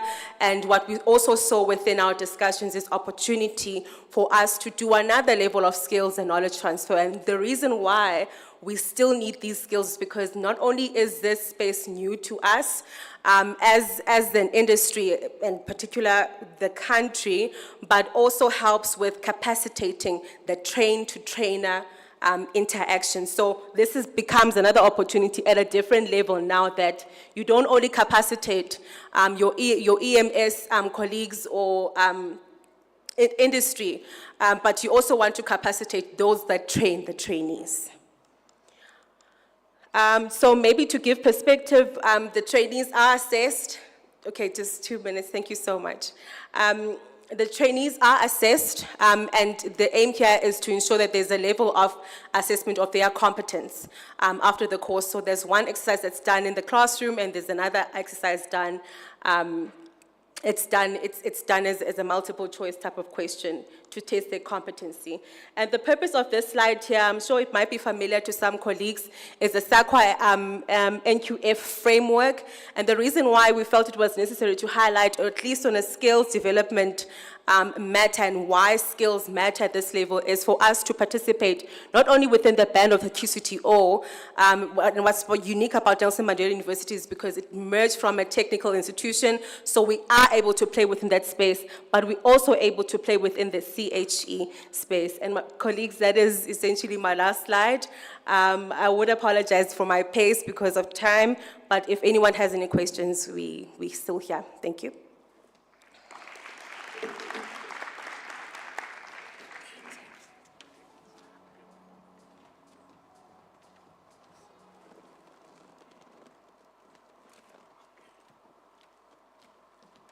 You press the green. Yeah, okay. Okay. Afternoon to everyone, and I will say all protocol observe. Okay. Okay. Okay. My name is Nelson Basok. I am the MD of Prisnel SA.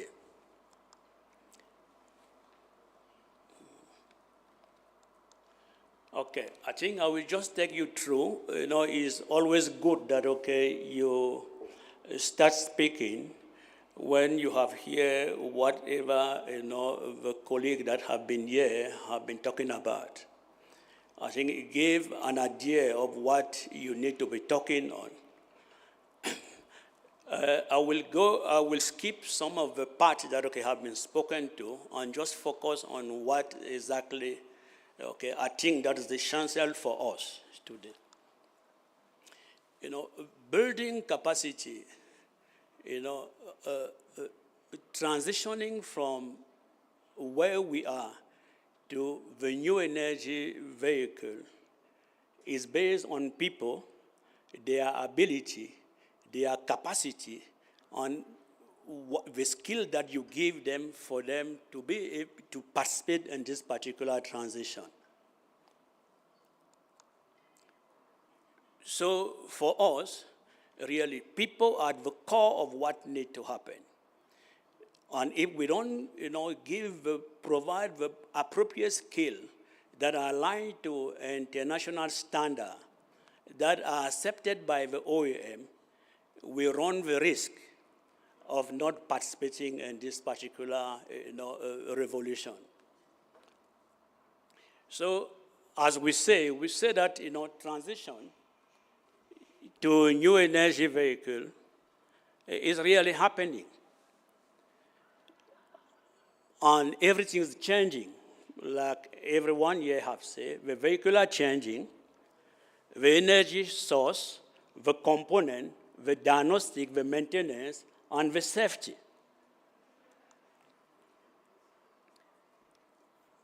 We have said it is that, okay, we need skill. The new energy transition is that you want to transition the skill that, okay, you are having. We have seen today, as we are talking today, there's a lot of work that's been done, but we can agree, all of us, that, okay, it's not coordinated. That, okay, we are working, but we don't work. You know, we talk of partnership, we need to broaden them so that the thing lacks skill, you know, the curriculum lack that is aligned to our local context. What, you know, comparing with international standard are addressed.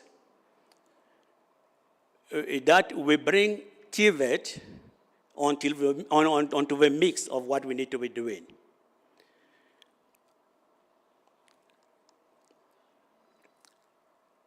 Okay, what we have been doing is that, you know, we have aligned with IMI. People that are here, most of them are on the automotive sector. The automotive sector is a closed sector. If we are doing things, these things need to comply to what OEM are going to accept easily, that are going to make sure that, okay, really, we cannot develop things that, okay, OEM question. Aligning with IMI give us the cloud that, okay, although we are going to be developing things locally, they are comparable to what happened internationally. And we have a facility in Roslyn, and we are training from level 1 to level 4.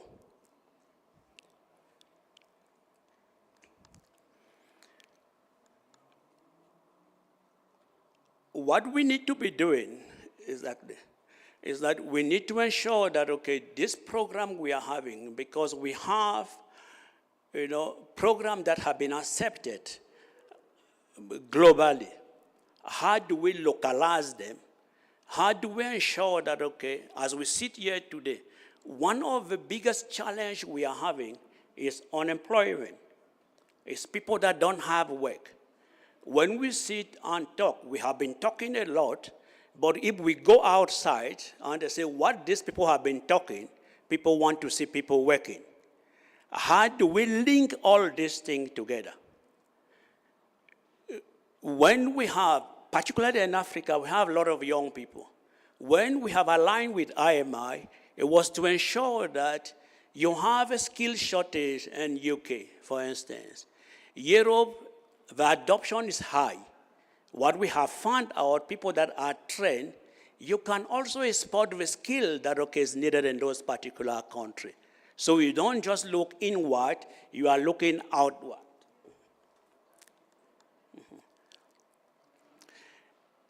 Really, this is in terms of policy. I think most of the things that, okay, we have listed here, some of them have been touched on. There's a lot of work that's been done, but as I've said, is that, okay, our view, our humble view is that, okay, we need to start having a stream that's created so that this thing can be coordinated, so that we don't repeat the same thing, that we are doing the same thing in different parts. You know, a national skill framework. A lot of people are doing work in that particular area, but we don't talk to one another. Everyone is doing things on his own level. Can we coordinate that? I think the AIDC TASES that have organized this will play a greater role in ensuring that, okay, people that are in that particular area, they start talking to themselves. You know, a standardized competency and safety standard. What we have done, we have just appointed somebody looking at curriculum development. But curriculum development is not just here in South Africa. I think South Africa is even well placed. When you go across the border, the EV are coming on this particular market. They don't ask you, they are going to be coming here. But how do we prepare ourselves if we cannot make sure that, okay, we standardize this and we can push that through the African continent?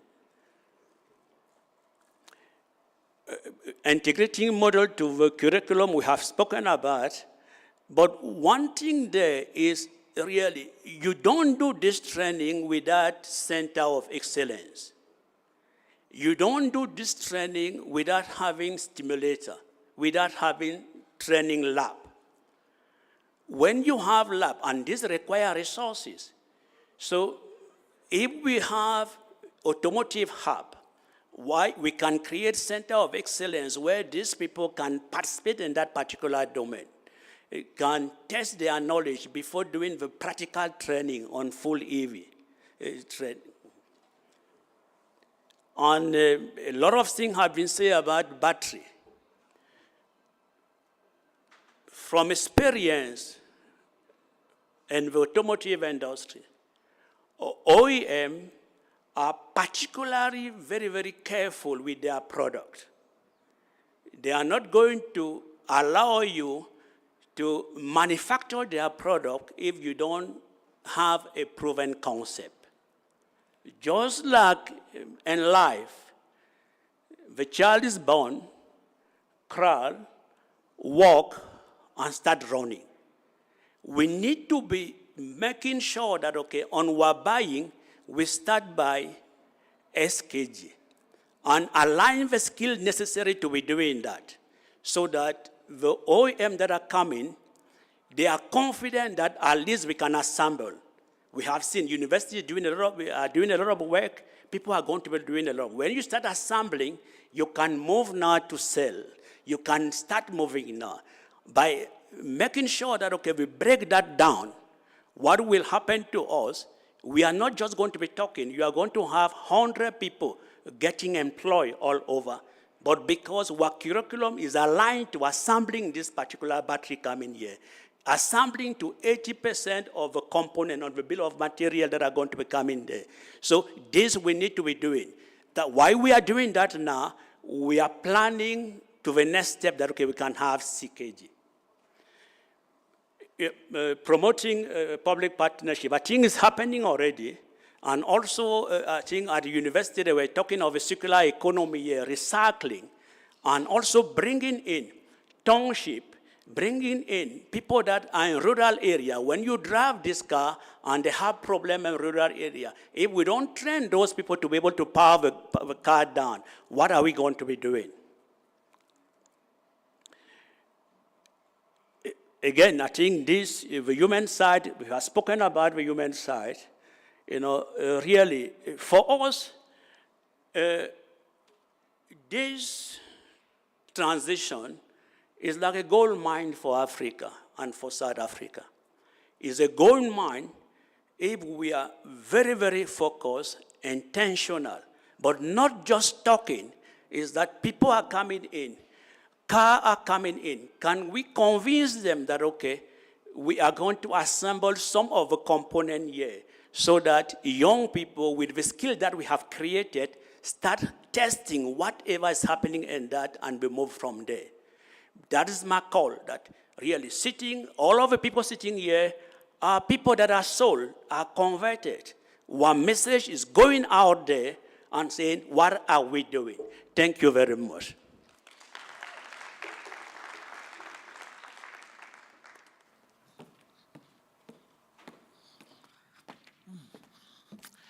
Thank you so much for taking on the opportunity and the challenge to share with us what your industries are doing and the impact that you're making. We appreciate it.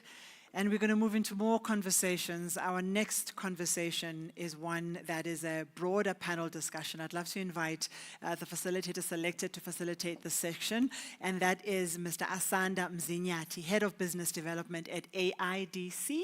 I've been seeing him the whole day, can't see him now. There he is at the back. Please come closer. I'd also love to invite members of your panel, Mr. Neil Hariram,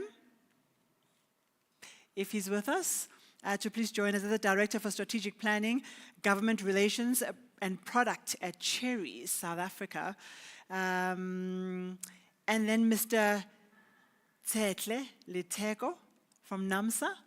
if you stayed with us, Ms. Esther Buthelezi, Director for Government Affairs and Transformation at Ford SA. Please join us, and to our previous guests, thank you. We'll see you next year. Thank you.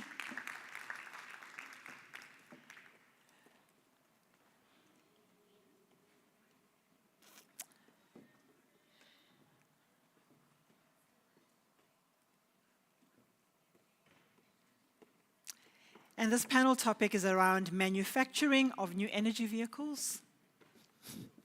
Enjoy.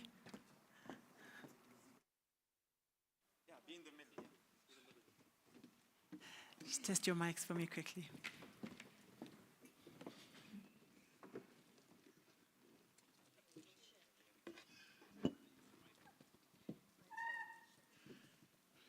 Good afternoon, everyone. And, thanks for joining us in this NEV Summit. It's long been in the planning, and finally we're here today. And I would like to also welcome my panelists, and thanks for making time.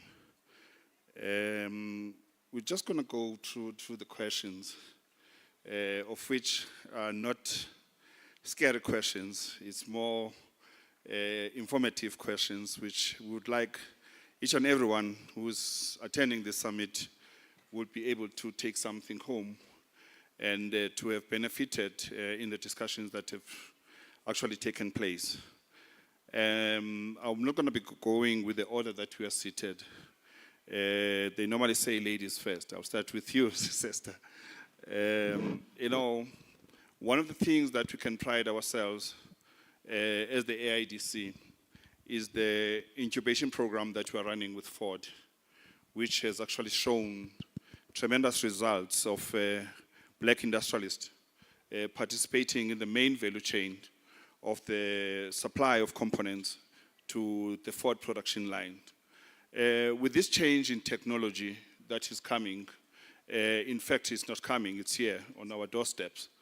How can we, both AIDC, TASES, and Ford, to ensure that we move the black industrialist to also participate in the component manufacturing of these products that distinguish between an NEV and an ICE vehicle in a similar format that we're currently having with the incubation hub that we've got at Ford. Thank you.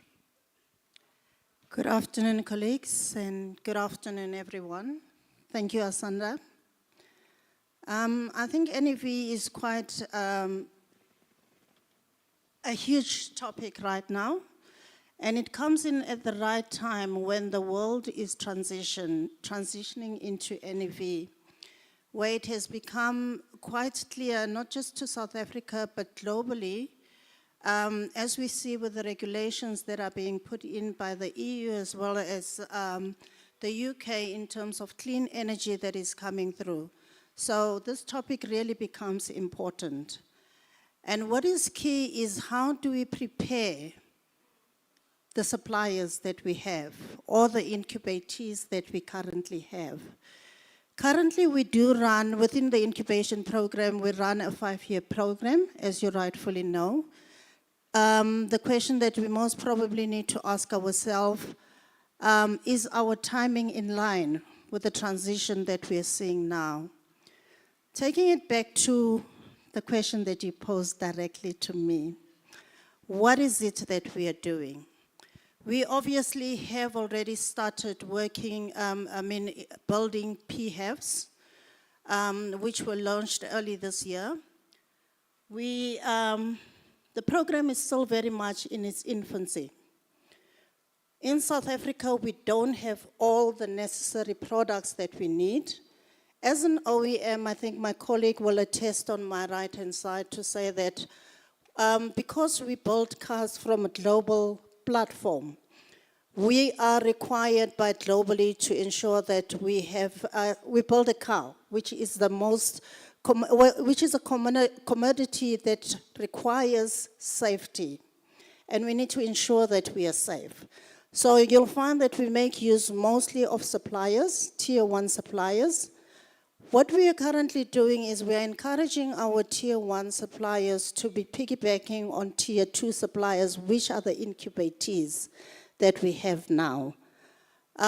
We at Ford currently do have an assembly plant, and within that assembly plant, we're encouraging young suppliers to be coming on board.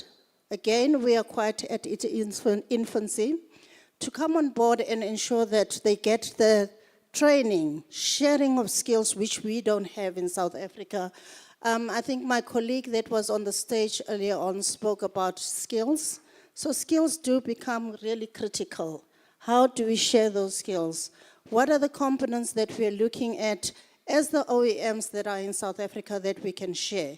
But what is important, Asanda, I think what we should be looking at as an incubator, working with the AIDC, how do we leverage on the mineral beneficiation that we are seeing in front? How do we go down right up until tier N, ensure that we bring those suppliers on board so that they can be the people that form the value chain that we currently have, so that we don't continuously say in 5 and 10 years' time, we are still in an infancy program position, but that we have now moved and we can really truly start looking at localization and using the incubators that we have, as we had done with some of the successful incubators or suppliers that you know, like the likes of BRICS, that has become really successful and is one of the ones that stands out that we had worked with in the past.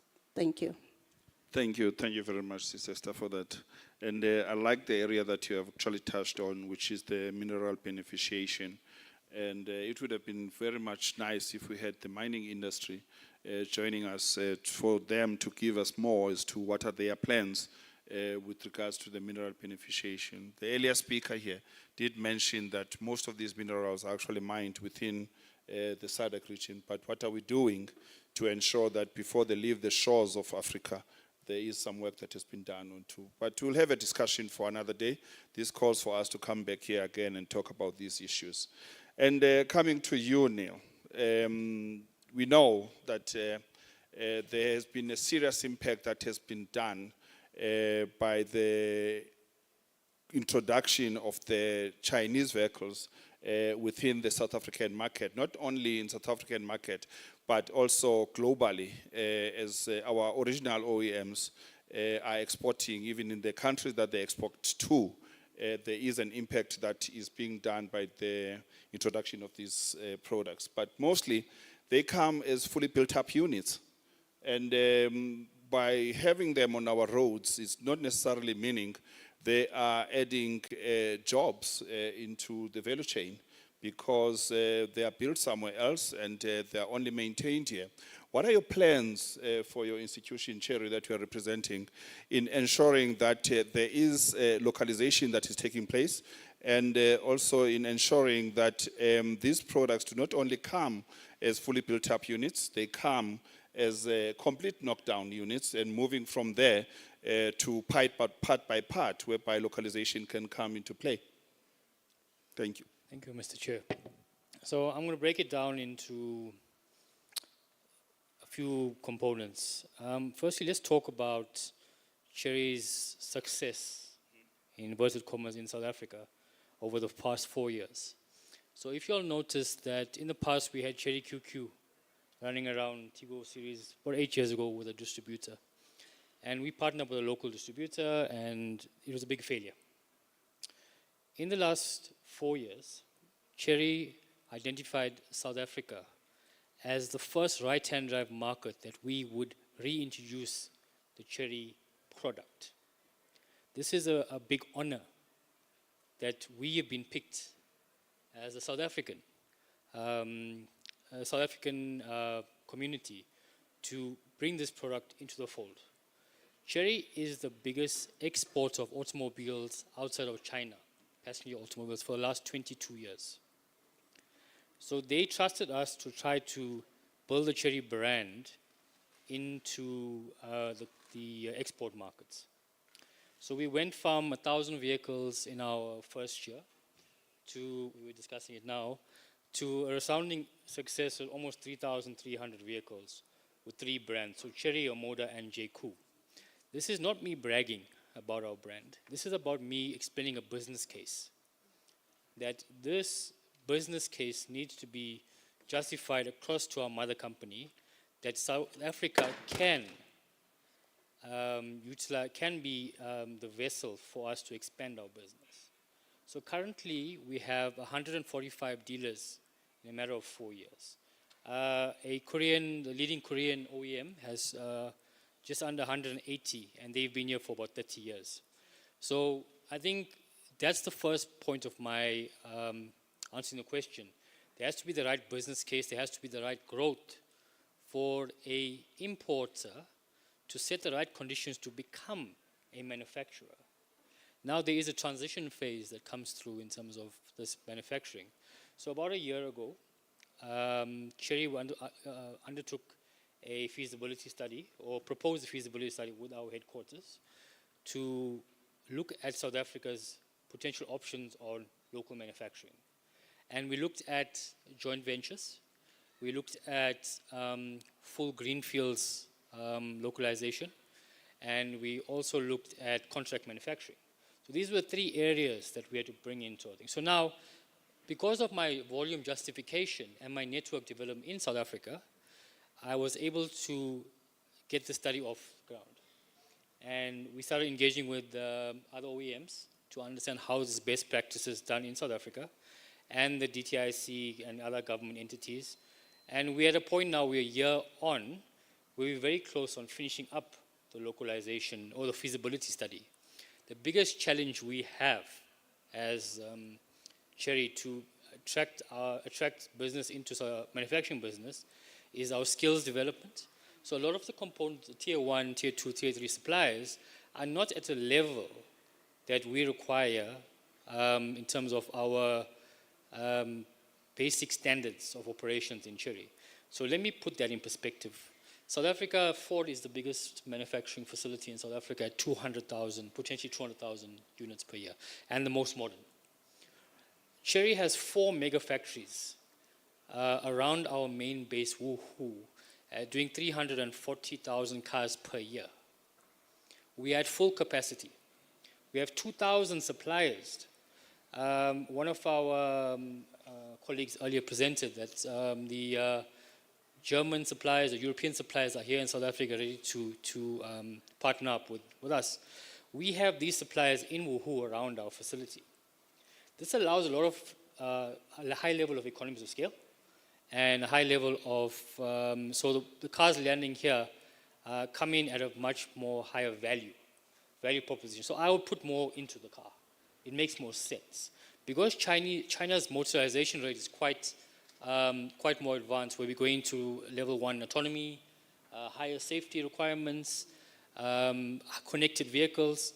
We building and designing cars for China, right, but also for export to meet European requirements. We are in Spain at the moment. We have a production facility with a local brand called Embro, and there is some joint venture manufacturing with this specific going into Europe. So with this expansion, comes to a point of an opportunity on business from my side to say, okay, fine, Neil, how are you going to bring the manufacturing, and what's our first target? So what we want to do, bring in not CKDs, a full complete knockdown units. We want to build vehicles in South Africa, and we want to focus not on exports, but on the South African market, which is roughly around about 500,000 cars per year for LCV and PC. We're taking the heavies. So we are focusing on trying to get the business case where we don't put ourselves at risk. You know, I don't blame Ford or Mercedes-Benz or anybody else to be at the position they are with the tariffs from Trump. Just woke up one morning and said, okay, fine, let's make America great again. It affected the rest of us, right? We as Chery now are trying to get the business case going in terms of capturing the market here in terms of local production at 50,000 units. As what the government requires. There is also the requirement for BBBEE. That's very important for us as a company to make sure that we align with the government policies to create this. We're spending millions every year on this here, and now we need to also comply. So I think the feasibility is almost done. We're almost there. The big challenge as well is the quality of the localization. So that might take us some time if we do go ahead and push the button, let's manufacture here, to bring our local suppliers, our Chinese suppliers, and to also look at who is capable locally to manufacture the high quality, the high technology vehicles that we are actually bringing at the moment. So hope that answers your question.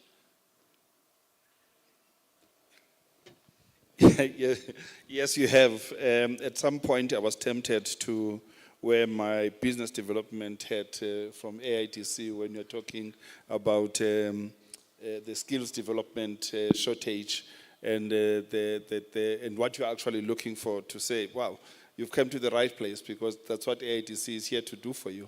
And we'll have discussions after this, definitely have discussions. Mr. Liteko, I'm going to be cautious this year. It was this year, by the way, last time. Oh, sorry, it was earlier this year. You know, there's quite a lot of talk when it comes to the localization. And Neil here was also talking on the aspect of the shortage of skills in the component manufacturing space. Fully aware that you also a pastor, but the question that I'm going to be asking you has got nothing to do with Psalm 35 in the Bible, but the South African master plan that we're going to be talking about. As a representative of NAMSA, you know that we've got a target, that we have to have localized the components that goes into a vehicle to up to 60% by year 2035. And currently, we're sitting at less than 40. Now, what are the plans in the industry? Because at this point in time, localization is more of a choice to the OEMs. It's not a must. Is it a must? It's in the master plan. Localization is in a master plan. It's in the master plan, it's but a must. what are we doing to ensure that we enforce it? It's a funny one. Yeah, thanks, Dr. Mzinyati. Let me take one step back and then try to answer your call, because to a lot of points that Neil just spoke to and Ma'am Esther earlier, it's important for that perspective to be reflected on. So the way we measure local value addition is that we look at the cost of producing a vehicle, and we subtract from that cost all the imported cost, which is imported value into a vehicle. And whatever is left then is your LVA, which is your local value addition. It means this is not the value that was generated from imported components, it's a value generated from internal ones. And at this point, we know that on average, a South African vehicle has about 39, as an average of last year, 39% local value, which was generated from local, whether local labor or local supply chain. Now, or the OEMs themselves. Now, this is important to reflect on for two reasons. One, value addition in a vehicle happens predominantly in the current setup at OEM level, meaning that OEMs themselves are responsible for what local content we have in a vehicle, and they're responsible for a significant percentage of it. In fact, current estimates put it at around 70%. So 70% of local value in vehicles is still at OEM level. And then Tier 1 are responsible for about 20%, and then Tier 2s, Tier 3s, Tier 4s, well, Tier 3s in particular, and standard material suppliers will be responsible for 10%. Now, the global trends tells us that the opposite tends to be the case if you've got a mature supply chain. So with a mature supply chain, your Tier 3s tend to be the ones delivering at around 60%, your Tier 2s at around 80, Tier 1s, and then you could make your way into the OEMs providing little value. Now, the reason why that's possible, it's got to do with the concept of technology competitiveness. At OEM level, with OEMs currently investing in the region of about 2 billion a year, and that investment flow going at OEM level, our factories have the ability to adjust to technology requirements for production far much more faster than our Tier 1 level has investment muscle to do so. So where I would differ with Neil around the competencies of our Tier 1 levels to meet what would be a cherry feasible supply chain is on the basis that obviously capital buys you the technology and capital buys you the competence. And so some of these hurdles you would believe that we would be able to overcome. But at OEM level, it's easy for those conversions to happen where an opportunity to localize could exist there, and then you could create technology competencies and abilities to therefore deliver on that localization, and that value is kept at an OEM level. And that is the first thing we need to start to correct. And we correct it by thinking of localization as a product not only of skills, but as a product of skills with technology localization. Now, what we tend to want to do as a solution as a country is that we try to localize tier ones. So if I've got an OEM, I'd rather get my tier one who's sitting in Germany to localize at my food doorstep so that vertical integration happens. And we know how success China has had with vertical integration and getting all their suppliers to exist in the same precinct with the OEM, and it's a learning.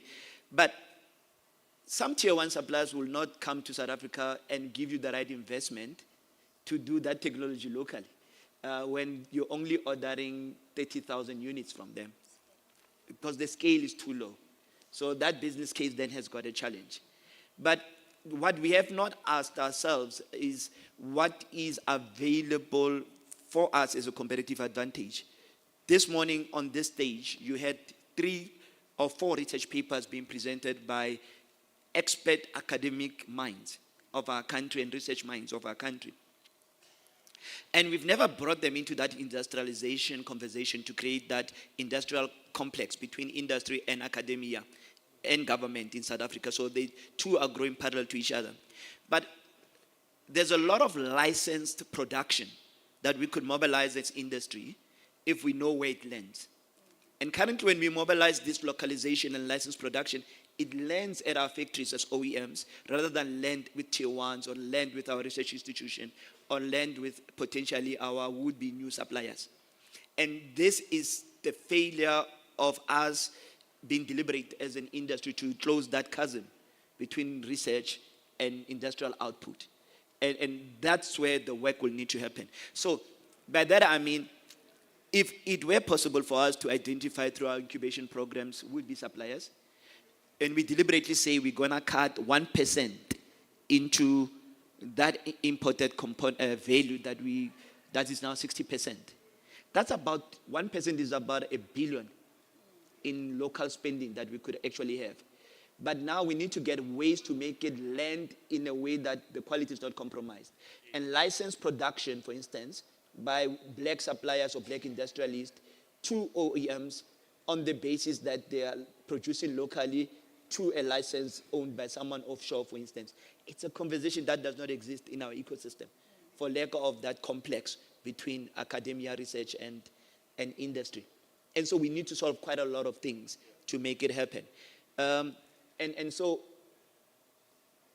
having had a discussion with, say, Chinese OEMs that enjoy vertical integration, where an OEM technically owns the entire value chain, the supply chain exists within their own body.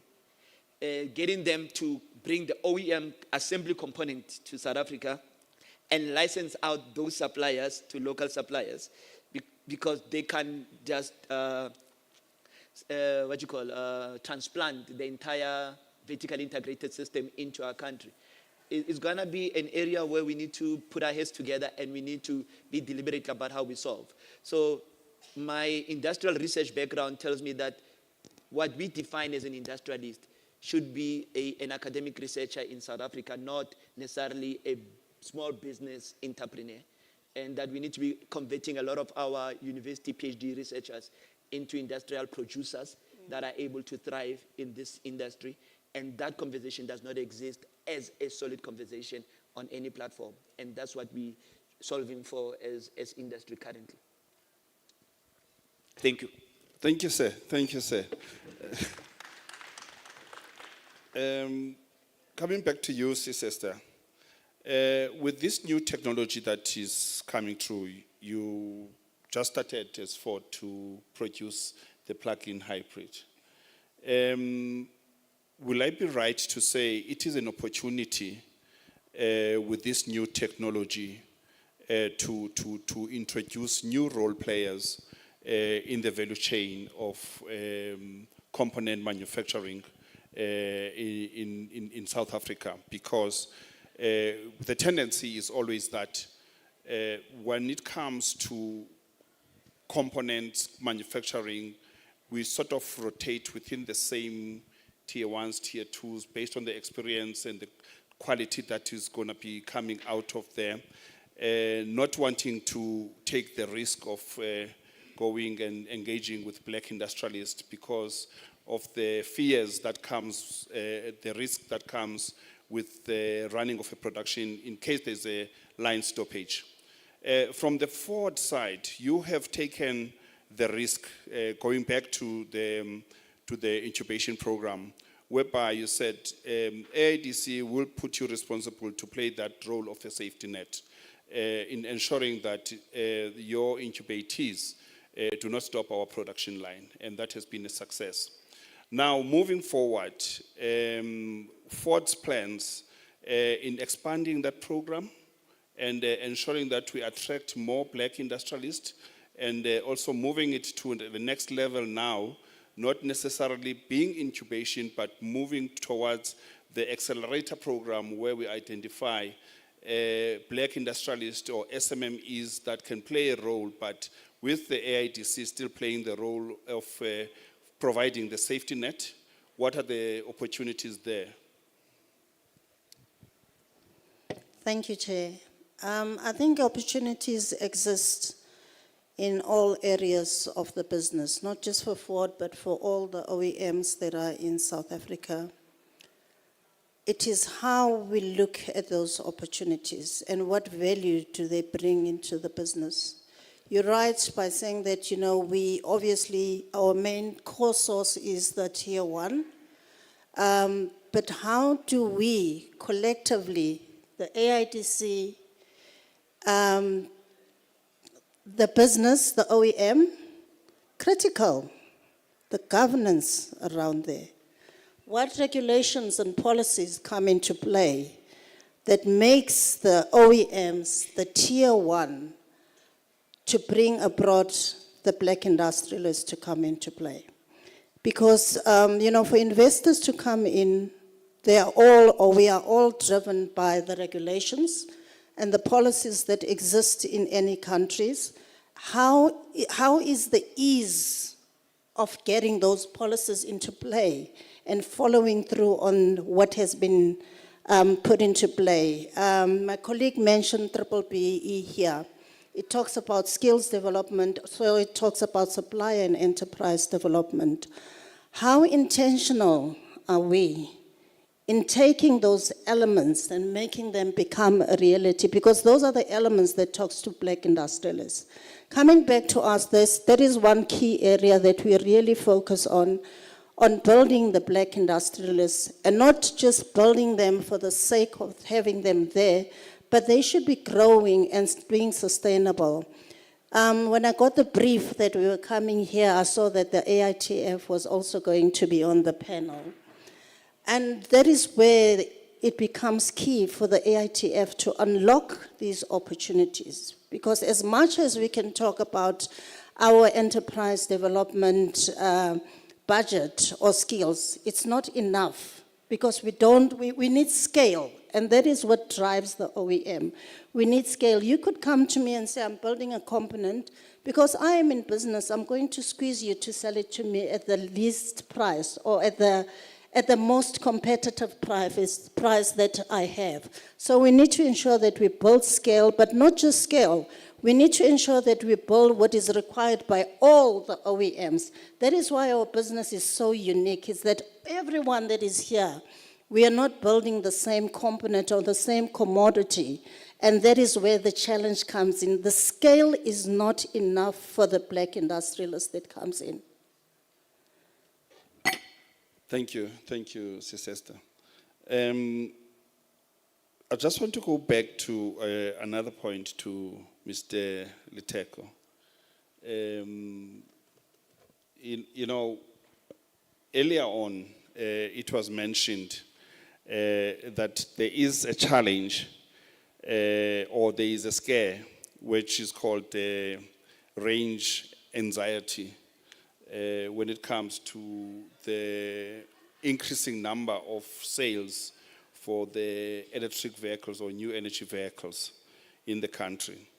From NAMSA, to move that needle in ensuring that there is a take-up into the new energy vehicles. What are you doing?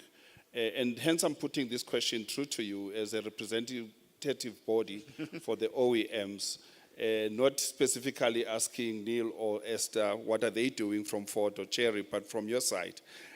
What is NAMSA doing in ensuring that there is a broader infrastructure when it comes to the charging infrastructure throughout the country? Thanks. By the way, I should add that both of them have got nice products that I've had a chance to test drive on South African roads. So I've had a Ford plug-in hybrid that I've test driven, and the Jetto J7 plug-in, and the Cherry Tiggo Pro 7 plug-in. So those products are quite good products. So let me acknowledge them. But yeah, Gauteng to P, but I've also driven from Gauteng to Cape Town on our roads. So effectively, Tatem Zinyati, there's 3 fears. We do have range anxiety as an anxiety for owning an electric vehicle, because once you get into an electric vehicle, unlike a petrol car, it tells you how far it can go. And there's a mental adjustment that goes with knowing how far I can go with this car versus driving a petrol engine and you know you've ran out of petrol and you're on reserve tank. But you can trust that this car is going to give me 80 kilometers without seeing it. And so an electric car is clever enough to tell you you can only go up to 10 kilometers. And then your question becomes, will I make it to the next charging point on the basis that I know I only have 10 kilometers to go? That's range anxiety. Then you could get to the charger and your car refuses to have a handshake with the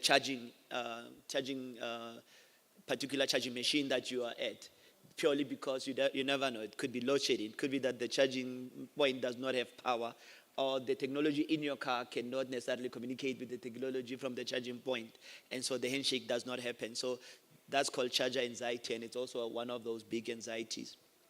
And the third fear that we have with adoption is got to do with the fact of it takes a lot upfront to pay for these vehicles. They charge slightly more than our ICE vehicles, but the total cost of ownership, we tend to believe, favors new electric vehicles because they become cheaper with time. So that's not me answering your question. That's just me saying fears sometimes come from multiple sources. But on the infrastructure point of view, NAMSA is doing 2 projects. One is that we have, together with the AIT, gone and identified a would-be black supplier who's going to partner with a charging infrastructure supplier to increase the amount of charging points that are available on our roads. That's one. And to make sure that there's more charging points to allow for a lot of these. We know for a fact that the current charging infrastructure on our roads, if we're going to get to a place where 50% of our new vehicle sales is going to be charging vehicles, battery electric or plug-in hybrids, we'll therefore need almost 700 times the amount of charging points that we have currently. So we've gone ahead and we're partnering, and we've made funding available through our ecosystem to make sure that these charging points are increased. That's one aspect of it. Now, the second aspect of it is what's in the charging point or a charging station, and how much of it can be localized. So we then went and raised funding to reverse engineer the charging station to see how much of it can be localized and what that means as an opportunity for a would-be black industrialist to also form part of the production of these things once we move forward. So if you're going to be producing 700 times of what we have currently installed, how much does that represent in opportunities for a would-be industrialist, especially because high voltage wiring is some things that already we have black suppliers we're operating in. Your aluminum boxes that are shielding and protecting this unit is something already we have competence in South Africa for. And so should we be even thinking about importing these stations like we are currently? Or should that be a local competence? So NAMSA has completed a project this year to figure out how to make that a local competence so that moving forward we can produce these units locally. And those are two examples of projects where NAMSA is deliberately introducing interventions. Thanks. Thank you, sir. Thank you. Thank you. Neil, this will be part of your parting shot. As you have mentioned that Cherry is actually leading in terms of export into China. From the trends that you have noticed from your organization, looking into the South African market, how soon do you think the curve is going to change where there is a more buy-in into the new energy vehicles as compared to the ICE vehicles? Because the graph has been flat for quite some time, and some of the reasons were the infrastructure anxiety, where people, what Mr. Liteko have just explained, that people have got concerns of changing to the new technology. Now, with the introduction of these new vehicles that are coming more from the east, how soon do you think this graph is going to change, where there is more increase onto the new energy vehicles and more, not necessarily saying surpassing the ICE vehicles? How quickly do you think that change will be coming? Tomorrow. Okay, so before I get into this, I actually want to highlight something from questions from several bit earlier, was on the supply chain or the vertical integration for the Eastern brands. I'm not talking only China, I'm talking India as well, where, and the universities and what important role they play.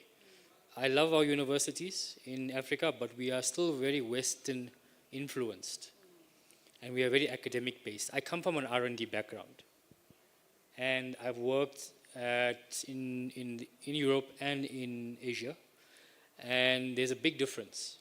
When I joined Cherry, my director, the person my same level we were reporting to, was 27 years old. I was 40 when I joined. And he only spent 3 years in university as an electrical engineer. And then he worked on the Cherry line for 6 months. And now he's a country director for Thailand. So what I'm saying is that we need to look at how we change our thinking towards academia, and academia becoming a business and becoming the provider, because we have something also called Cherry technology, where our suppliers, we own our suppliers. And that's why I'm saying my business case to localize is very different and very difficult to yours, because we need to bring everybody at one time. So I think that's what we need to understand. And the speed, we have people working 24/7. I'm not saying it's slavery at some point, but people want to work. They want to have that passion to work at Cherry. They want to, because we are, other Chinese OEMs aren't as complex as us, but to have that drive and passion for the automotive industry from younger people, which we need here in South Africa, not just to become small business owners. We need something bigger. We need something greater. The trend of the automotive industry coming to play was highly driven by incentives. Maybe in the UK, we saw the incentives when it went up, the NEV went up, but it's been flat for one specific reason. It's still high. The uptake of vehicles are still high. But so there is a volumetric, there may be a percentage every month going at a pretty flat rate, but there's still 100,000, 200,000 cars, new energy vehicles being bought. Because once you start driving the cars, please, my 2 cars are out there, have a look at the cars. Understand that the whole driving experience changes when the driving dynamics changes completely when you drive a new energy vehicle. I'm talking plug-in hybrid, battery electric vehicle, and a hybrid vehicle. And the idea behind this for us, where people are starting to become more and more educated. Education is very critical for us, experience and education. And we're seeing this in China because there's a slowdown in China, because some provinces, actually, you can only sell an electric vehicle on Monday, Tuesday, Wednesday. Then you have to sell, so this is what's other drivers in the thing. Some ban the electric vehicles because there is, for sale, because there's too many electric vehicles. So that also slows down. So the demand is there. Europe is kind of very small in terms of the number of cars it's sold. So it's already in that state of 10 years where electric vehicles are being bought. And they're closing their doors now to ICE. And this becomes a challenge. South Africa needs to look at new global partners. We need to look away from the Western partners, that's Europe and Americas, and look at the East and how we can sell to the East. This is the message I'm bringing across to everybody. That's my business case. We have the skills, we have this here, we just need to have the right partnerships going forward. Thank you, Neil. Just a follow-up, Neil, on your side. Any plans for you going to Africa and using South Africa as a platform? So in our feasibility, the first two key points, I can't tell you the first one, I'm going to tell you the second one. The second one is to be a established South Africa, because we are a mature automotive production country, to create a gateway, I hate using the word gateway into Africa, but to be the vessel that we can start producing vehicles that we can export into Africa. I know AITF, African Free Trade Agreements coming through. There are vessels that we can actually look at, but also we at very big risk, because the rest of Africa is a dumping ground for the rest of the world. And we need to stand up to the rest of the world. Keep your cars. Right, don't dump it in, you have to recycle your cars, recycle your things, because it is a 360 value chain on NEV, where it comes to recycling, all of that. So all Kenya is taking cars from Japan, where are the batteries going? Is managed properly? It's not. We are being abused again in that specific sense. So we want to go into Africa, we have a plan to go into Africa, but we have other challenges. Okay, so the West needs to stop allowing that facility to come in, then we can increase the African automotive new car sales. I think that will, on the LCV side, that's going to be a help amazing if we can actually stop the grey imports to increase the market. So in Africa. And I think this is where the challenge is coming. We want to go into Africa, but for the last 17 years I've been involved, nothing has changed in Africa. Thank you very much. Sister Esther? Yes, Chair. Your last words. Last word. I think what is key when we're looking at NEV and transitioning into NEV, it's key that we sustain what we have, currently what we have, albeit it being ICE, but it's key that we sustain that, because once we start looking at the Africa Continental Free Trade Agreement, we heard last week that the autos has now been approved under African Continental Free Trade Agreement. That is a huge opportunity for South Africa to be going in there, but we need to be in a state of readiness. Number one, we need to make sure that our black industrialists are ready to go in there. They've got the scale that they require, they've got the skills that they require to go in there. We need to create the demand that the people want to trade with South Africa. We need to have the right commodities in South Africa that we are prepared to give to Africa, not even looking outside, but to give to Africa. But we also need to ensure that we remain competitive, whether it being with our policies that we have and whether it being in the way that we do things. But we need to make sure that we up our game. We also need to be super careful, because there are other African countries that are really coming up behind us, and they are a real force that we need to reckon with. If we take, for example, what Morocco is currently doing, we need to be super worried as to what we are doing currently, and we need to ensure that we take the low-hanging fruits. One of them being our logistics in place, which is what is the vehicle that drives us? Is our policy in place, which is what drives us? Do we have the right skills in place? Are we equipping our people the way that they should be equipped in order for them to be ready when the time comes? I'm cognizant of your time. Thank you. So according to the clock, I've got 30 seconds. No, they have actually extended yours with 4 minutes. Okay. So from NAMSA, So, what would you say as your parting words? So I would say that, look, two things for me are important. Whenever I speak to Gauteng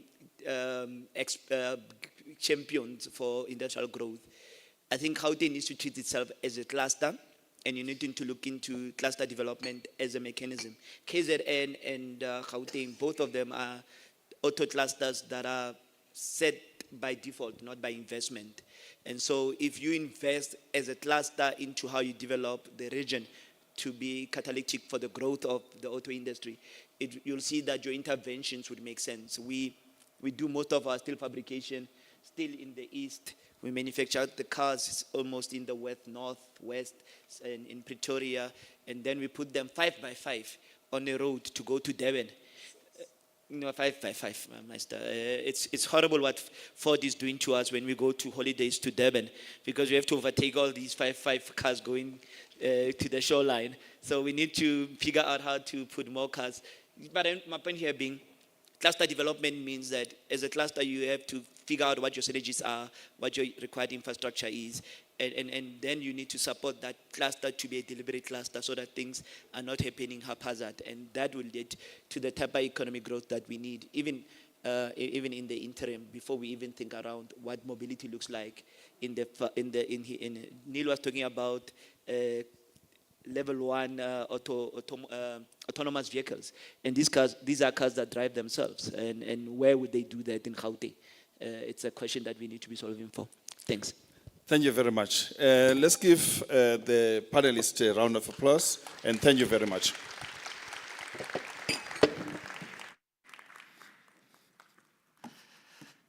I think you need a round of applause. What an amazing facilitator of a panel.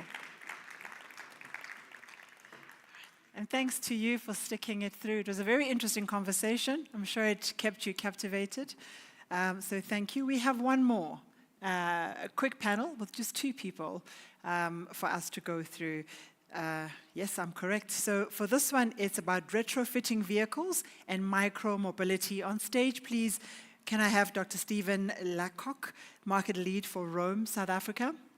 And then may I please have Ms. Jasmine Skate, Ergon Equipment.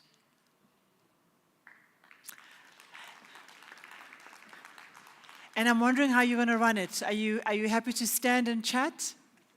Are you happy to stand and chat using a mic? Please come up. Right? I've got some mobile mics that you can use. So, do you want to, each one of you go first?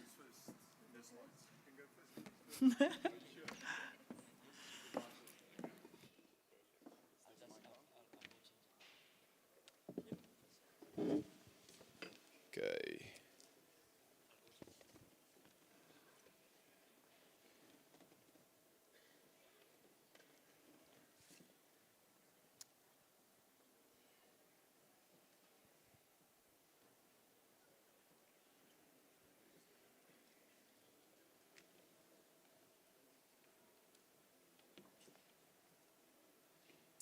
Awesome. Yes. Good afternoon, ladies and gentlemen. Thank you for the opportunity to speak to you today.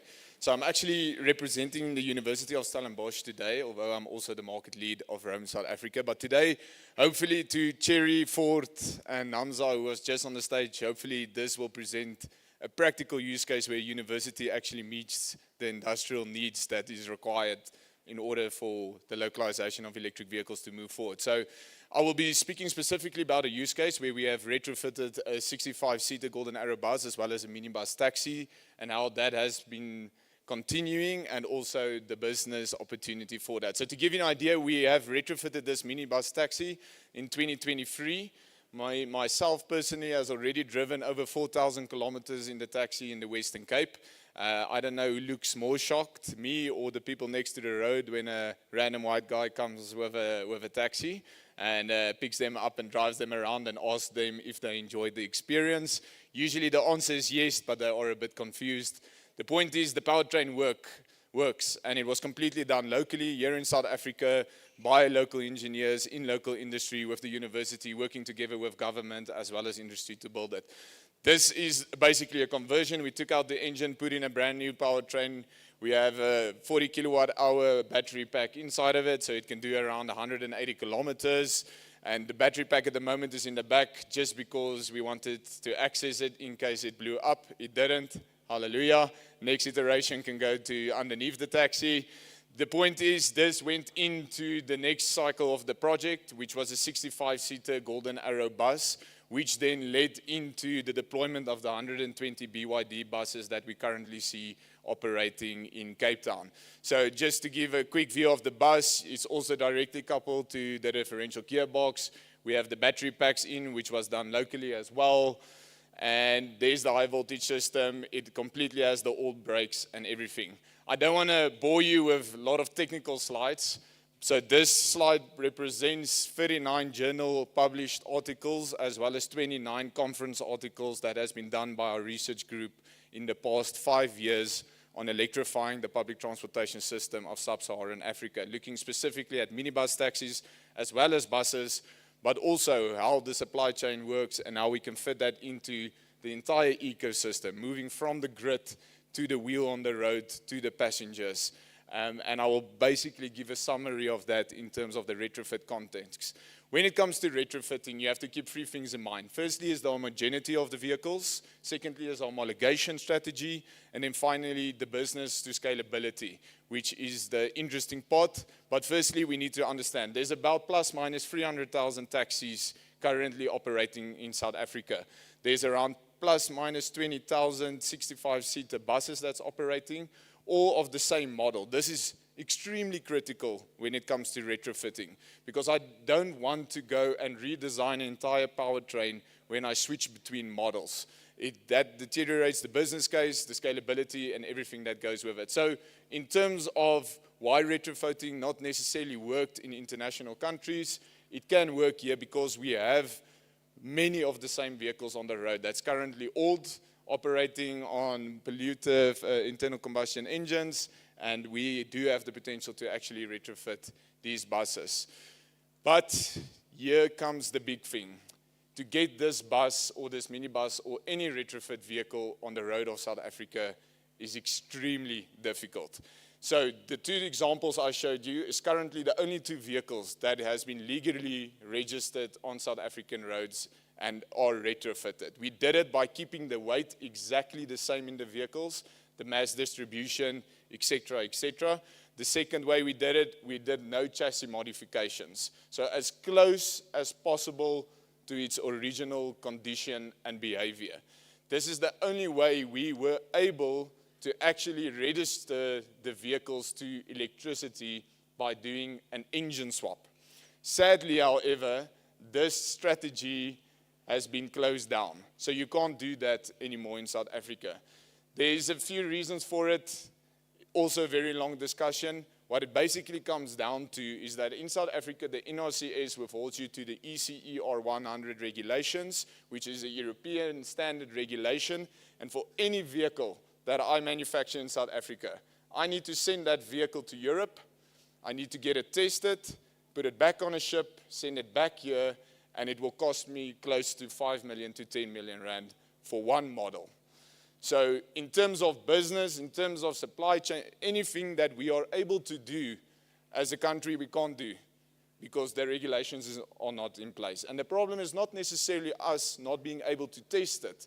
I'm from the university where we can test every single component to every single accreditation that's required. But the problem is we don't have an accredited test facility in South Africa to meet that standard or to give you the certification that is required to get that vehicle on the road. This is the most critical problem of the entire retrofitting case. And as I can see someone shaking his head here, most probably any electric vehicle that we want to produce locally here in South Africa. To give you an idea, we have no specific conversion standard. We have no local accredited test facility. And if you can get it right, it took us about 12 to 14 months to homologate one bus. And by that time, we moved into 120 BYD buses being imported just because of time's sake. What this means, local manufacturing goes down, job creation goes down, skill development goes down, and fully built imports continues to increase. That is the reality. The business case, however, just to give the other side of it, the project did lead into us being able to deploy 120 BYD buses that's currently being rolled out in the Western Cape for Golden Arrow buses. Currently, they have 80 buses in operation. They do around 200 kilometers at an efficiency of 1 kilometer per kilowatt hour. The retrofit bus actually has the exact same efficiency, which proves a lot of theories out there wrong in terms of retrofitting being less efficient. Then they have almost 60 chargers currently going. Just to give you an idea that it is possible to do it with solar power. Currently there's a 1.3 megawatt hour solar plant that has been implemented at the depot, and we're able to charge all 60 buses during peak hours of sun during the day, but they also do trickle off-peak charging at night. Very interesting, lot of academic articles about that. The point is, this is very summarized, but we do see 40% less maintenance, we do see about 80% less operational costs, and also the reality is we see about the reduction of 30% in labor cost just because it's easier to operate an electric bus. That 80% savings in operational cost, it is a combination between 65% in energy as well as some other operational costs, but it comes down to the point where fleets like Golden Arrow is looking at completely changing their fleet to electric just because of the economics. So it brings us to the point, when it comes to retrofitting, a diesel bus costs around 4 million rand, a new electric bus costs between 7 to 9 million rand, and then the big question of why retrofit, we can do it for 2.5 million rand. Now I'm not standing here and say we need to compare a retrofit bus with a new diesel bus. In fact, you can do it. The payback period is a bit longer, but what we're actually suggesting through our studies is that you should compare a refurbished diesel bus versus a retrofit bus. To give you an idea, Golden Arrow has over 900 plus MAN HB2 buses that they refurbish after 12 years. It costs them about 300 to 500,000 rand to refurbish that bus. They drive it for another 3 years, then sell it off to schools, to local communities, which they then use for who knows how long. And the safety of that bus and the integrity of that bus is a big question mark. When you retrofit that bus, yes, you pay 2.5 million rand to retrofit that bus, but some technical overview, your initial cost, 2.5 versus 300,000 rand. After 5 years alone, your operational cost is only 2.7 million rand when it comes to a retrofit bus, and your diesel bus is almost 5 million rand. Just to put it in a pretty graph, there you can see within 5 years, you have paid back the initial capital cost on your retrofit bus. When you have to do a refurbished bus 3 times over 15 years, where a retrofit bus can last 15 years, and this is not even speaking about the recyclable value of that retrofit bus. When we take out the batteries, which is usually around 80% efficient, which we can still use in any solar plant or stationary storage. So the point is, homogeneity is there for buses as well as taxis. In terms of the buses, currently Golden Arrow is ready to retrofit 900 plus of their buses. Homologation, however, is completely blocked. So even though the business case looks pretty and everything, trust me, I've done a lot of calculations and we actually can do it here in South Africa, but there's no way to homologate it. That's where the university, and I hope someone here listening today as well as with industry, where we can come together to start writing these policies and regulations and standards based on our local supply chain, our local capabilities, as well as our local test facilities and what they can actually be accredited for to test. Because there's no point of holding us to a standard which we can test, but we are not locally accredited to prove that it's been tested. And that's the main hurdle when it comes to the retrofitting of buses. When we do it, local manufacturing increases, job creation increases because retrofit is a high labor-intensive thing to do. Skill development drastically increases. We have 2 vehicles. We have trained over 30 students in the past 2 years. We have a new training curriculum that's launching in the beginning of next year, where we will have full EV design as a course at the University of Stellenbosch, etc. And then what is required? We need funding as research institutions. We almost went bankrupt in January in spite of all the work we did in the past 3 years, including the almost 50 plus journal articles. We need synergy between government, industry, policymakers, as well as academic institutions. And then we need to review the standards and regulations as soon as we can. In plain terms, we are 2 prototypes away of actually doing this at scale. It will cost us about 8 million rand to do the 2 prototypes specifically. And the reason why it's 8 million, because I intend to send the bus to Europe to get it homologated and send it back to prove the point that we can do it. And there's over 900 buses that we can retrofit tomorrow if the funding is there and if the regulations is there. And hopefully this is not a stress call, a distress call. I'm not negative. In fact, I'm the most positive person that you will meet. Maybe it's because I'm from academia, but I can tell you that if we can really start to line these things and the structures and the engineering capabilities that we have, not only in the academic industry, but as well as in industry, we just heard it. We just heard it. If we can just combine it and come together in one table, we can actually set a standard that hopefully will benefit all local suppliers as well as local OEMs for the future. Thank you. Jasmine, I hope you had the same opinion. There you go. Good afternoon. Okay, I'll get used to that.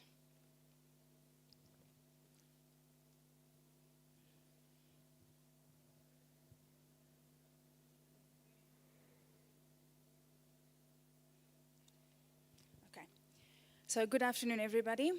My name is Jasmine Skate. I'm the director of Ergon Equipment in South Africa. Just to give a bit of a background, Ergon is an international company, and we are dealing with alternative fuel technologies in general. Let's say that we offer a solution that's an A to Z solution, from starting off a project to completing a project, from licensing perspective, from regulation perspective to full implementation.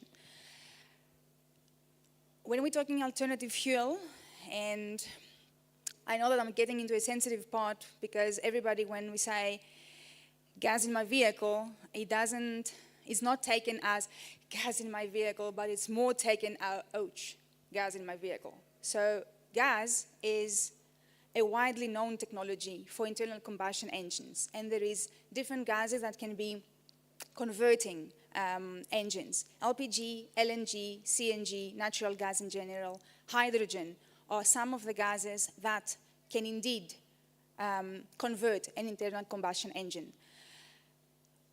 Our scope and our expertise is to start the Autogas project, as it's internationally called, into new markets. Africa is one of them. More precisely, Southern Africa is one of them. Our scope includes involving technical expertise, developing conversion centers across the country, creating and developing infrastructure, including refueling stations, covering the A to Z solution, as I said earlier, because the value chain of Autogas cannot be interrupted.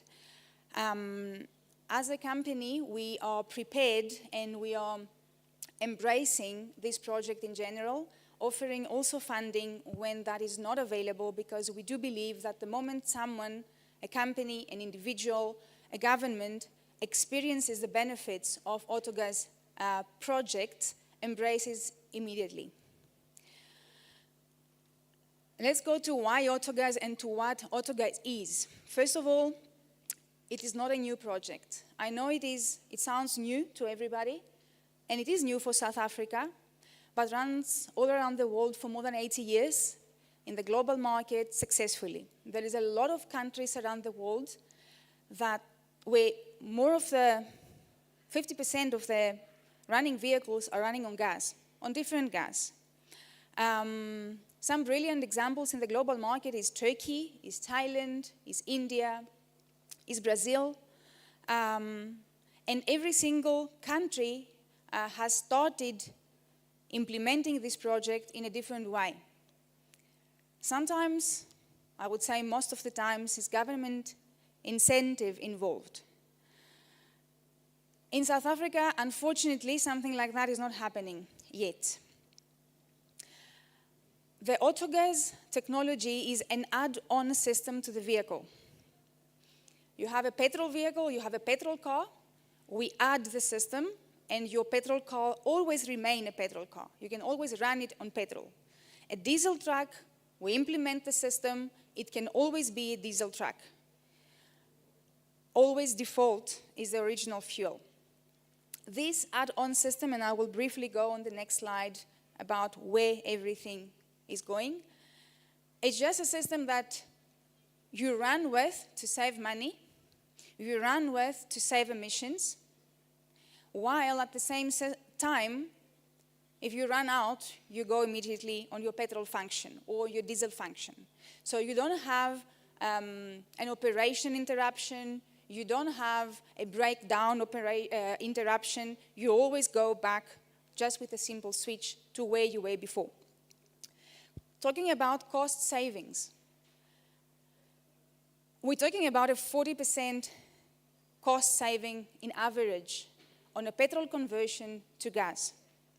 I'm sure we all understand that even a 5% sometimes can make a big difference to a business, to a government, to a fleet, to an industry. 40% is excessive, I know, it sounds unreal, but it is real. The saving on a technology like that comes purely by the fuel price difference, from nothing else. We're not changing anything to the engine to consume less.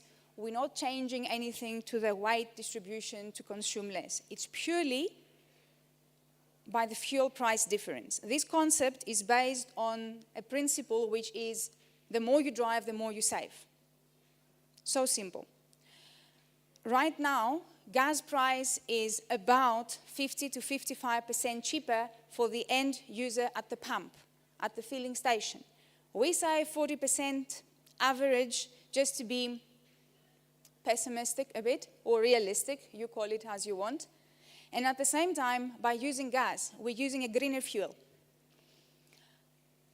We all know, and we are all here because of the need of reducing emissions, harmful emissions, and different all the gases that I referred to previously belong to the greener emission environment with different harmful emission reductions, each of them. Mentioning, though, the cost saving of 40%, I have to mention that in order for anyone to convert to gas, the initial investment to get that 40% saving is nothing. Is a minimum amount, is a very small amount. I can name it in rand, it could be anything from 25 to 30,000 rand to get 40%. I'm sure we all understand if we're talking about a government fleet or a normal fleet or a taxi fleet, your return on investment in converting to gas, it's anything between 5 to 10 months. Is it safe? I'm sure you're all wondering if it's safe. Is it going to explode? No, it's not going to explode. It's safer than petrol and diesel. And the autogas technology in South Africa is fully compliant with current safety regulation. The components themselves also, plus the conversion principle and the conversion procedure is also prescribed fully into the local regulation.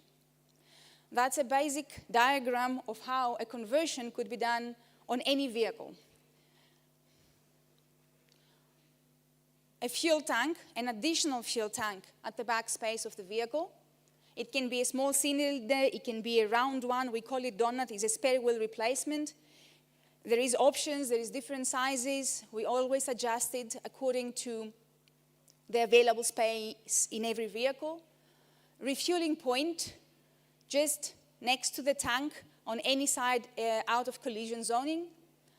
And at the front side, everything is actually done into the engine. There's a fuel line coming from the tank to the engine.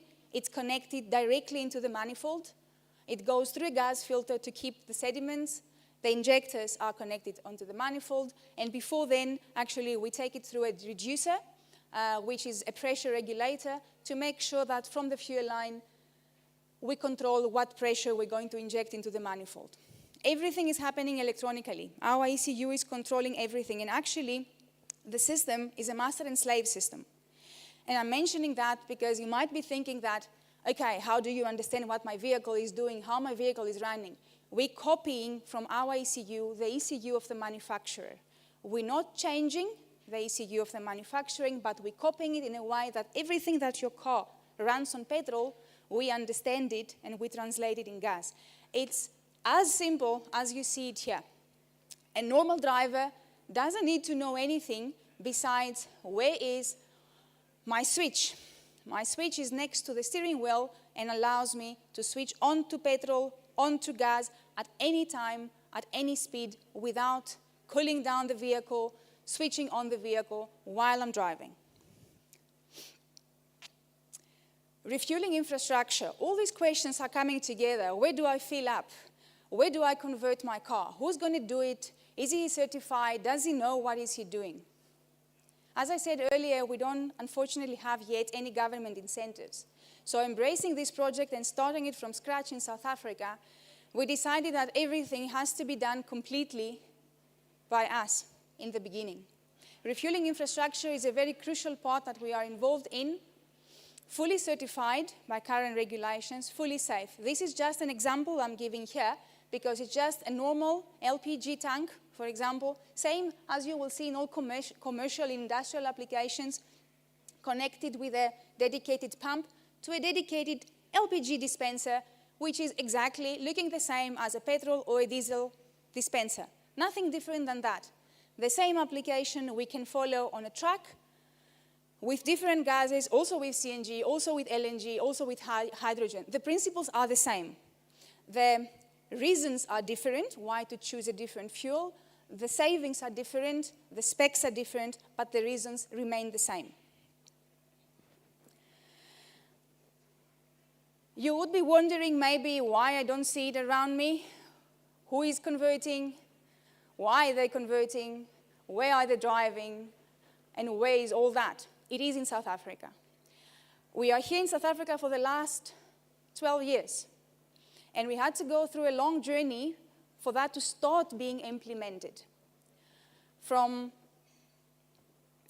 fighting misconceptions, from working closely with the regulatory authorities, with working closely with SAQCC for all the safety standards, that takes time. Luckily, though, we could say that the last couple of years, it is indeed gaining traction. There is a couple of thousands of vehicles converted already in South Africa. Of course, it is not easy to approach the individual drivers in the individual market, so this effort, of course, starts from the fleet industry, the government fleets, the private fleets, the taxi industry, the e-hailing industry. The reason is that the fleets is easier to serve them by a more limited refueling infrastructure because they are running through certain areas where you can easier support with filling stations. It's not easy for any company, as you may understand, to go out and say, I'm implementing 1,000 stations immediately. It's very cost ineffective. But slowly, slowly, getting this traction, we have already penetrated the fleet industry. I would say that some of the big national fleets right now are converting to LPG and CNG. Some of the big logistics, national logistic companies are already converting to CNG and LNG. Taxi industry, we achieved a very big contract with assistance from Department of Transport, and that was a huge success for the industry. I'm sure you understand it was not easy, but Department of Transport right now is assisting the taxi industry to convert to gas. To give you an indication, the taxi industry is getting a return on investment on 5 months. They have no loss of performance. Nobody sees the tank because it's underneath as a spare wheel replacement. The drivers and the operators are super happy. E-hailing industry, the same. We're continuously engaging and we're converting e-hailing vehicles. Question, where's the car manufacturers on our project and how they see it? Obviously, that's a different question to answer, but already there is certain car manufacturers that have been testing the project excessively with us. They are accepting warranties on the project as a retrofitment, as an aftermarket product, but at the same time, there is certain manufacturers that allow us to keep the warranty on 0-kilometer conversions, which is a huge success to move to the next step of the market and trying and get warranty cover 0-kilometer as a product coming from the manufacturer's portfolio. Same on cars, same on trucks. The problem we're facing is a limited refueling infrastructure. That question always will be there. Where do I fill up if I convert? If I can't fill up, I don't convert. We are running an expansion phase on the refueling infrastructure right now, and we're expecting that in the next 2 to 5 years, that will be covering a big landscape, allowing more and more people to convert. Autogas is embraced nowadays by main authorities. Actually, we're working very closely with LPG Association and Gas Association and Industrial Gas Association. And we have trainings on board. We have a lot of different activities from their side to embrace autogas and adding on skills. At the same time, AIDC is embracing big time this project, and we thank them for that because we're working together on the train-the-trainer procedure in order to add more skills into the industry. And at the same time, we are working on a potential localization and local manufacturing of certain components. Our view on this project is that it can only be successful in South Africa and from here onwards to SADC countries if the local industry is involved, if the local technicians have the skills to be involved, if the local authorities embrace it. We're not expecting miracles, but we try to engage with the correct people in the correct authorities and industries to make them part of it. I have prepared just a brief, non-complicated business case to show you the real numbers on a normal vehicle and current fuel prices, current LPG pricing, average mileage of 6,000 kilometers, which I have to say it's not an average mileage for an individual car, but let's say call it a fleet, call it a taxi.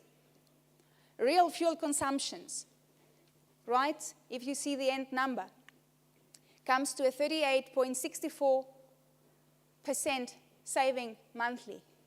That's a big amount. If we think township development, if we think hubs, if we think sensitive industries, not everybody afford the initial cost of investment, even if it's small. We are here to participate on that. We're here to assist.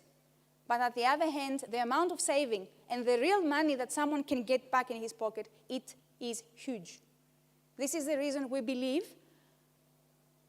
even if it looks like we have gone through a lot of hurdles for this to be embraced, even at an entry-level stage, it looks like this project has potential in South Africa, same as has potential and is implemented in a lot of countries around the world. South Africa has a very specific environment with big daily distances, not the same with Belgium, not the same with Germany.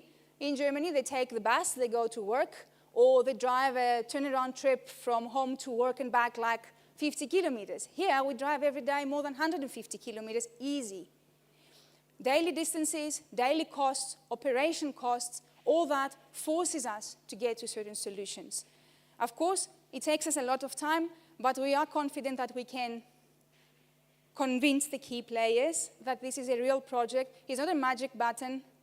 It's a real project that can save money to people. And at the same time, it is a proven technology that it is already working around the world and has a future in South Africa as well. Thank you.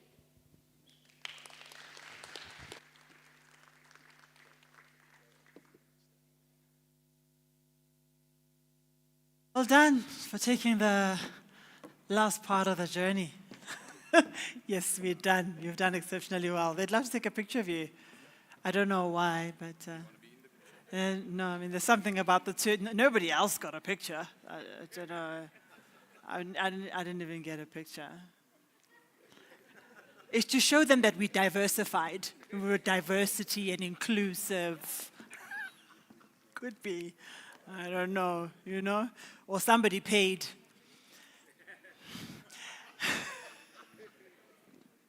But I Stellenbosch.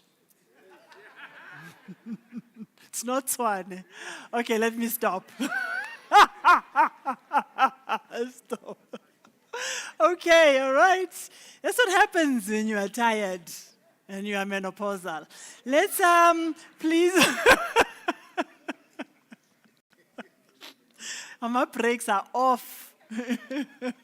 Batteries are flat. Yo, stop, Zanele, right? Somebody come take me off the stage, and that person is going to be Ubega Zulu. and he leads the Tshwane Automotive Special Economic Zone. But Bega, thank you so much. We've seen so much of you today. You've become a media person. I need a signature, please, at the end. Please come close the session for us. Is that him? Let's give him a round of applause. Look at the swag. Look at the swag. Yes, sir.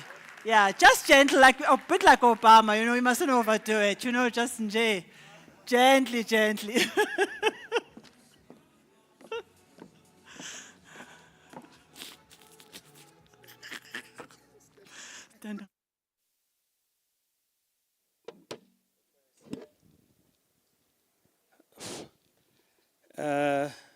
Thanks, Mazz.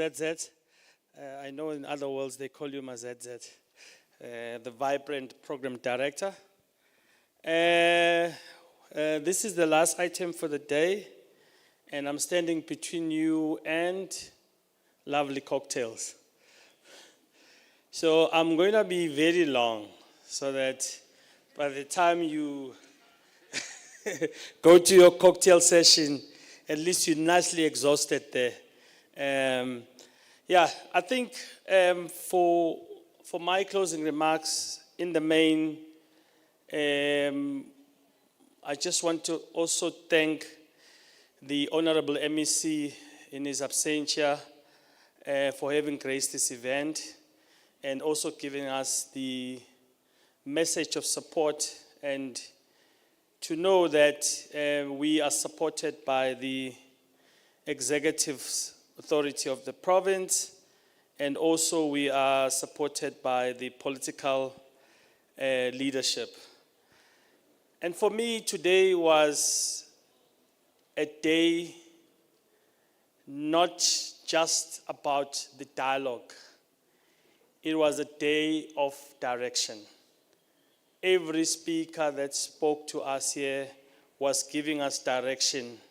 Direction in a sense that every presentation, every exchange was the emergence of a shared vision.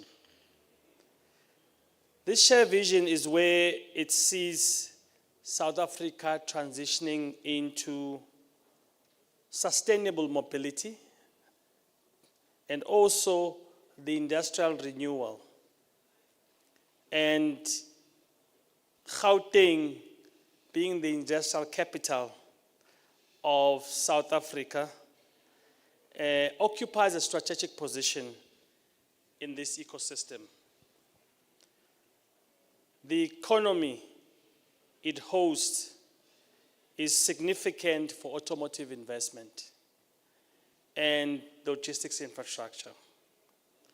And as a province, we will continue working with stakeholders like yourselves and the various experts that came from academia, the industry, and all aspects of intellectual property that contributed to make this summit a success for today. And as we collaborate, and I think the aim and the message that was sent today is about collaboration. We need to create these collaborative platforms that will continue to advocate for job creation, will advocate for SMME development and technology localization. And this demonstrates the partnership between public and private sector. And I always say in one of my interviews that the collaboration, it's like a race, a relay race, where you have different athletes that are passing a baton to the next one. And each and every one of those athletes has a particular contribution and a skill.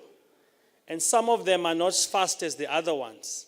So there's a strategic allocation of these different athletes in a different post. If you look at the 4x1, you'll have a faster, and then at the end you have the fastest so that they can make up. So this relationship and collaboration with government relies or necessitates us to be able to pass the baton to the other. So it's not about competing as to who's going to do what, it's to see who has the strength in the different aspects of the racetrack, and we pass the baton to the particular player. And today, the deliberations reaffirm South African readiness to lead Africa's green mobility for the future. And as Gauteng, we call for an urban-driven industrialization where we're going to piggyback on the policy direction and some of the insights that came from different organizations that were giving clear messages and momentum that we are building on. Today, we emphasize that technology and labor must advance together for a just transition.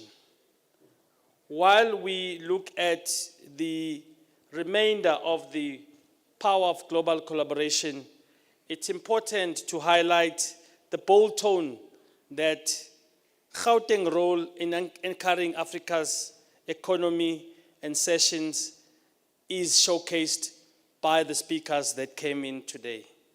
And this showed the glowing confidence that we have in the local NEV manufacturing and investment. In essence, this day clarified policy direction, confirmed industry capabilities, and strengthened our private-public partnership. And today, we've set a stage for a deeper and technical investment discussion for day 2 tomorrow. What have we learned today? These are some of the questions that we need to be asking.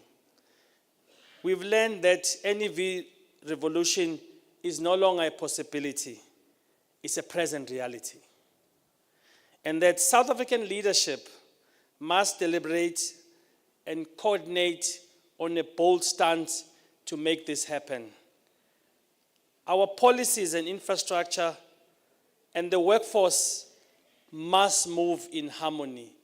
I always say, in this journey, we leave no one behind. We all transition together as a collective. So that if we succeed, which we will, we must be able to redefine our industrial base, uplift our people, and restore competitiveness on the world stage.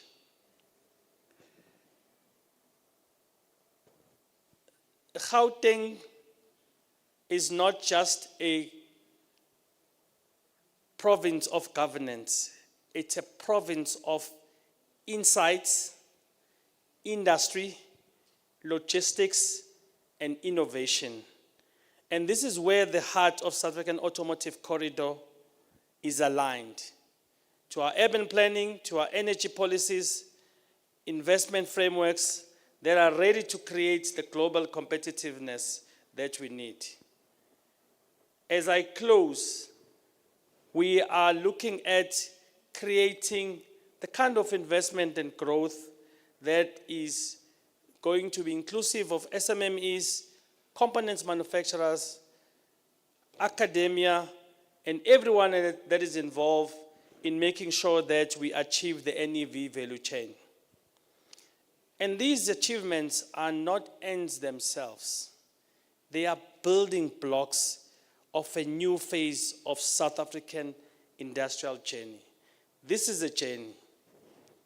And tomorrow, I'm hoping, when we look at day 2, we can focus on shifting some theory into practice, some dialogue into design, as we see some of the aspects in the discussion that looks at mineral beneficiation, micro-mobility and retrofitting, which was one of the topics that was spoken about today, and more in-depth aspects in the charging infrastructure, which will address some of the technical and policy challenges that we need to overcome as a nation.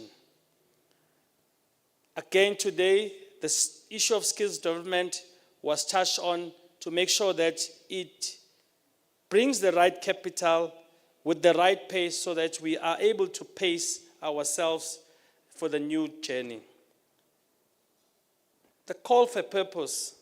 My call is to say, as a collective, South Africa's NEV transition is not a single sector, but it's a national movement.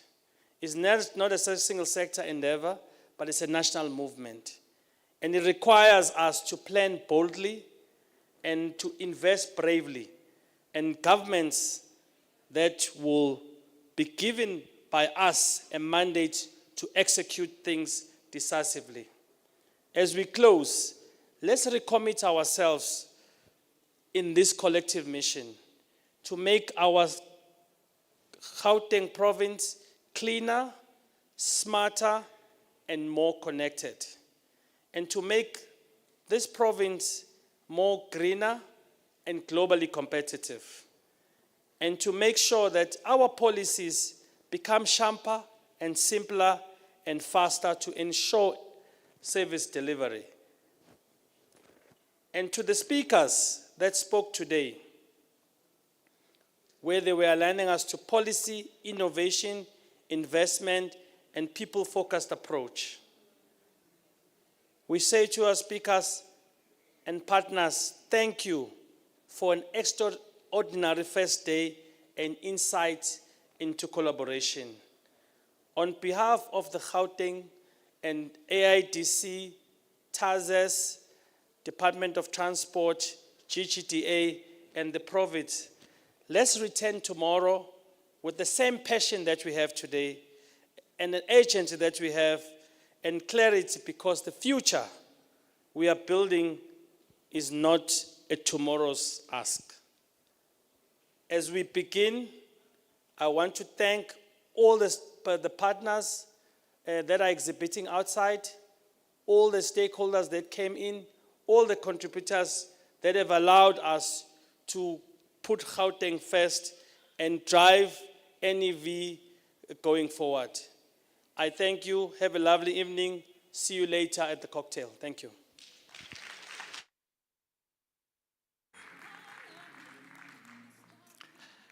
And that's it. Thank you so much for today. Drive safely, enjoy the cocktail. Thank you to the DJ. Please let the music roll. You got a thing going on there. I like it. And to everybody who's organizing and to you, thank you so much. We'll see you next year and we'll track the progress. I make notes. Have a good one.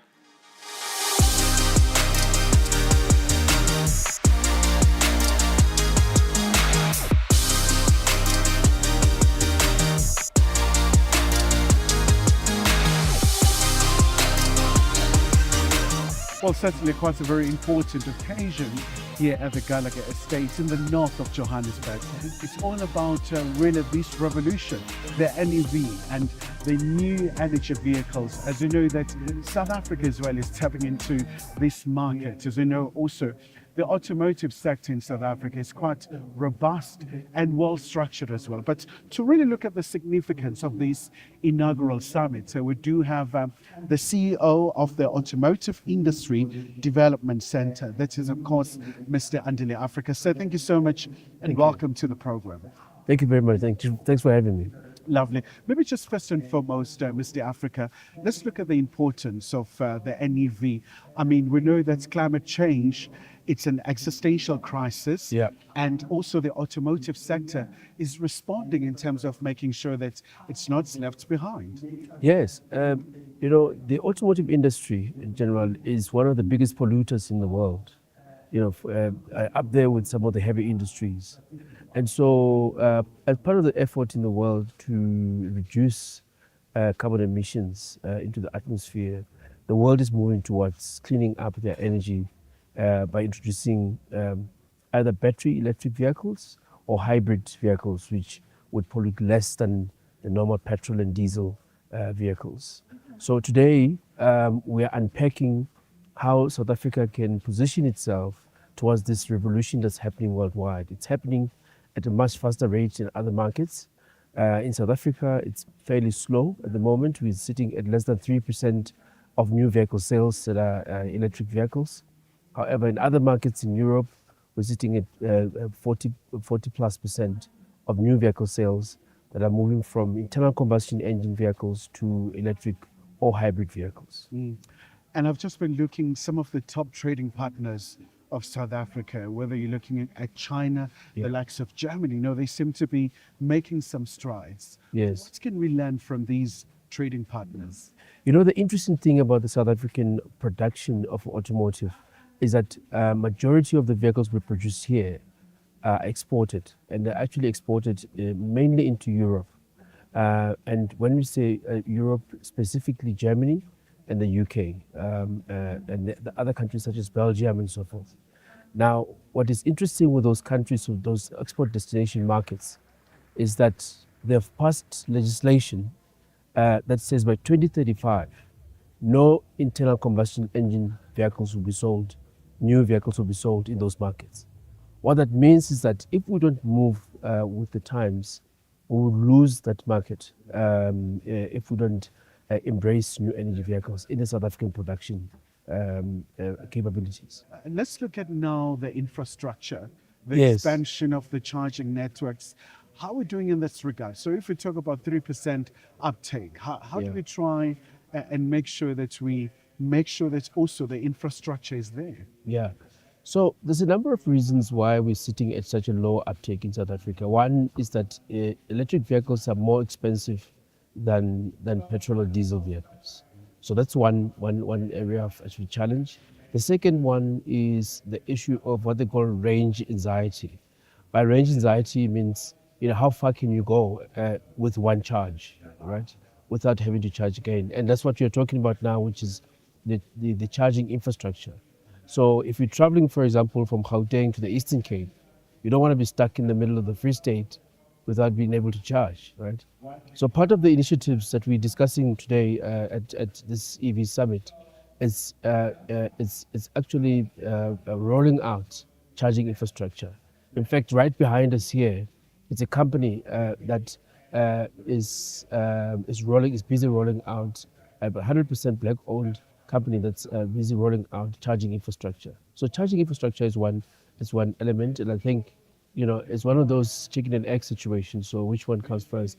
But I think what will ignite the sales will be if government can give more incentives. In other markets, what government does is that they've got customer incentives to incentivize you to actually buy an EV. In South Africa at the moment, Treasury has said to us they don't have the money for that. And so we need to think of other innovative ways of incentivizing people to move towards electric vehicles. The other interesting development that's happened is that I've mentioned that EVs are generally more expensive than petrol or diesel vehicles. What do I mean by that? I think up to now we were looking at north of 500,000 rands per vehicle for an EV. The cheapest one was at that range. However, there are some Chinese brands that are coming in now at around the price point of about 340 to 350,000 rands. Now, for me, at that price point, we're really going to start seeing quite an aggressive move, an increase in sales of EVs. And once you see the more vehicles you have, the more charging stations will be rolled out. And obviously, we know South Africa and the African continent is leading when it comes to the automotive sector. Yeah. But obviously, with the EVs, we're seeing the competition is growing. You're looking at Morocco, Yes. you're looking at many other players as well. But also, this is accompanied by the very massive motivation that in sub-Saharan Africa, you have the mineral resources space. Yeah. Whether you're talking about lithium, you're talking about all these key minerals as well. So Yeah. how can Africa leverage on that? Because, Yeah. the scramble for the African resources, we can see it's unfolding right before our eyes. Yeah, the story of Africa has been a story of extraction when it comes to minerals, and part of the narrative today is that we want to change that. We want to beneficiate the components or the minerals in South Africa, and the biggest opportunity that exists is the battery as a component. Firstly, the battery is the most expensive. It's the largest part of any EV. And so if you're going to achieve our goals of achieving 60% localization, we must localize the battery. As you say, the good thing is that most of the minerals, as you say, lithium, copper, cobalt, are all found in the sub-Saharan Africa market. There is also the Africa Free Trade Agreement that can form part of the incentive for us to work together with the Southern African countries to beneficiate. And so Gauteng is positioning itself as the destination for battery manufacture and beneficiation of minerals in South Africa. And obviously, Mr. Africa, we cannot walk away from the geopolitical factors. I mean, the automotive industry has been also affected by the trade policy coming from the US and reshaping how the industry is working. Well, Yeah. what about the EVs? How are they coping in terms of the components and many other factors? Yeah, so South Africa has a very vibrant components manufacturing industry. And we do a lot of components export. In fact, there are some components manufacturers in South Africa already that export into the US to companies such as Tesla, for example. So the tariffs are not helping. And so there is conversations that are happening at a very high political level between South Africa and the United States to deal with the issue of tariffs. The tariffs have affected us quite drastically in the components manufacturing space. However, fortunately for us in Gauteng, the OEMs that are here, Ford, Nissan, BMW, mainly exporting to Europe and not into the US. So we're not impacted severely in that context. However, in the components manufacturing space, the tariffs are affecting us.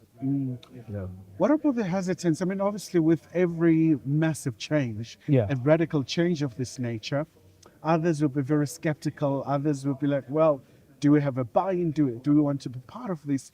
What can you say to them so that they see that this is quite important? I mean, for example, you look at South Africa's G20 priorities, the issues of climate action, the issues of addressing the greenhouse gas emissions are right there. And also so that they are part of this massive change. Yeah.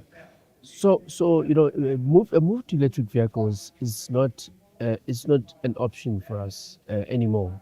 For a number of reasons. One, for environmental reasons, we will be forced to move towards cleaner energy vehicles going forward. But the interesting thing is that actually, over the life cycle of a vehicle, owning an electric vehicle is actually cheaper than having a petrol or diesel vehicle. So the capital cost may be expensive, but the running cost of an electric vehicle are much lower than the running cost of an ICE vehicle or internal combustion engine vehicle. So people will see over time that there's less moving parts in electric vehicles. Electricity is relatively cheaper than petrol or diesel, and so there are clear advantages for moving from petrol diesel to electric vehicles. Particularly, this reigns true for fleet owners. So if you've got a fleet of vehicles that's been proven in other markets and even in South Africa, that if you move your fleet from diesel, for example, to electric, you do over time save money. And obviously, I was just going through the white paper. It's very comprehensive.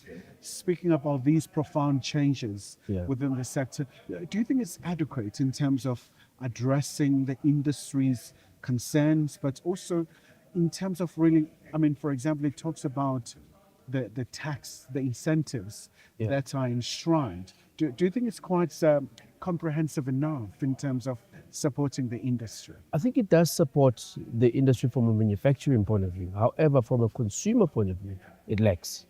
And I think, what the OEMs are saying, or what the manufacturers are saying, is that in order for us to ignite local market, we need to have some kind of incentive for the consumer. And South African automotive industry was set up around the local market. So you anchor yourself with the local market, and then you're able to attract business for export point of view. So in order for us to increase local market, we need to have incentives for the consumer. And that's where the policy lacks right now. All right. So thank you so much indeed for your time. Of course, that was Mr. Africa here really just giving us really just a snapshot in terms of the role played by the Automotive Industry Development Center, one of the key partners making sure that today is possible. But you do have the innovators, the industry players, and also the policymakers under one roof here at the Gallagher Estate in Johannesburg, really exploring this new sector that is presenting new opportunities and really just supported by so many factors. This is the automotive sector saying that this is all about making sure that they get that momentum, accelerating the pace, especially also when it comes to skills development, forging partnerships within the industry. So stay tuned here, we're going to give you more details during the course of the day.